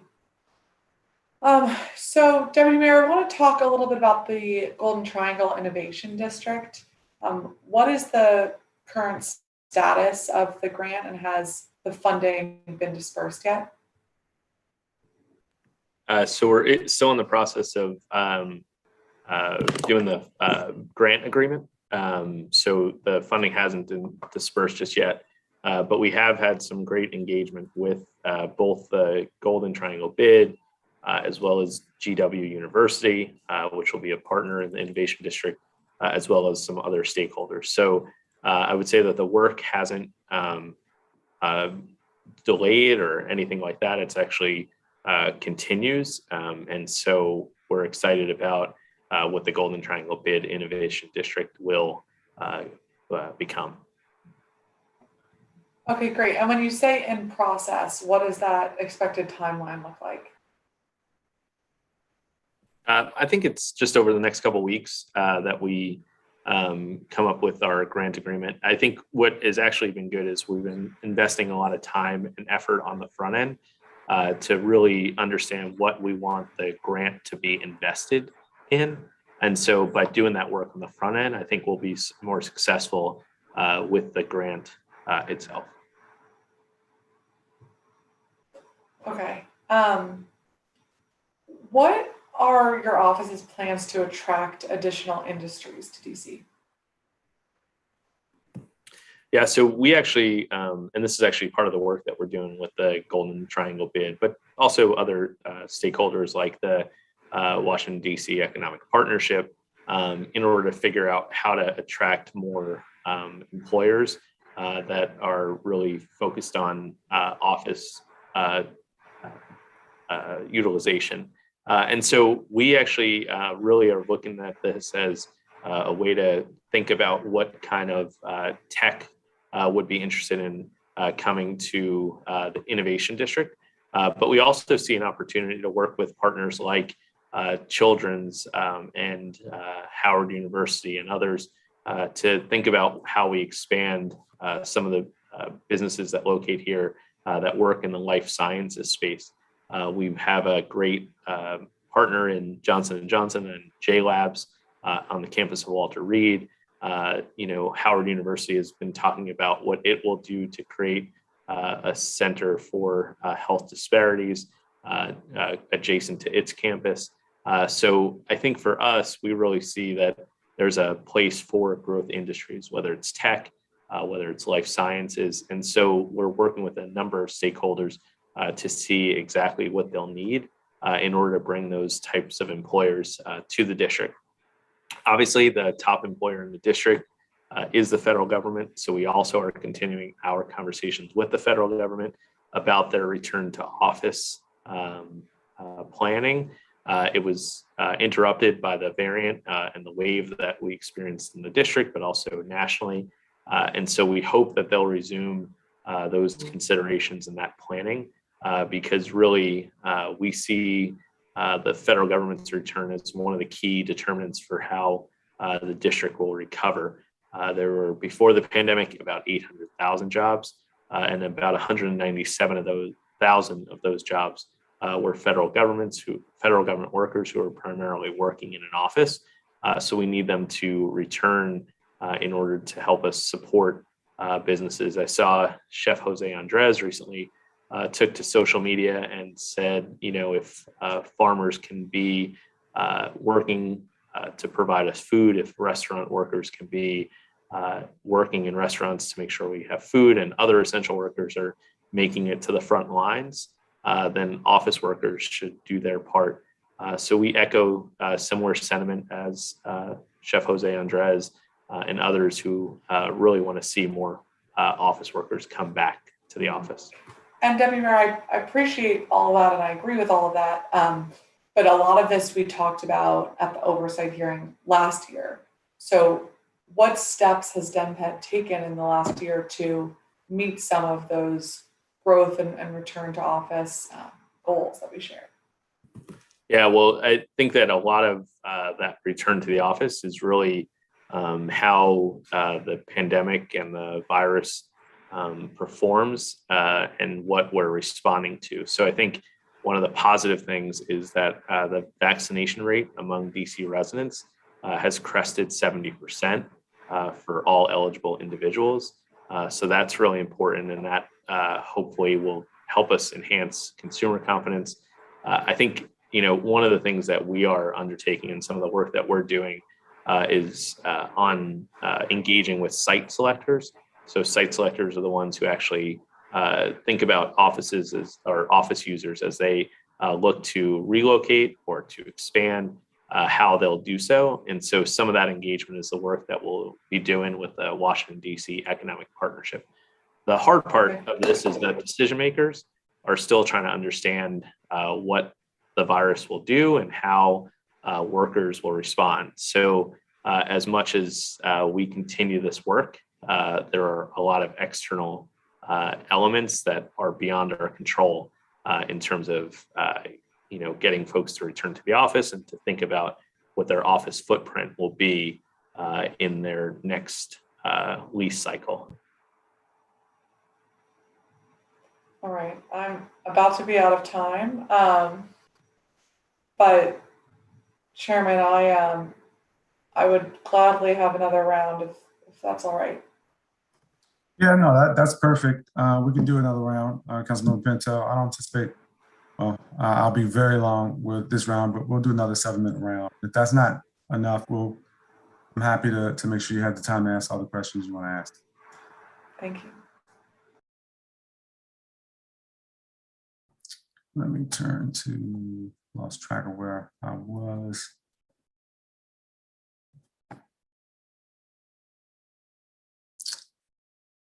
Just quick updates, if you can, on some of the larger projects that you all are working on.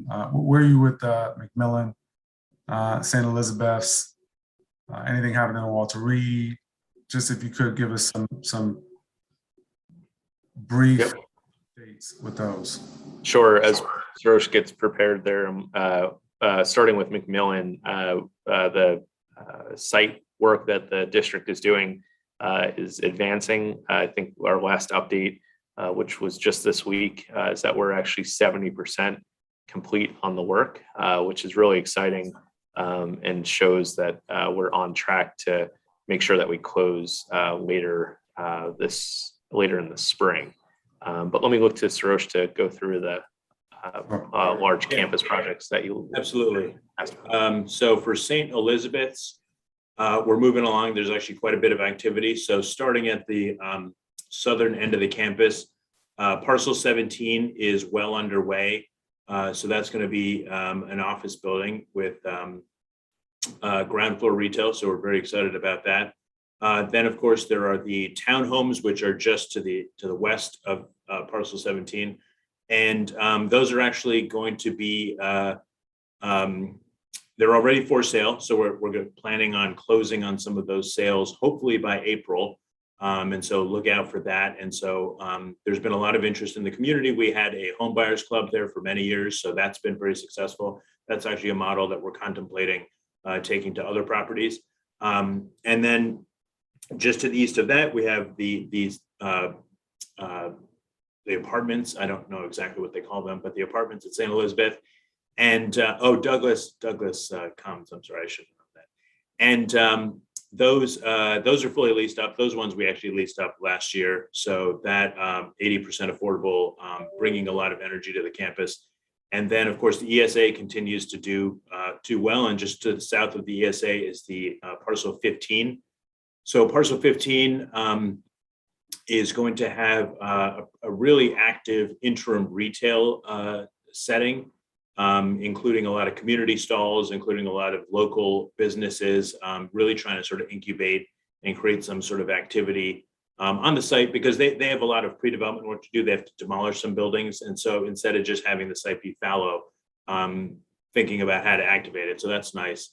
Then as we move further north, we have a lot of infrastructure work, a lot of infrastructure activity. We, of course, have the hospital that we're going to have the event on tomorrow.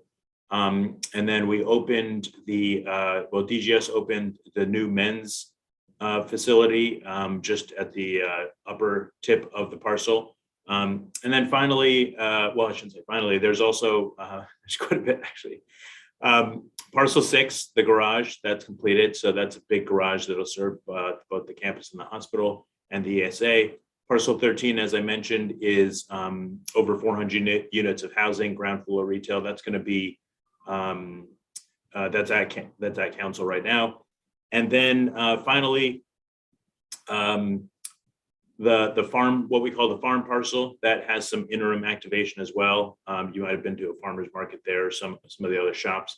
So all in all, there's actually a tremendous amount of activity. And of course, Rise and the Pavilion continue to remain, and the community continues to use them. So a lot of things going on there. That's St. Elizabeth's. Do you have any questions, or do you want me to move on? Well, you can move on. You can move on. Okay. So the next big campus one is our Hill East, of course. And so Hill East, we finished the first phase. Well, there's two parts of the first phase. So the initial part of the first phase was an apartment building, and that was completed last year, and it's doing well. It's leasing up. The second part of the first phase is actually a PSH building, permanent supportive housing. So part of the commitment at Hill East was to ensure that the women who are living at the Harriet Tubman facility are not displaced off the campus. And so the intention was to provide them with apartment style housing for them to stay in. And so we're building 100 units of PSH, and it certainly might serve other people, but it's intended to ensure that people aren't displaced off the campus with our redevelopment.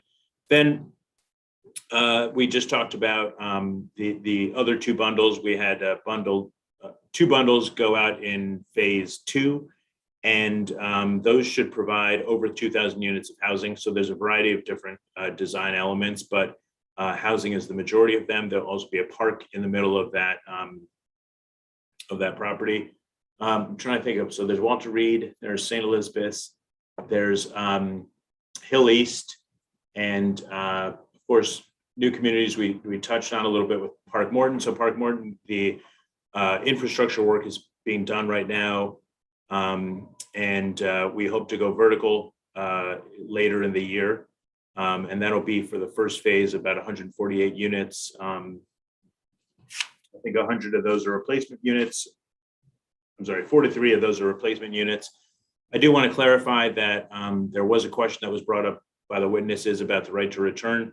That right to return, for at least for new communities properties, stays with the individual until they either return or decide they don't want it. So I don't know exactly what that person was referring to, but I do want to clarify that that's very important to us.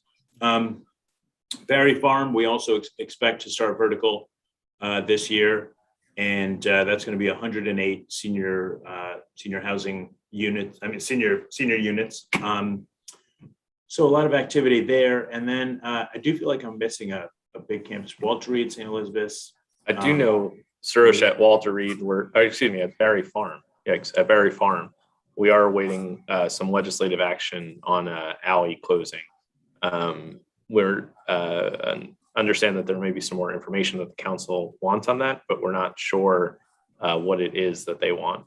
So, Chairman, if you could help us, I think it's important for another phase of that project to move forward. So Barry Farm, we all want progress at Barry Farm. We all want residents to have the right to return. What's standing in the way right now is some legislative action on one of the phases. I should say there's phase 1B and phase 1A.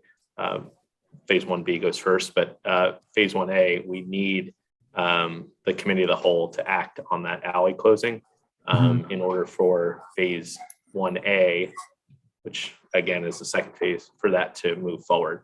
So we stand ready to answer any questions on that, but we need that in order to advance that important project.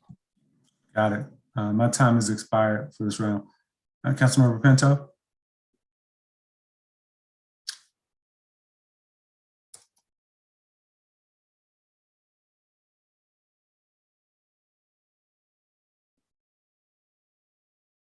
Oh, Chair, I'm having.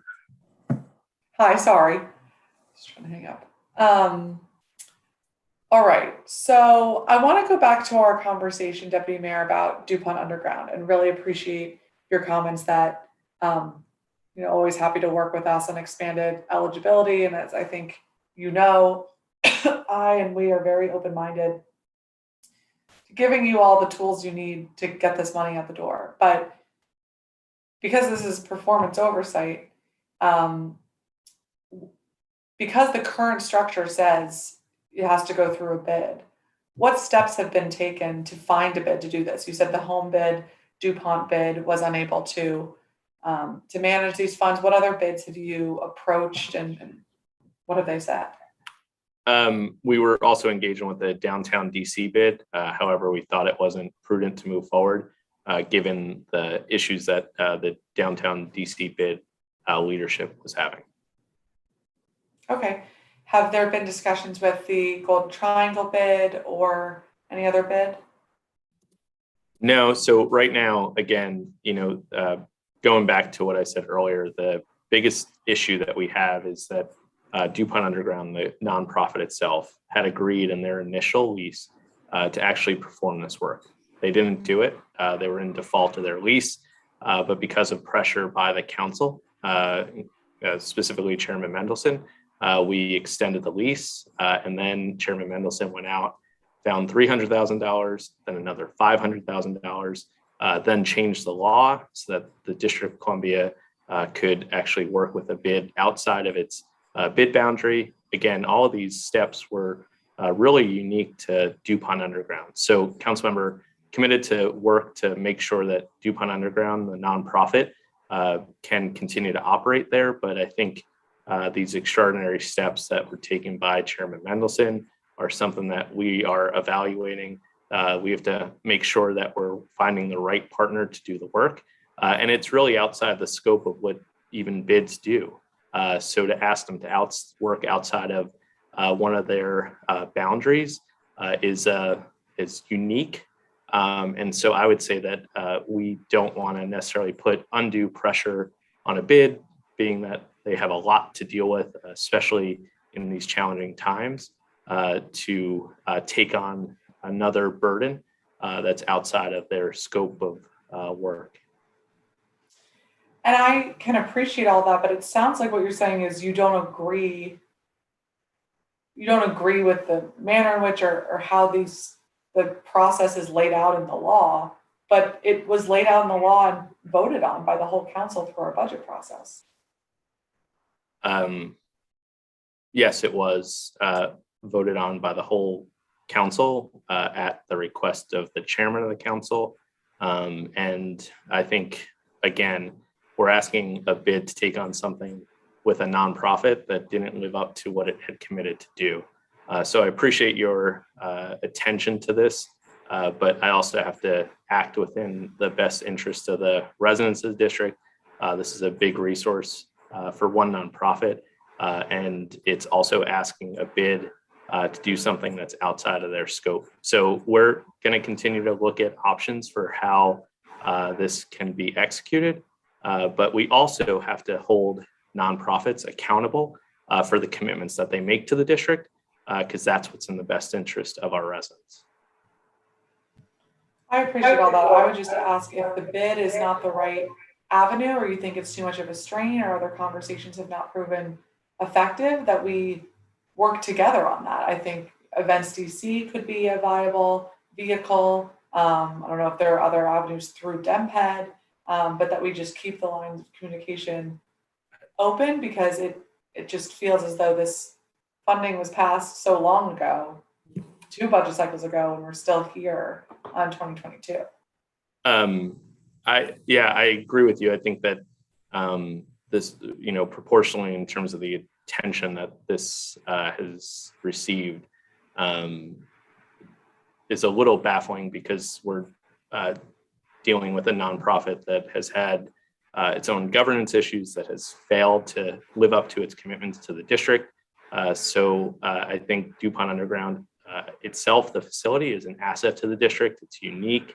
It could be a great event space, but I also think that we have a nonprofit that we're dealing with that has not lived up to past commitments to the district.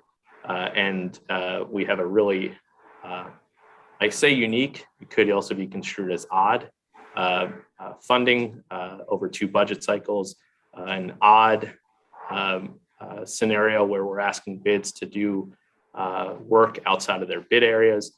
All of this is unique or odd to DuPont Underground. And so we're working through a very odd situation, but committed to look at all the options for how we might be able to advance the project. Okay, well, thank you. And I didn't want to spend my whole round on this, but I'll just comment to your last comment that this is so baffling. I'll just say, this is one of the issues that I heard about consistently during my first campaign, from not only folks who are involved with DuPont Underground, but folks who live in DuPont Circle, small businesses from DuPont Circle, that a thriving DuPont Underground, which is such a unique event space and source of opportunity for many entrepreneurs and small businesses, a place that people like to come visit. It's good for the surrounding local businesses. So it's one of the issues that I've been hearing about for years, which is one of the reasons that I do continue to follow up about it, because I think it's not just good for DuPont Underground, but it's good for the surrounding neighborhood and local business community that supports it.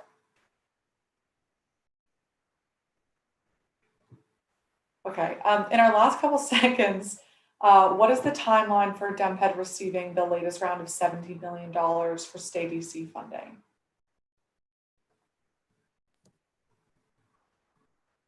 You're muted still. Sorry about that. The $17 million, we just recently received that from Treasury. So what we're able to do now is to close out the approved applications that came to us in the fall and fund those applications. And then any excess will be directed towards ERAP, the local pre-pandemic program, emergency rental assistance, that's administered by the Department of Human Services. Great, thank you so much. So sorry, just to confirm, make sure I heard that right. It's first going to go to the existing applications, and then is there going to be an opportunity for new applications, or all of the excess is going to go to ERAP? So the excess would go towards ERAP, where there's pressure because of increased application activity. Got it. Okay. Well, thank you very much, Deputy Mayor. Thanks, Chairman Mills. McDuffie. Thank you, Councilmember Pinto. Deputy Mayor, in response to our pre-hearing questions, you all mentioned having released a faith-based initiative RFP. Can you say more about this? Yeah, so this is actually to help faith-based organizations around the district really think about how they contribute to the housing goal. So what we've seen is different levels of interest from faith institutions to take underutilized properties and put them back to productive use for housing. A lot of the interest has been about really mission focused, creating affordable housing. So what we want to do is have support for faith institutions as they begin on that journey. And so that's what this funding is for. And so we're excited to make sure that we have a resource. What we also know is that there'll be a faith coordinator at the Department of Housing, at Housing and Community Development. So we'll work in partnership with DHED.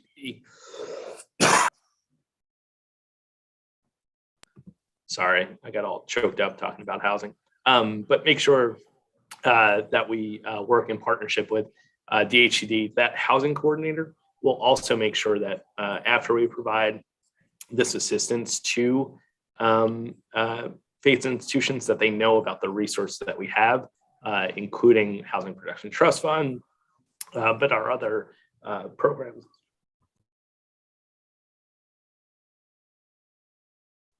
Our other programs as well. Okay. Speaking of other programs, Cash to Covenants initiative. Tell me a little bit about that program after you have a moment to gather yourself.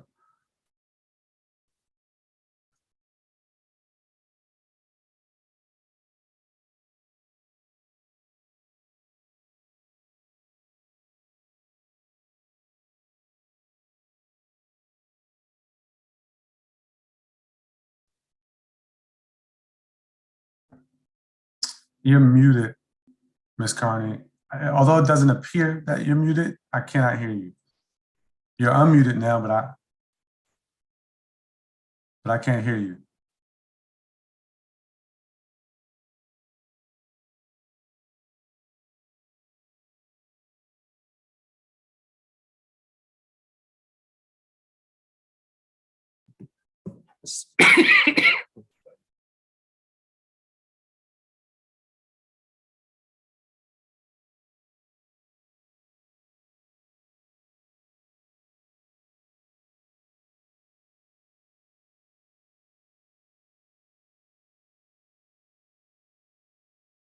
I know. All right. Sorry about that, council member. Let me know if you need me to take a brief recess. No, it was okay. I was just, yes, I'm good now. I needed a drink there for a moment. But so the program you were talking about is actually at the Department of housing and community development. What we're hoping to do is to actually go to housing providers. Seriously, I'm happy to take about 5 minutes if you want to take about a few minutes. No, I'm going to try to get through it. I'm on the end of my questions, just FYI. I could talk about it conceptually. Okay. Why don't I jump in? So, the concept basically is again, I mean, it's a focus on back to the focus that we talked about with Henta primarily. I mean, it might exist in other areas, but how do we get units in high economic opportunity areas?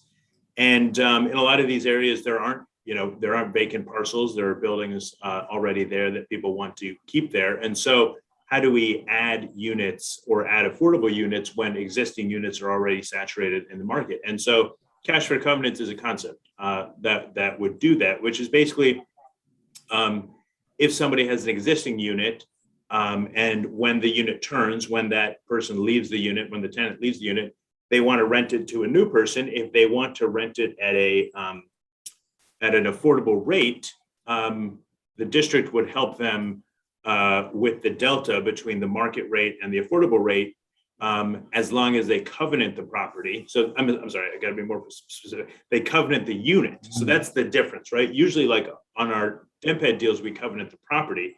In this case, we would covenant a unit, and that way we could kind of have a little more flexibility to get units in high opportunity areas. Talk about timing and interest with this. Is this something that you've already, you have any covenants in place just yet? If so, how many? No, so council member, this actually will open up later in March. Okay.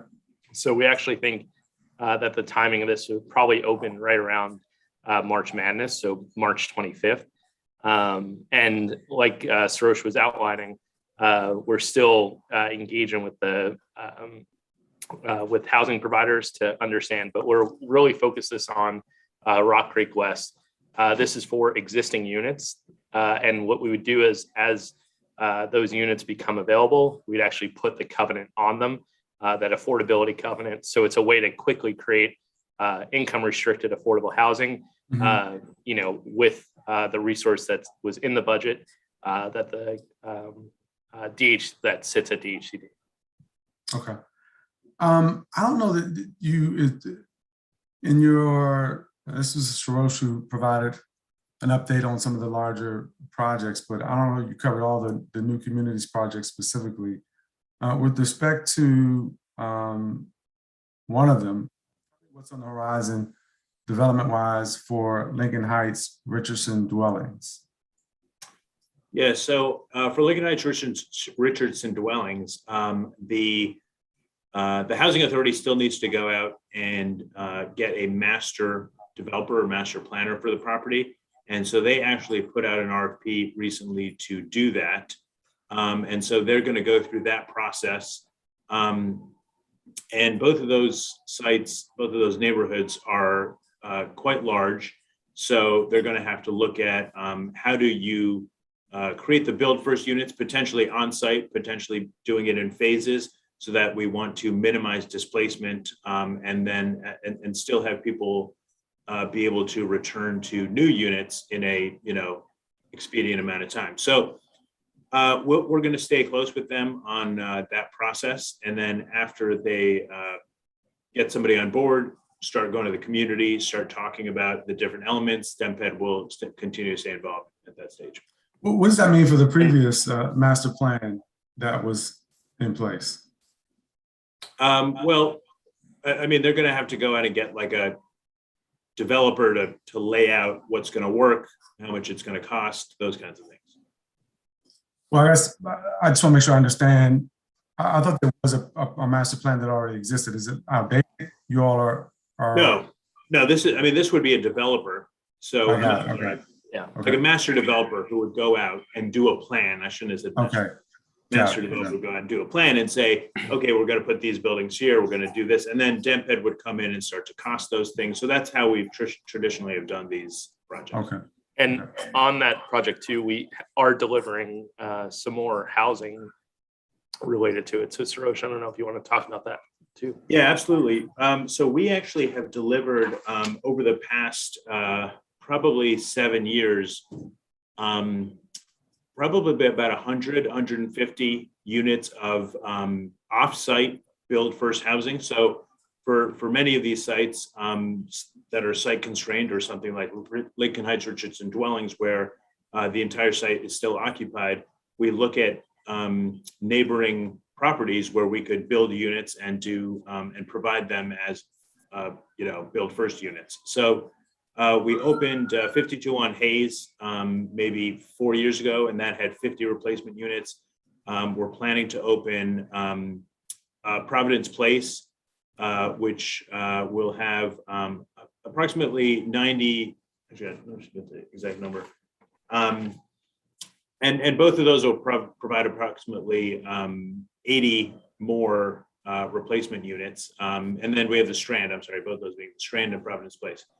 So there's a lot going on there. And, what we want to make sure is that people can move in and stay in their neighborhood. That's primarily what we mean by minimized displacement.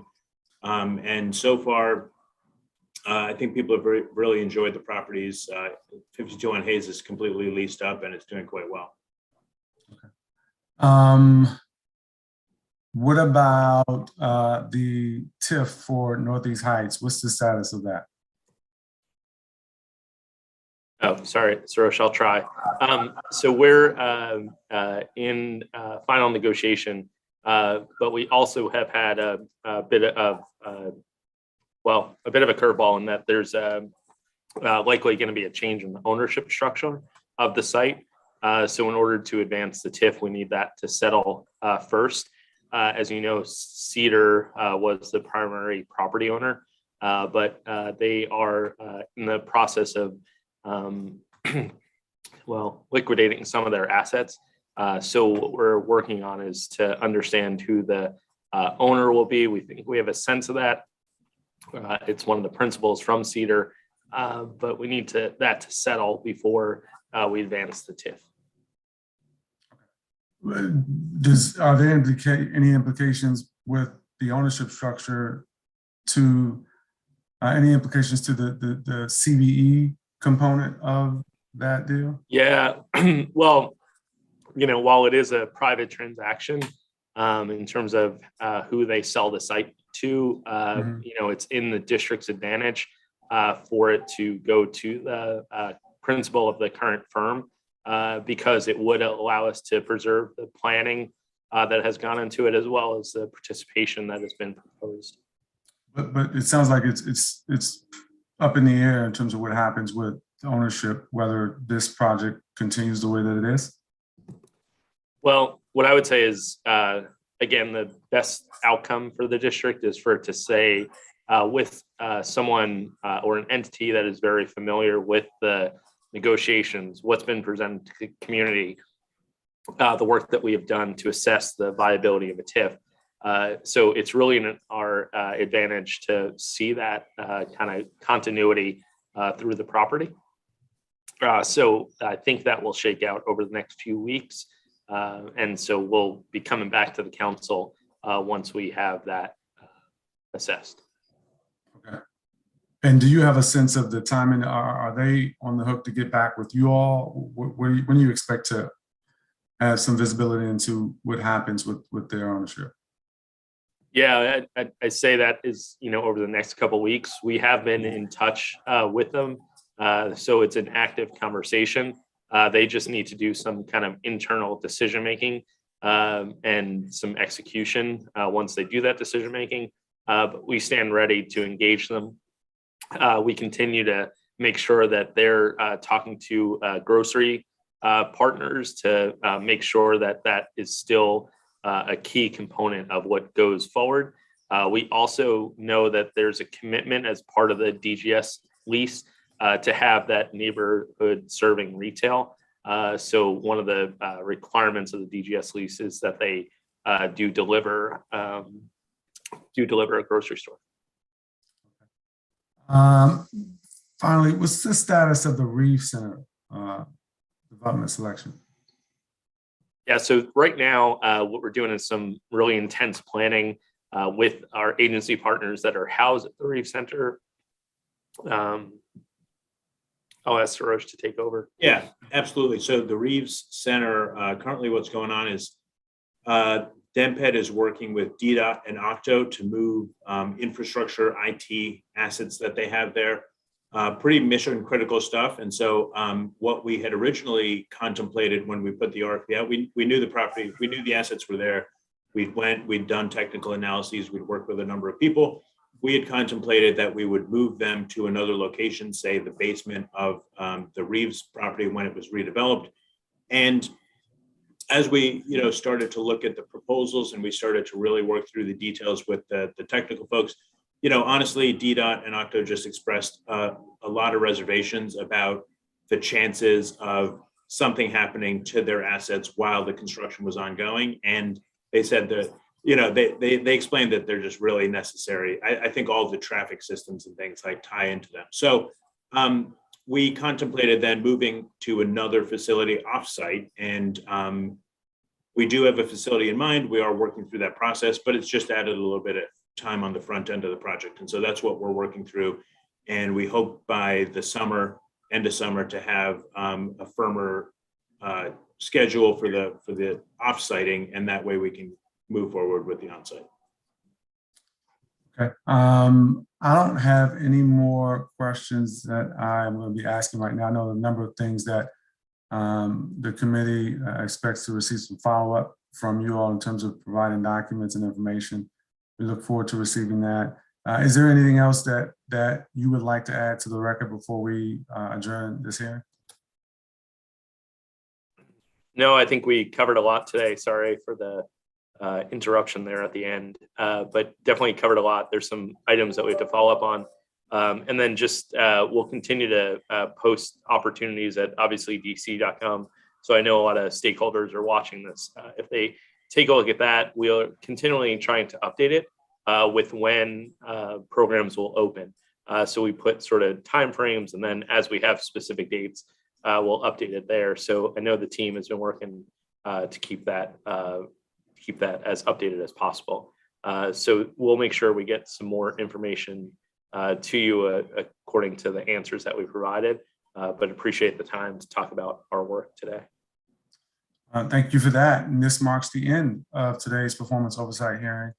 The committee will convene again at noon next Tuesday, February 22nd, for a public roundtable on the disposition of St. Elizabeth's Parcel 13, which we talked about today, as well as 3 tax abatements and a public charter school revenue bond. Thank you to all of my staff and everyone else who made today's hearing possible. Thank you to the witnesses, both the government and all the public witnesses who took time to testify. For Monday, February 21st, members of the public have until 5 p.m. On that date, Monday, February 21st, to sign up with the committee to testify at the next hearing. The time is now 2:01 p.m. and this hearing is adjourned. Thank you.